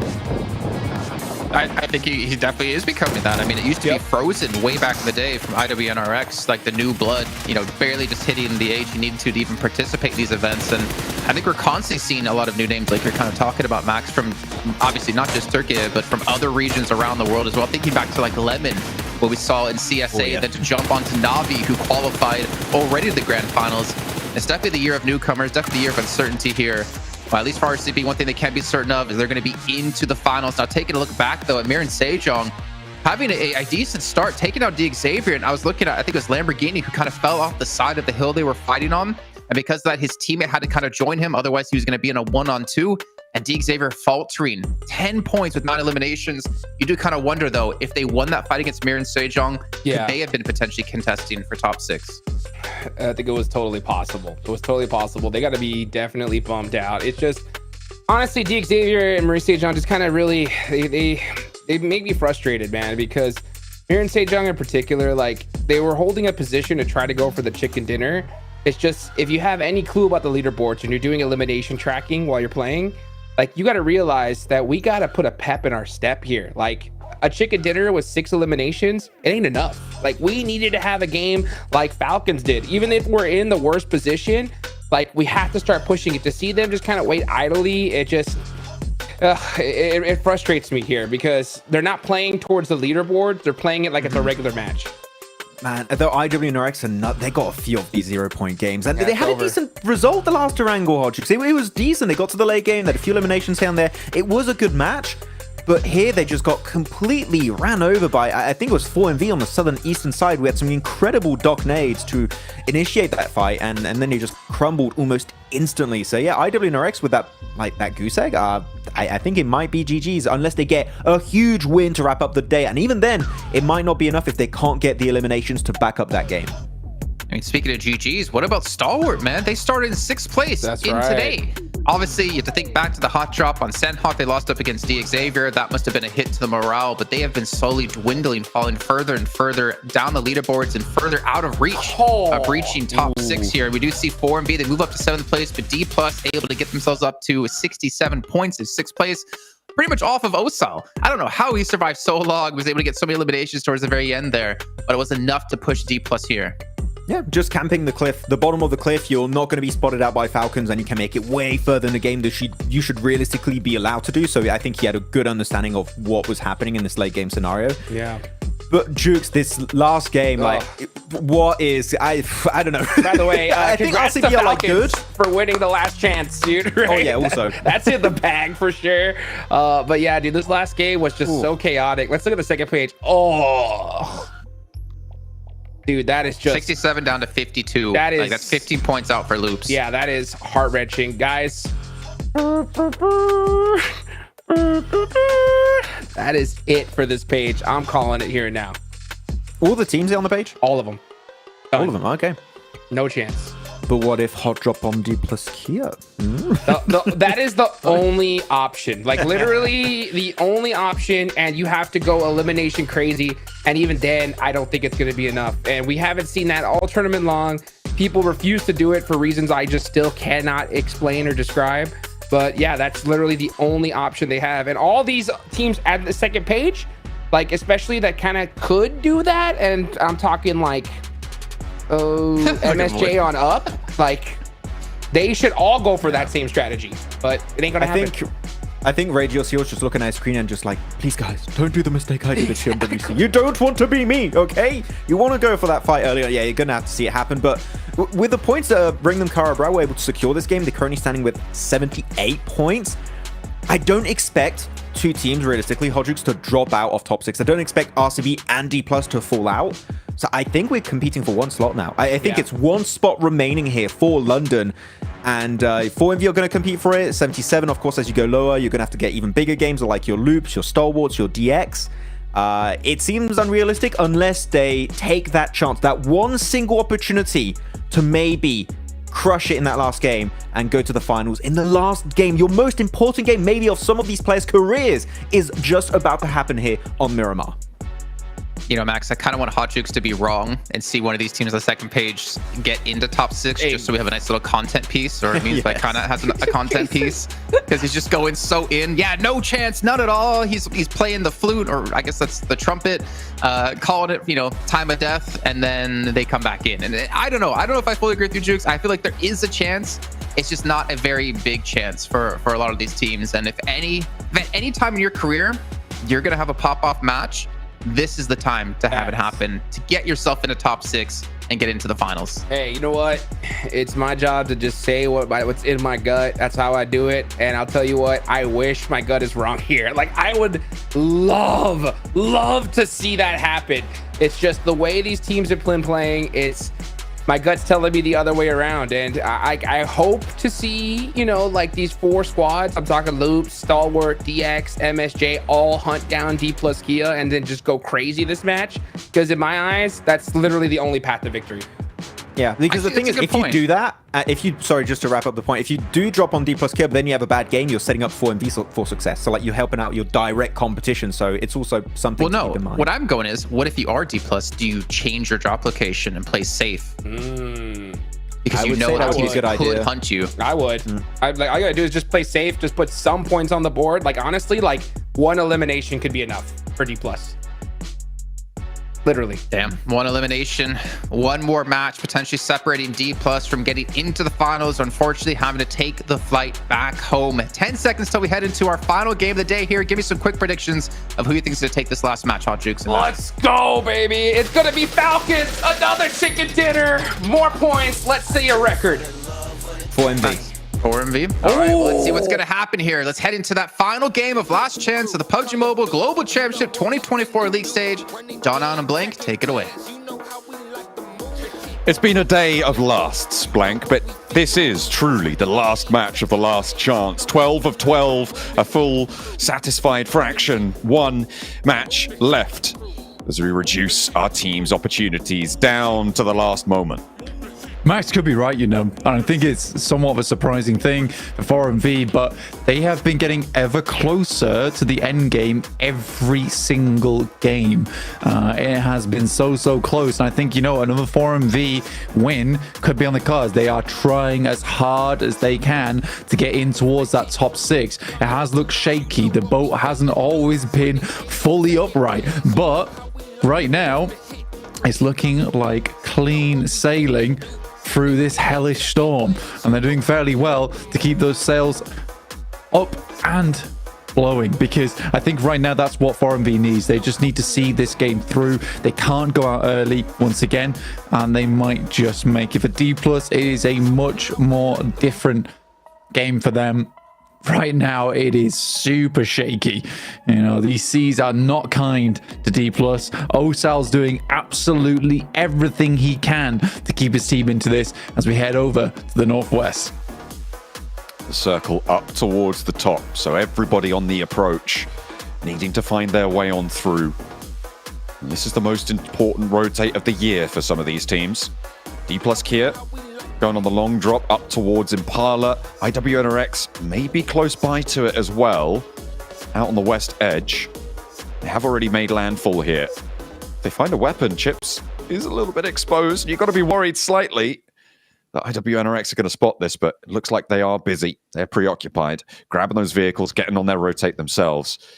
Hot drops I'm not expecting in a match like this. It is really dangerous. Oh my goodness, mate. IWNRX out to the east side here, Blank. For IWNRX, they can't make it, unfortunately. 46 points right now. I'm more than certain D+ is going to get some more points than that on the game. Be it just 1 or 2 here and there. There is some miraculous jumps that could be made. But again, we'll have to wait until much later in the match to see those go through. 4MV, the closest to chase at the moment, in 7th place. 77 not far behind them with 61 points total. RCB not quite secure yet. A few more points on this game would be great. But it is a terrifying prospect for a lot of our squads with how close it is, with the point sponge at the top being Falcons, continually absorbing a lot of those points, siphoning them away from some of our squads in the lobby. Ooh, it's tough. There are three teams I'm really paying attention to here. It's D plus Kia, it's 4MV, it's 77, right? These are the teams looking to try and secure that last spot. RCB, if they can get 5-6 points on this game, I think they're going to have done enough. But if a team like 4MV has that big pop-off game now, they will push that bubble out of reach for D plus Kia and 77. 77 right now on the southeast side near Los Leones, with Incilio on the south edge of Los Leones as well. And 4MV, they are in Chumacera, looking to try and make their way up as we head on into this final circle of the tournament, potentially for 10 of our teams. We were able to catch up with 4MV during the break. 7 has got the gossip on what they're planning for this next match. Welcome back to the final report with the 7WG for PMGC League stage. This one is going to be in regards to 4MV. We've been asking them every time, what are they going to be doing different? This time, I got a chance to talk to the players. They didn't say they want to be aggressive. They said that they're actually going to be playing a little bit less aggressive and playing a lot more careful. Another team that said that is a team that's sitting right next to them. RCB are going to be playing it careful as well because it's just so close up on the leaderboards. Interesting. Okay, this is something we've criticized 4MV for a little bit, right? Is getting too bold with the angles that they take or not quite playing off of one another in the cohesive way that's necessary to make a top 6 spot. So if they're more mindful of that, if they can keep that one going, they could push past, very realistically, D plus Kia. It's a tough decision to make. It's always a really hard call to make towards the end of the day on your last match is, do you play aggressive or do you play safe? For certain teams, it's much more easy to have that role of playing safe. I think RCB is fully justified in that fact, currently at 78 points. Look at the elimination ratio right now for a Falcon, so crazy. But yeah, for RCB, it's only a few points to see themselves completely secure, where they are no longer on shaky ground and they can stand strong up towards the top side of the lobby. 4MV, on the other hand, though, playing safe might not get you those points. Teams like 77 might play aggressively, as might D+. And if they can get more points than you, despite you even getting a second place, it might just be over, right, at that point in time. So 4MV's got to be careful how they play this one out. And playing safe, to me, realistically, that's a top 3 that you're looking for if you're going to play safe. You need that. You need those points. You need the placement points. You need a couple of eliminations off the back of it. We'll see how 4MV does as they are moving in from that south side. The run all but over for BTR right now. Major Pride, Team Liquid as well. And I think you're right to call IWNRX and maybe even Miran Sejong completely out of it. It's sort of, we're talking about like 35-point games for these guys to be able to make it in. Something we just haven't seen over the course of this tournament. I think the record was 4MV, right? With a 22 elim chicken dinner, getting 32 points on a game. And even that might not be enough for the teams from 13th on downwards to make their way through. I think it very much depends where our bubble finishes, right? But that would require D+, 4MV, and 77 all to go out early to give a chance for any team 9th and below. So we're waiting essentially for stage 3, stage 4 for more action to take place. But this is now a case of any team goes down under 6th place. Now that's it, they're done. We can call them out. Teams are going to start dropping out of this tournament, and we will be able to say our final farewells to them before we all head over to London.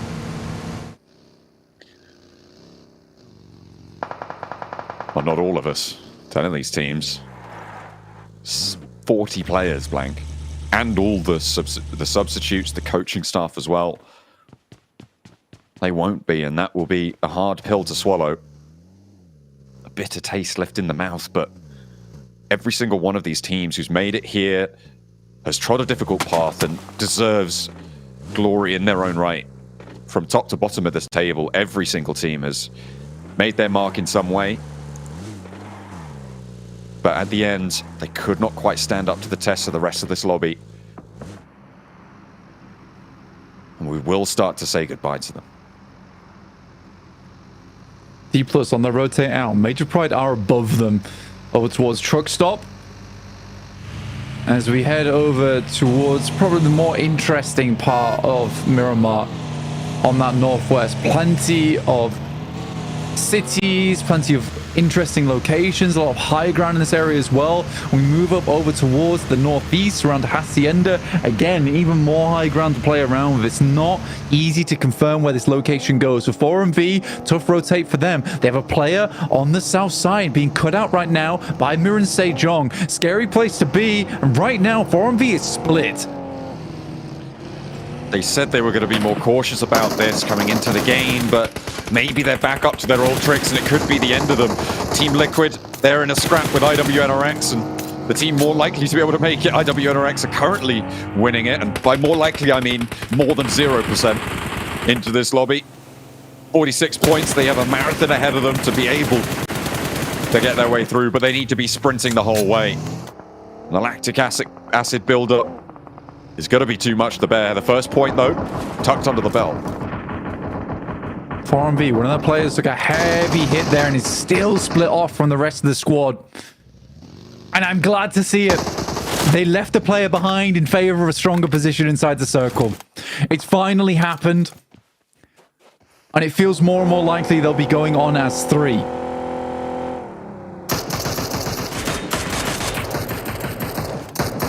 Will they be able to get that regroup as well? Demir and Sejong want to commit to that position to just get that one Elin as well. It's a low value now target.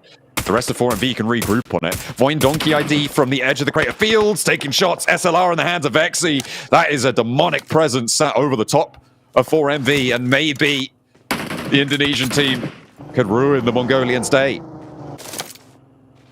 4MV in a very troublesome position right now. I don't know how Reefus gets this across. Takes a lot of damage. Might just make it. Up towards the rock. Has to expend another first aid kit here. Inside the shack. This is not a good position. 4MV right now with Baron right on the edge as well. Reefus does not get out from here. He's stuck. But he's stuck central. And he's protected by Voin Donkey as well as being suppressed by them. This is potentially a survival game for 4MV that they could make work, because no other team can really step into this location. They can't play around the outside of that shack because of Voin Donkey's oversight. And once Voin Donkey ID move, that's going to allow him to leave as well. It's a double-edged sword, and sure, you lose a little bit of power, but for 4MV, if they're just looking to play safe, go low eliminations, high placement this game, it's not terrible. 77, but 1 point. Now just 1 point behind 4MV. To cut them out. They are out in the blue though, and they have to force their way on that eastern side, and 77's prospects are not looking good here. Less than golden. The circle shifts over towards that northeast side, still cutting. Wow. 4MV a little bit of the pie in.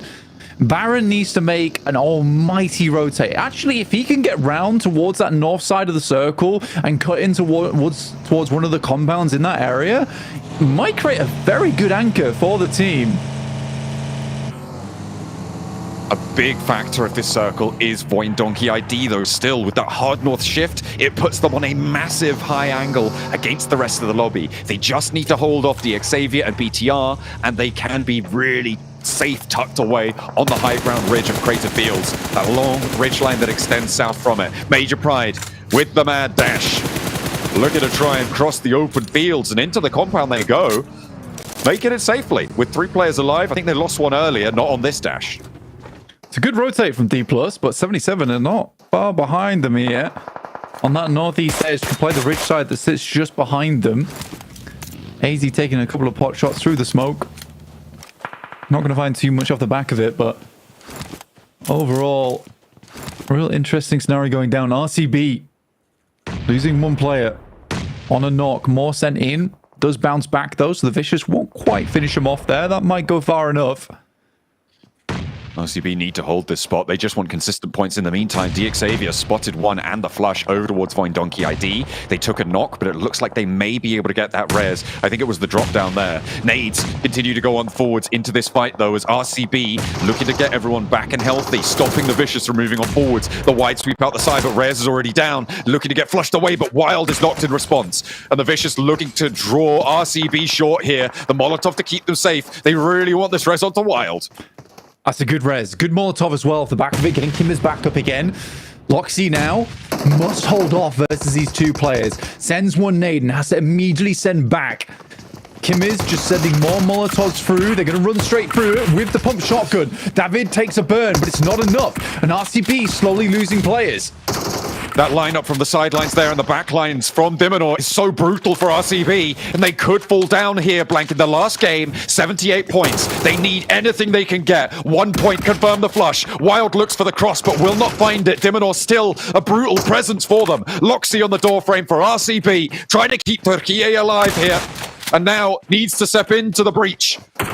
Backed off and will not give the angle. The Vicious surrounding the Sharks in the water, and a knock onto the sidelines. The third party from Loops to maybe give RCB an opening. A step out wide and into the fight they go, but they're giving it topsy-turvy, and around the sidelines they're into the fight in the building. Loxy still in the doorframe, and Wild wants this desperately, but there's just nothing given. RCB underneath, a massive fight on the sidelines as well between Team Liquid and Loops. I doubt that's going too far, but it's more important what we're seeing right now on our screens. RCB versus the Vicious. RCB just need to confirm more points. Realistically, they should get that flush over towards the last player. Stop giving info across. Lockseed under stairs. Oh no! Will go down, leaving it just up to Wild now. Takes one, takes two, and RCB are out. Blank. They got 1 point there. No, they didn't even get that. That was taken away. 78 points now, and an opening for D+ Kia, for 4MV, for 77, to try and push them all the way down. They did so well today, but they've been dispatched by the Vicious. Now, the Falcons have Stalwart to deal with as we tune on over to this fight. Stalwart need massive points here, but the Falcons have been brutal. Punishing to the rest of the lobby, and are we going to see our first team confirmed out? I mean, Team Liquid, they have fallen by the wayside, confirmed not to be going through, but the Stalwart, they're faltering, they're stumbling around the hillsides from Falcons. Down to one last player, Octoguri. Trying to keep his team in this one. Falcons, they do not give a damn. They will take any fight anywhere. They're so far confirmed. They send over the top. Such confidence in the face of these teams. BTR up towards Miran Sejong. A messy fight, and that is Miran Sejong out. 12th place. They will not be joining us for the Grand Finals. We've seen Stalwart eliminated. The hot drop at the start of the day spelled doom. They never recovered after it. And in 10th place and potentially lower, they will take the knee. Miran Sejong as well. In their group stage, Blank, they were a top 3 contender, and now down in 12th place, they meet their demise. DXavier were sent back by 4MV earlier on, but the knock was stolen away by Voindonkey on high, currently the guard dogs of 4MV. DXavier now in an engagement between them and Loops. DXavier at 3 players. I think it's unlikely that they'll have a performance required to get themselves up towards the top 6 now. But for RCB, they are going to be starting to sweat, because what a terrifying position to be in at just 14 minutes into the game. 4MV's point scoring potential here, Blank, fairly limited. Under the purview of Voindonkey ID, despite being 3 players, they are still locked in, right? They were looking for consistent points here. To chase towards RCB's tally, I think maybe a long shot. 77 can sweep through the outside. I think they have a high point scoring potential, but it's going to be difficult. I'm also looking at D+ Kia on the south edge of that Major Pride compound. They are looking pretty tidy away onto that position and could get a lot of value. Up on that high ground from the ridge line, I think D+ Kia also could do it. So 77 and D+ Kia, the 2 teams I think could ascend to take out RCB. For 4MV, life does get a little bit easier on this next shift, potentially. If it moves off from that high ground on the west, Voindonkey ID is forced to move off that high ground. They might have to shift over towards that northeast side, in which case 4MV can pick up some points. Technically, although Pochinki has been guarding for 4MV. It will now be 4MV being the gatekeepers for Pochinki ID. So heading towards this next circle with Reefus on that outpost towards the eastern side. But this has to be a good fight for 4MV. They need it so desperately. 77. The last rollout now, potentially to go down, but they actually just navigate all the way around IWNRX. The south side open to Incilio though, and Redlick wastes no time. Opens the cannons. There is an answer. Fash actually rebuffed here, and up to the top of the hill. 77. Somehow give him the slip. Drop the shoulder, slide under the elbow, and IWNRX don't have them in a headlock anymore. Yeah, IWNRX are now in a tricky scenario going forward because 77 ahead of them. I think the smart decision to make here for IWNRX is start to roll out because they are in nade range. And in this divot, they could get some good ordnance across over towards them. D Plus in a strong spot now as well. Pochinki ID did move out over towards that northeast side, and 4MV had nothing to say about it. D Plus Kier on the high ground.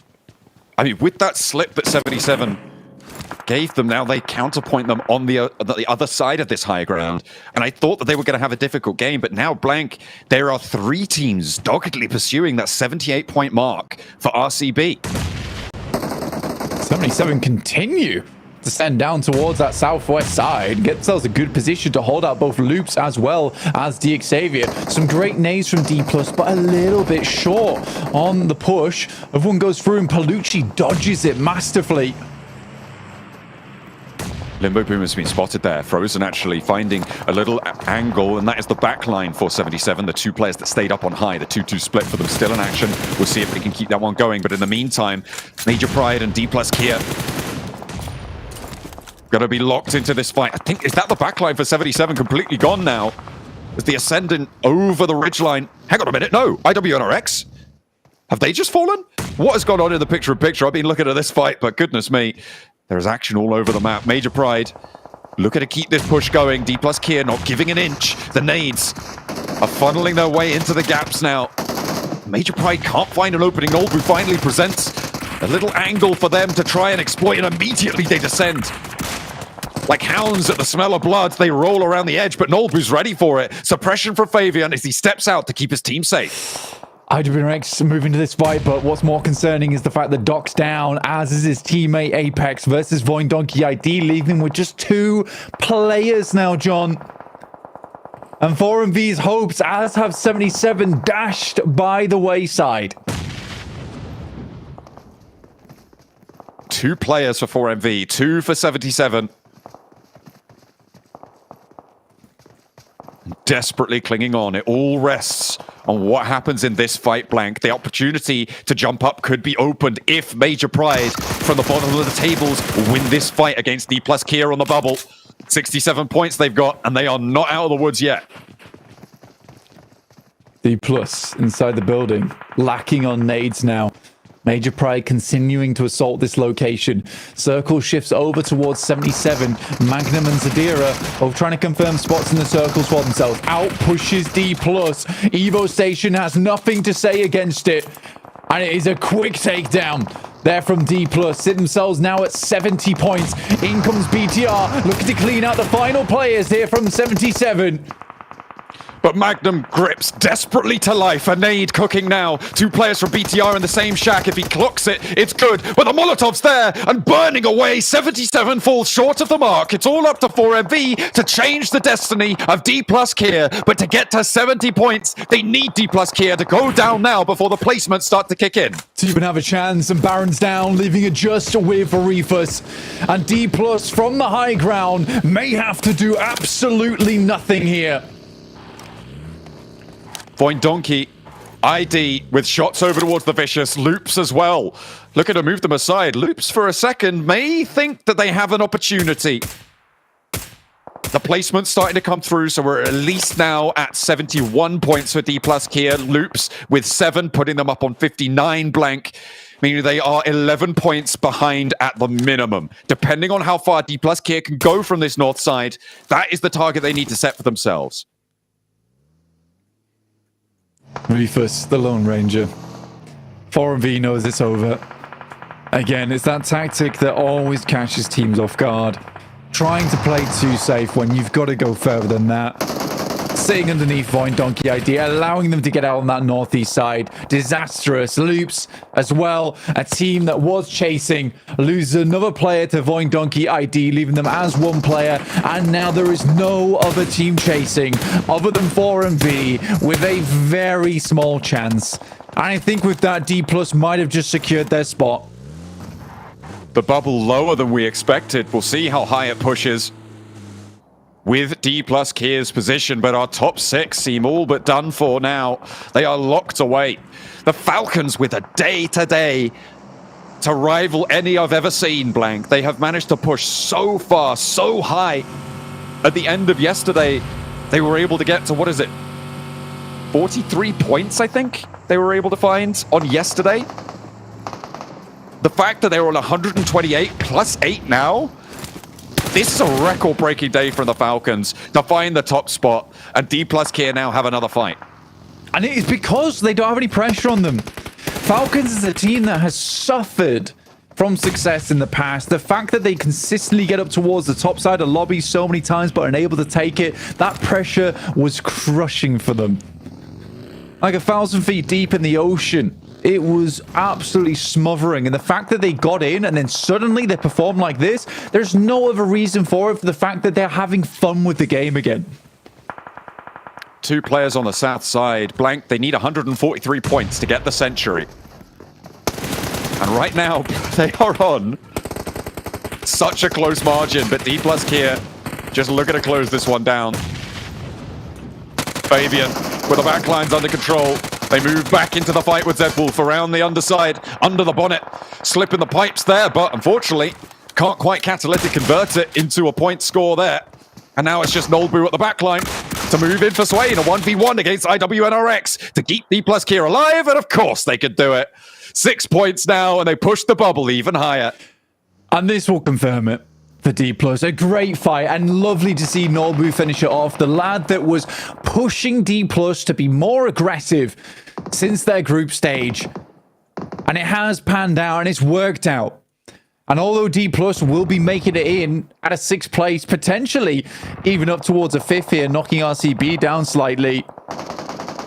This is a really good result for them. So pleased. 9 eliminations now for the Falcons as East continues to pursue more points alongside with Icy.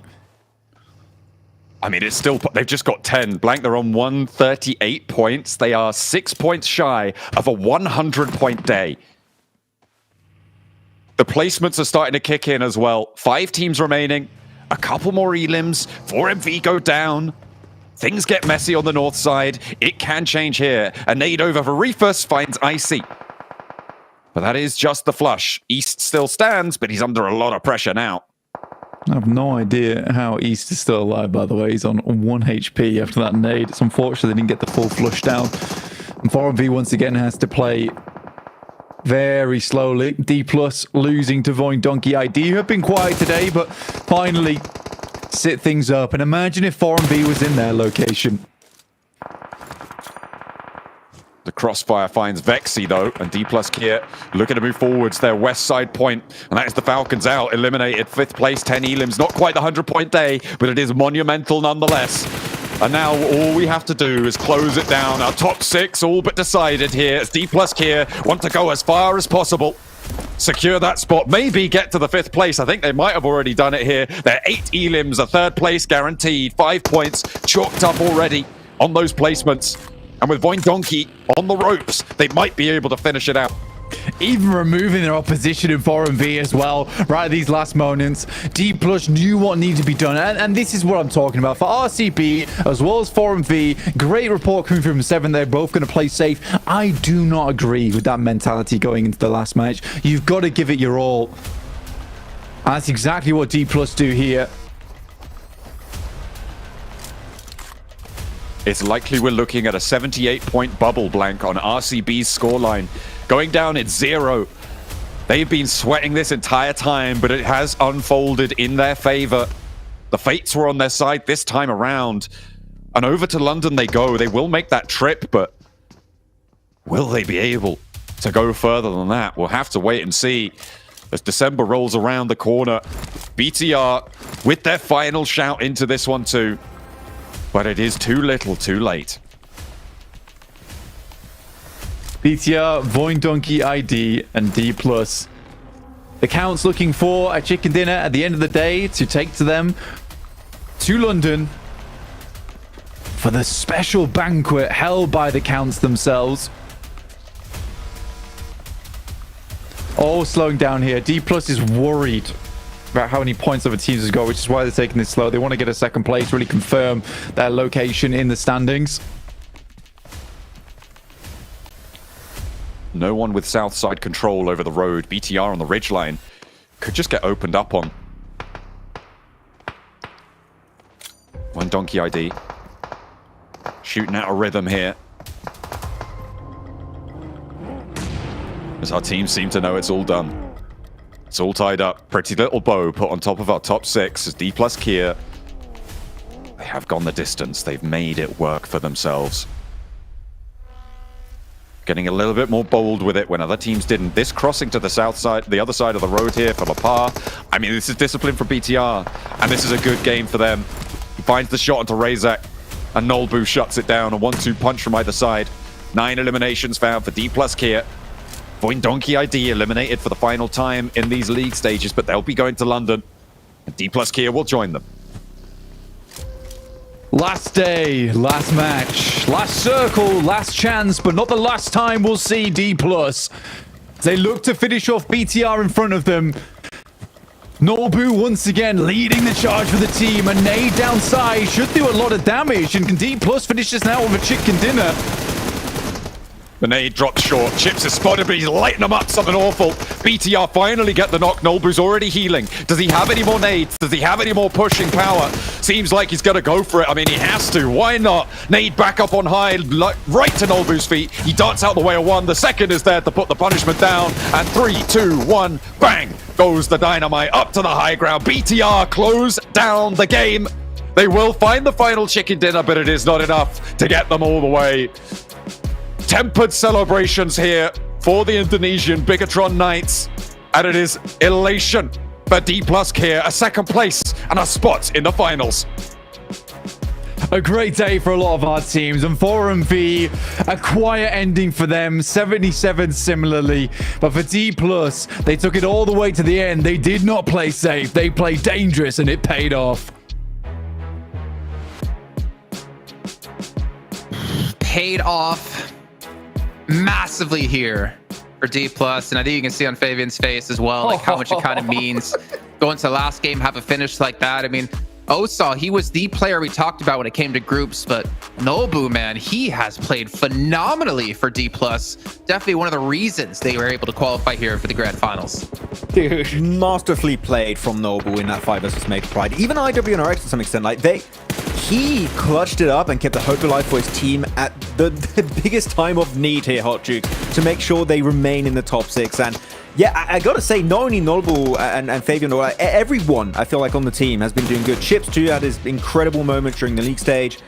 This is a team that, sure, maybe faltered every once in a while, but I think the more they gain experience in these global events, like the more of a threat they're going to become, as they should be now heading to London. Absolutely, man. That reaction was crazy. Like, these guys made it, but it looked like they just lost years off their life from all that stress, bro. It is so tough at this stage. I mean, to be able to perform like that, and that's what makes me so happy for D+ Kia, right? Because you know, you don't get moments like this very often. And I always say the hardest thing to teach at this level is clutch. You know, to be able to have those calm nerves, to be able to play the game that you normally need to in those really desperate positions. So D+ Kia just got one of the most valuable lessons you can learn here, and they were able to get that done. So it makes me a lot more confident for them going into the Grand Finals. You know, it's a shame, you know, Bigatron picking up the last chicken dinner here of the league stage, and we're not really talking about it too much because it's unfortunate for them. They're not going to really have any chance to qualify even with that victory, but it kind of blows my mind as you go into this whole event looking at all the SCA teams we have, your Vampires, your DXaviers, your Ultra Egos, etc., and only one team gets through, and it's Voin Donkey, and they were the last to qualify. Least expected. Yeah, least expected team, but the amount of improvements we've witnessed from this team, Jason, is incredible. I would not even say one of the biggest step-ups and improvements we've seen this year's PMGC. Like, as a whole, throughout all PMGCs we've seen, I would say this is one of the biggest step-ups we've seen from a squad ever. It is that good of a step-up they've been able to showcase us this tournament. And I gotta tell you, if they maintain this kind of play style going in the finals, like, it's gonna be tough. I'm not saying they're gonna win it, but it is the kind of playstyle, Hodrix, that wins you global titles. And so far, it has definitely been the biggest step up for me. For sure. And what a way to finish this day. It was so awesome to watch. And it just makes me so hyped to watch London. And there's still a lot of preparations for all these teams. We talk about adaptations, but the finals, it's only 3 days, man. You don't have much time to adapt, and you're definitely going to start to favor those teams that were able to do so. And we looked at like all the EMEA teams who qualified, seeing some teams from China make it through as well. I mean, you got Guild Esports waiting. For Guild Esports, I feel like this is probably the roughest situation to be in, because you don't have the experience of basically playing for almost a month against the best teams in the world to prepare you for what's coming into this. So hopefully for them, they're going to be taking a look at those scrims and playing very seriously, because they have a lot of work to put in such a short amount of time, because we're only really just like 2 weeks away from kicking off the Grand Finals here, gentlemen. Yeah, I mean, Guild are going to be asking for daily scrims, Jason. Like, we want to train against these teams. We're going to desperately need it. But here we go, looking at the rankings, of course, a few points. But man, Falcons, what was that? 4 double-digit elimination games, almost 100 points on the day? Crazy, what? dude. Like, and the thing is, the eliminations, Hodrix, aren't coming from the typical players you would expect, right? It's not your top out there or like Issa. It's action, and Icy in particular. The Icy's like, is he a fragger now? Is that his new role? Because it kind of suits him. I mean, that's for sure. I mean, if you combine all their points like together, their average is unbelievable for a team, especially at this stage against these squads in last chance, where their entire years of work is on the line for the Falcons to just dominate this lobby. And it's so insane to watch. And these guys are a big threat around the corner. See, I don't know if they're a big threat. I mean, I'm not disagreeing. So. When they hit their stride, they can put up massive numbers. But I look back to PMWC, massive letdown. I look back at the fall season of CSA, not that great of a performance. It was okay enough to get it here. We look at the group stage, not great either. Even in survival stage, it didn't look great. And yet they come into this and they show what they truly can do. I mean, if they can replicate that performance today over across 3 days, they're going to win PMGC Grand Finals for sure. No doubt in my mind. But we don't know what Falcons are going to show up as when we get to the finals here, Max. Yeah, are we going to get good Falcons or like meh Falcons? It's the question of the hour for Falcons throughout all of 2024, it seems, and that might also be the case for the PMGC Grand Finals, but they stepped up and we know what they can do here, Jason, and I hope they can do it once again heading over into London as the Pars MVP of the last game. Not GG. Oh, well played. I don't care about that MVP. I'm not gonna lie, man. I'm looking towards the finals, man, and Hot Jukes. It's like, I have a feeling in my gut, if you could talk about your gut. All right. That the winner of PMGC this year isn't going to be one of those standard picks. It's not going to be Alpha 7 or Falcons or one of the likely names. I feel like there's a good potential. It might be one of these newcomers like Encilio, Voindonki. Like, there's a lot of potential here that could pull off an upset. Hey, I'll tell you what. Keep an eye on the Vicious, dude. That's one team I am so proud of how they were able to get here. 3 chicken dinners in last chance, the most out of any other team. And they're confident, man. You heard it from their player himself in the interview earlier on with 7. He said that we are the best when it comes to Sanhok. They have so much confidence going into the next stage. I have high hopes now when it comes to winning. That would be like the biggest upset of like the century for sure, or PUBG Mobile history. But when it comes to maybe getting a good top finish, I think it's definitely possible for them. Well, taking a look here at our overall rankings, here are your 6 teams to get through to the Grand Finals. We have Falcons in first, Encilio, Voindonki, the Vicious, D+ Kia, and of course, Regnum Karya Bra, the only team from Turkey to qualify into the Grand Finals. Silas going to have a chance at redemption from last year. Always going to try. It's been 2 years, and he's going to try his best to claim that trophy once more. And he kind of turned off the machine at the end, Jason. They got a 0-point game. Like, we done what we had to do. 2 second places, chicken dinner. That's what we needed to make in top 6. But man, massive upset here for the CSA region with 4MV.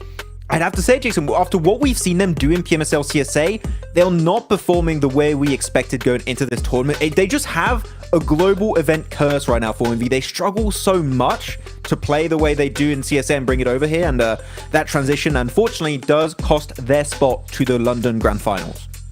Yeah, it is a shame indeed, especially seeing, what was it, Doc was a top 10 player in PMWC when his team finished 11th. Same with Frozen, where his team finished 14th and he was top 10.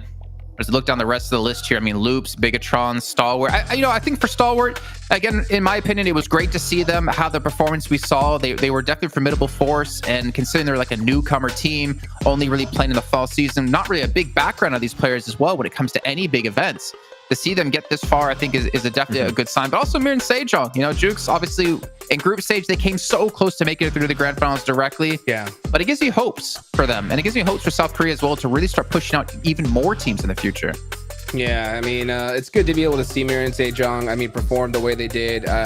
It sucks because, we can only have 6 teams make it, and when it comes to last chains, it's definitely underwhelming, for them. But at the end of the day, it's all about progress. You can't win them all. Hopefully you just go home, turn things around and make it happen. Another team that I'm really feeling rough about, it's got to be Team Liquid, dude. 3 points today out of 6 matches.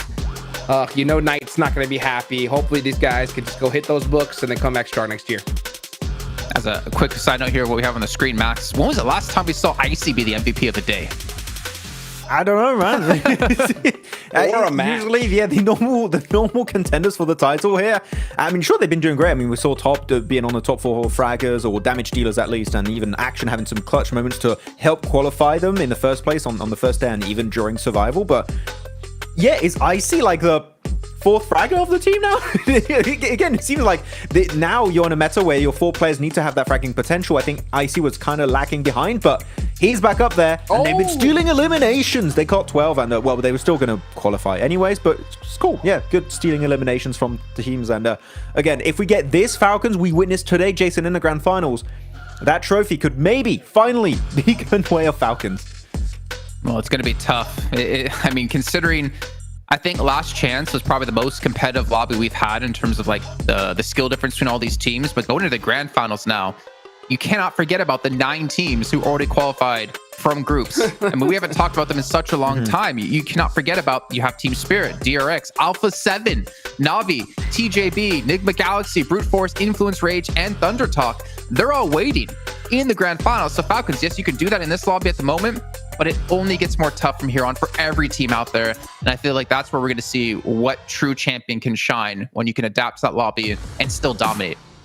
Dude, it just reminds me of like a story where, you got Falcons just winning a battle that looks so crazy in the middle of a forest, and they're just all happy, they're excited, and then all of a sudden, just from the shadows, you just see like red eyes, and that's Alpha 7 and all the rest of those squads, man, because they have just been sitting, watching the entire time, ready to strike. So yeah, it's great to see these guys pop off in Last Chance. I'm glad they got these extra rep in, because damn, are they gonna need them.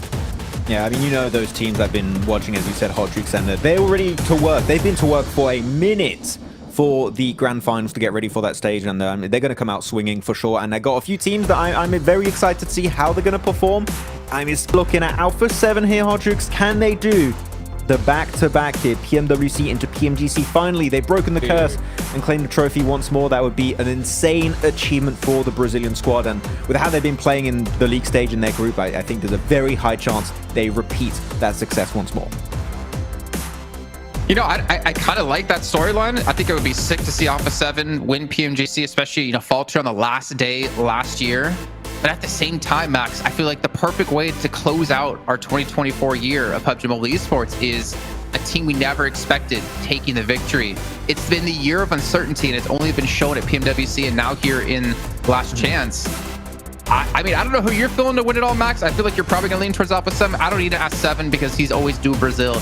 Hot Jukes, if you're going to look at this, who would you kind of favor? Oh, man. I'm a big Alpha 7 fan myself. I got the jersey here. It says World Champions on it for a reason, so I'm excited to see what they do. I think Brute Force has been interesting to watch. Q. I mean, I think they definitely surprised a lot of other people. I think one team that's going to definitely warm up towards the end, though, it's got to be TJB. I mean, it's only 3 days, right? So if your day 3 is your real day 1 here for TJB, it won't be looking too good, Jukes.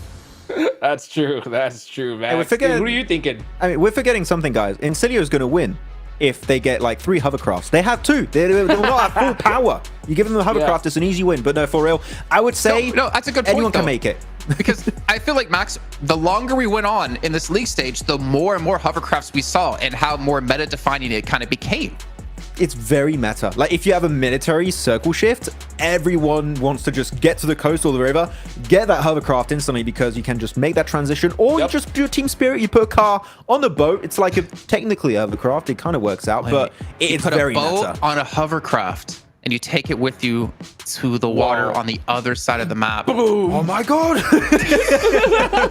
I wonder if I can beat the dragon with that. That seems sick. I'll have to try. Throw it at him, dude, at this point. Yeah. Yeah, hovercraft OP as long as it's not upside down. Oh, yeah. Yeah, of course. Yes. So maybe we should, while we get things right, I know Seven's trying to get some interviews ready to go on the stage here. Maybe give a quick little recap of like what were some of your highlight moments over the course of this entire event. Jukes, not to put you on the spot, but we're going to start with you. Yeah, man. Dude, I mean, it's been crazy to watch here. The surprising teams that we saw have been amazing.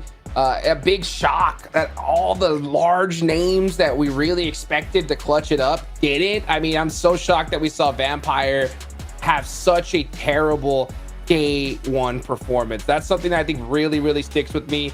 Team Liquid having a really bad day 2 performance here as well is not too good. But you know what? I mean, a lot of newcomers are definitely getting it going here, and it's so crazy here in Last Chance how fast we saw those rotations. We're in Sejong, who during the group stage were beating everybody out to the center, and then they come here towards Last Chance, and they don't even get close, Max. Yeah, it was a tough one. But if I had to highlight, I could talk about so many teams here, Jason. I could go for ages. But if I want to take one team as like, this is the one that really is the highlight for the group stage and the league stage of this year's PMGC, I have to go to Voin Donkey ID. I think that the amount of improvement they've been able to showcase over the course of 2-3 weeks here during the league stage, going to survival, then into the last chance, has been truly incredible. One of the biggest comeback stories we have seen in PMGC, in my opinion. And I just hope it can be rewarded going in the grand finals with a good finish, and that would be the perfect finish for this squad at the end of 2024. I'm gonna throw a wild one your ways because I don't think you guys remember this, but I'm gonna have to just do it one more time just for the sake, to see Max's sad face. And I don't know if he's ever gonna guess what I'm gonna say here. Ultra Ego not making it in the group stage. I mean, whatever you think SCA, I think Ultra Ego is one of like the best teams. I mean, Rosemary, there's always these conversations about who's the best player in the world, and Rosemary's names always gets thrown in there, but they faltered in the group stage, unfortunately, when it was group red, and they finished 18th place at 101 points. But not to mention, not only them, our previous year's winner, IHC, they got knocked out in the group stage as well. So it's really a year of uncertainty, really a year of like, you just don't know what's going to happen. Though I do feel like IHC was a little bit more expected from our side, Max, after watching them over in CSA. No Everest finish, Jason. No mountain finish. It was unfortunate for them. But yeah, I mean, we said it very early on, right? The fact that IHC did not qualify means we are 100% sure to have a new world champion right now. We're going into PMGC 2024 over in London, so it's going to be an exciting time to crown a new team, to put their name over on that really sick trophy, Jason, and see who's going to be taking it home. But yeah, Ultra Ego, it's yeah, you just had to do that. That was my weakness, and you got me. Good job. Well, don't worry, I got one more for you. I got not for you. For Hot Jukes, Furia. I feel like they were the team to ever contest like Alpha 7 when it came to Brazil, though we obviously have seen some changes in recent times. Them not qualifying through, I think, was also a big surprise. Yeah, also not too good. Yeah, I mean, it's so crazy. This was just a big like tournament of upsets for sure. I think London's going to be really fun to watch, but I hope all these teams practice their shooting range circles. Yeah, we've had a lot of interesting zones over the course of these last 3-4 weeks time, but we're also going to have some interesting interviews, as I hear Seven is ready on stage with winner interviews from all of our 6 teams who qualified into the grand finals.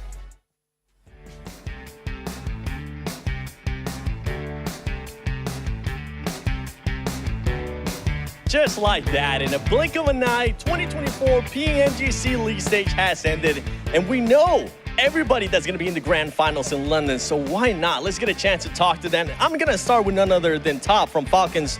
You guys had a roller coaster of a year, from the disappointments at PMWC to the struggles in this PMGC. What have you guys learned throughout this process that's going to help you in the Grand Finals, and what place will you finish in London? Энэ жил танаа багийнхан маш их адал явдалтай яг уналт өсөлтөж жил байсан. Тэгээд эндээс яг юу сурсан бэ? Тэгээд Лондонд очиод яг аль байрын хэдгээр байранд орох вэ?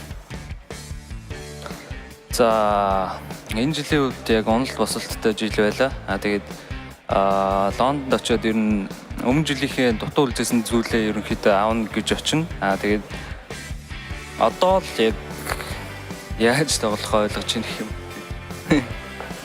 For this year, it was like up and down year for us, and now we are like learning more about like how to play, how to perform, and like in London, like we will take like what is left there like last year from last year. I hope that's the case, Tom. I hope that's the case. And I have Mansoor from Incilio. Incilio, you guys are honestly one of the biggest surprise out of this PMGC.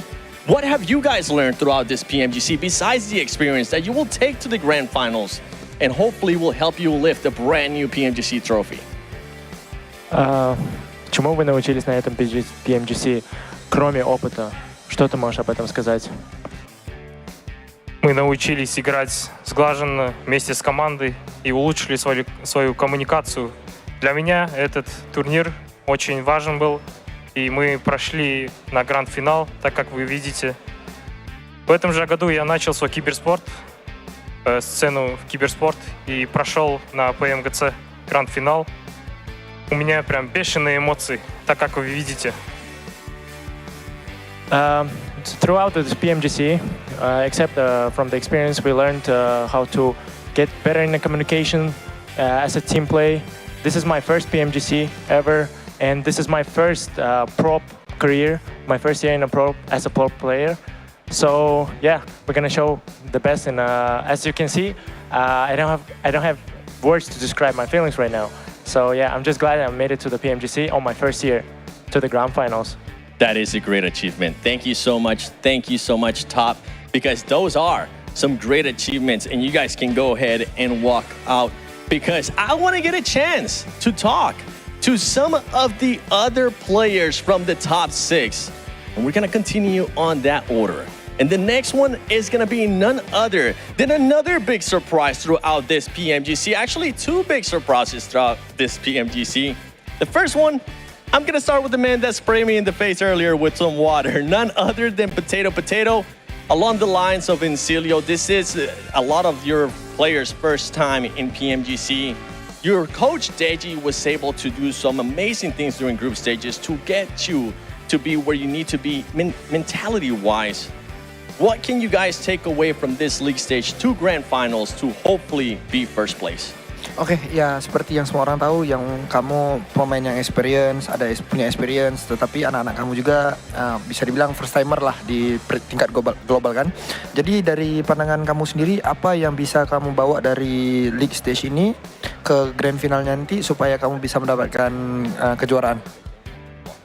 Yang kita bawa sih lebih ke kayak kelihatan lah di hari terakhir ini juga dari segi mental mereka dan semuanya goyang. Jadi lebih ke arah segi mental sih, karena kalau dari segi gameplay kita cukup percaya diri buat dipakai buat ke grand final besok.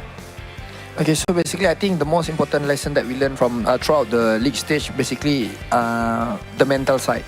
I mean, I think from this last day, I can see that my players, their mental is not that ready to play in grand final. So I think that is the most preparation that we need to prepare lah. That's the first homework that we need to be done. So yeah, I think it's a mental. And with that, you know what, Potato? I want you to look into the camera for me. And I want you to tell us, with the mentality and the confidence that you guys currently have, what place will you finish at grand finals? Oke, jadi coba lihat di kamera, bilang di kamera dengan secara ya emang kamu udah siap ke grand final. Berapakah hashtag yang kamu bakal dapat di grand final nanti? top 3 and kita bisa juara lah. Sangat-sangat berpotensi buat juara, cukup gede. Alright, so basically I'm gonna aim for the top 3, and yeah, we are optimistic that we're gonna try to take the throne. Yeah. I respect it. And with the changes that your great coach Defi has made, I'm pretty sure you guys more than likely will end up in that top 3. Now I'm gonna move here to none other than Bruno from the Vicious. You guys end up finishing in 4th place. Once again, I feel like this whole PMGC League stage of 2024 is so unpredictable. I'll be honest, I didn't have you to be in the top 4. You proved me wrong, and you've been proving a lot of people wrong that doubted you. Do you have anything to say to those people that doubted you in the position that you're currently at, and what place will the Vicious finish in Grand Finals? I think that we believe us. We know that we have the potential to do a good job in the Grand Finals. I think that we go fight for the Grand Finals. We are preparing the mental side principle, and we go come for the Grand Finals to fight and to prove that all the people that think that we go eliminated off the group stage, they are wrong. We go do this and we go fight strong. Well, I appreciate you guys. Thank you so much for your time, and I wish you guys the best. Thank you, my friend. Hopefully you guys do amazing, and I'm saying everybody, hopefully they do amazing, because honestly, throughout the month that I got a chance to meet a lot of these players, getting a chance to talk to them, getting a chance to get into their mind of how they think about this game, it has been amazing. And I have none other than now Ozal with me. Ozal, a lot of inconsistency with the team, but you guys were able to narrow it down here at the end. Along the lines of what I'm asking the other players as well, what have you learned in this stage that you can take to the Grand Finals to help you become the champion? 그룹 스테이지 그리고 서바이벌 스테이지에서 무슨 경험은 배웠어서 그랜드 파이널에서 좀 성장할 거인지 모르시 좀 부탁합니다. 그랜드 파이널에서 일단 그룹 스테이지랑 서바이벌 스테이지를 경험을 하면서 조금 저희들이 조금 실수가 많은 부분들이 좀 느꼈었고, 그거를 조금 수정을 하면서 또한 이제 다른 팀들도 굉장히 잘한다고 느꼈고요. 그래서 조금 더 정신 차릴 수 있게 좀 멘탈리티를 좀 생각을 했던 것 같고요. 그랜드 파이널 가서는 좀 준비 잘하면은 잘할 수 있을 것 같습니다. 가서. So in the group stage, also survival stage, we made some mistakes, but we're gonna learn from it. Also, other teams made it really good, and I'm gonna learn from this experience. And our team has some like mental problem before. It's not a big issue, but we're gonna collect all our thoughts, and I think we can do good in the final stage. Well, best of luck to you. You guys have been a pleasure to watch, and I know Maxman back at home watching your guys' game has been a big fan. I'm gonna be moving on now to none other than Regnum Karya Bra. Silas with me. Silas, you guys were able to pull it through. You're gonna continue the streak of Grand Finals. What does that mean to you and your team? Valla çıktınız altıya. 5 kere PMG'ye girdin. Şimdi çıktın, ne yapacaksın? Yani hedefim şampiyon olmak ilk öncelikle tabii ki de. İlk 6'ya çıktığım için de mutluyuz, gururluyum. He said that he's really happy that he make it the top 6, but his goal to make it become the Grand Final PMGC. Okay. Well, you are a champion before in 2022. You know what it takes to get there, to be that champion once again. With everything that you have learned, what have you taken from this experience that will help you in the Grand Finals? Valla 2022'de şampiyon oldun. Şimdi bu turnuvalarda ne öğrendin ki bir daha şampiyon olma şansını kazanmak için? Yani çok fazla tecrübe edindim bu zamana kadar. Gene bu turnuvada bana çok büyük bir tecrübe oldu. Özellikle her sene takım değiştirdiğimiz için çok fazla ilerleme kaydedemiyorduk. Yani çok şey biliyorum şu an.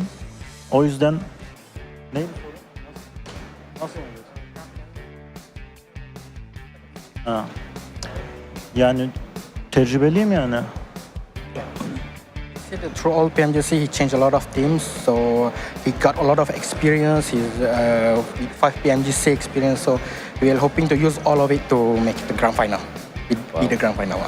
I'm pretty sure you're definitely going to be using that experience. Thank you so much, Silas. Thank you so much, Osal. Because, ladies and gentlemen, that is going to be the teams that are going to be going to the grand finals. We have everybody said, make sure you tune in on December 6th when grand finals in London for PMGC 2024 start. And let us know, who do you think is going to be the champion?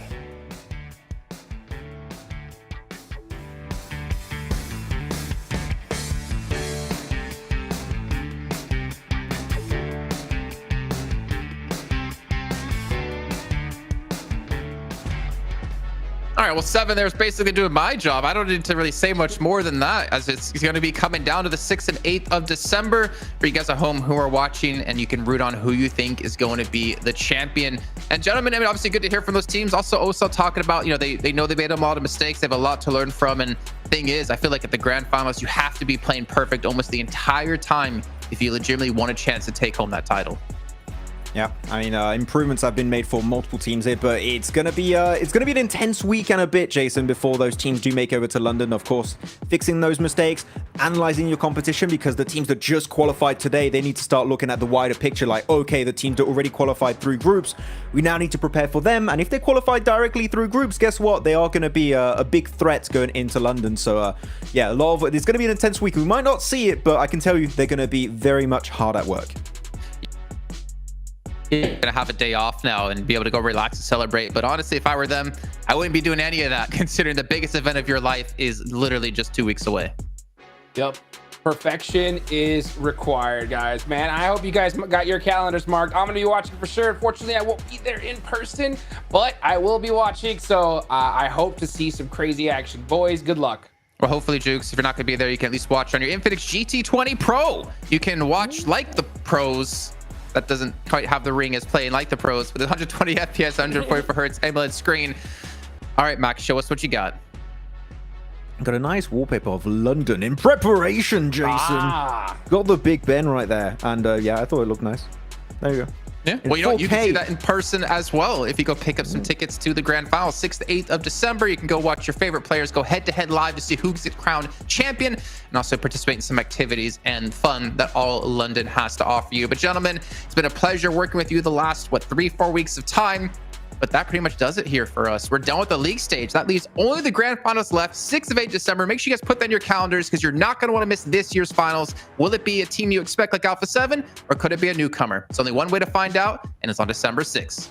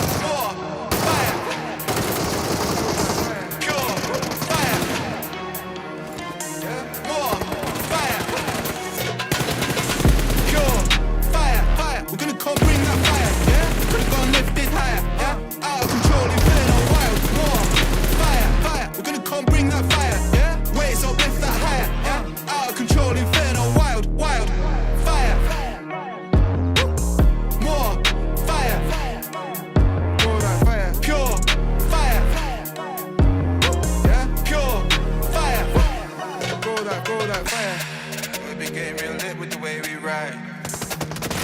Make a move, make a dip, we can meet west side.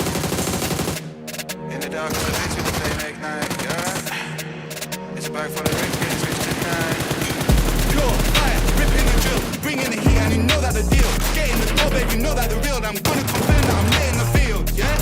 We're taking the block, breaking inferno, we're breaking the lock. Selling our beats and we're selling a lot. Burning the heat and we're ready to pop.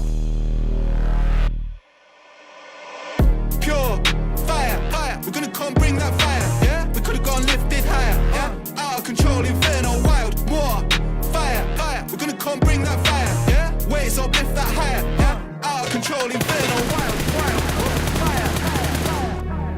yeah. More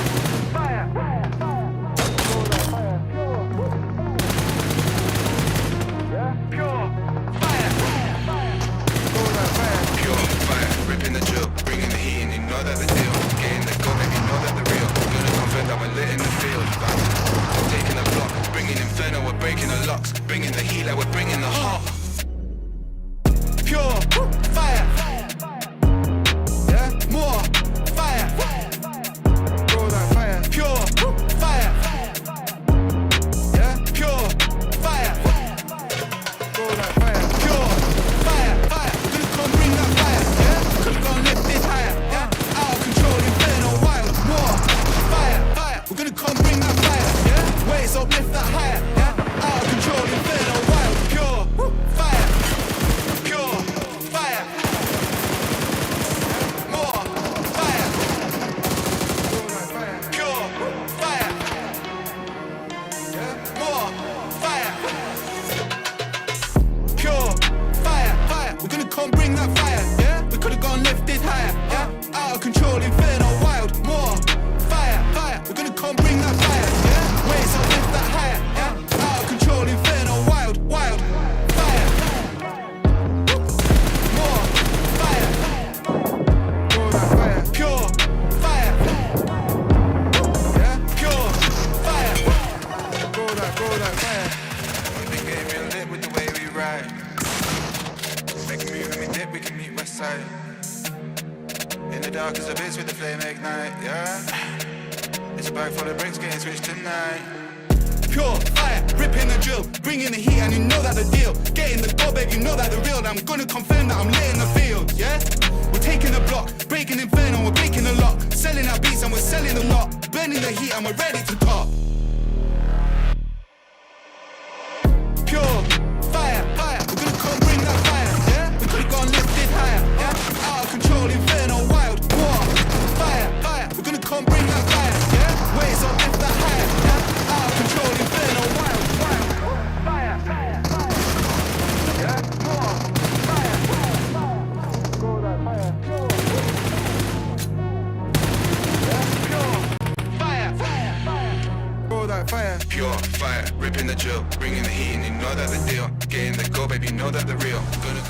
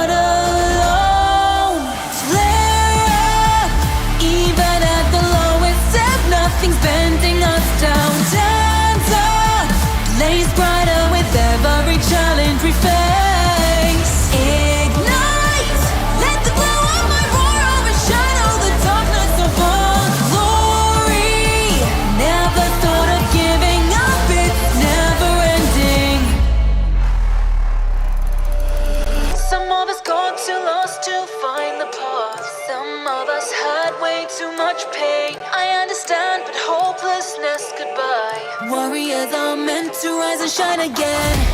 You're stepping down, I'm moving up, put on a show. Clackety click, last minute countdown. You wanna survive, just stay alive. Rising up in the zone, champion is for the top.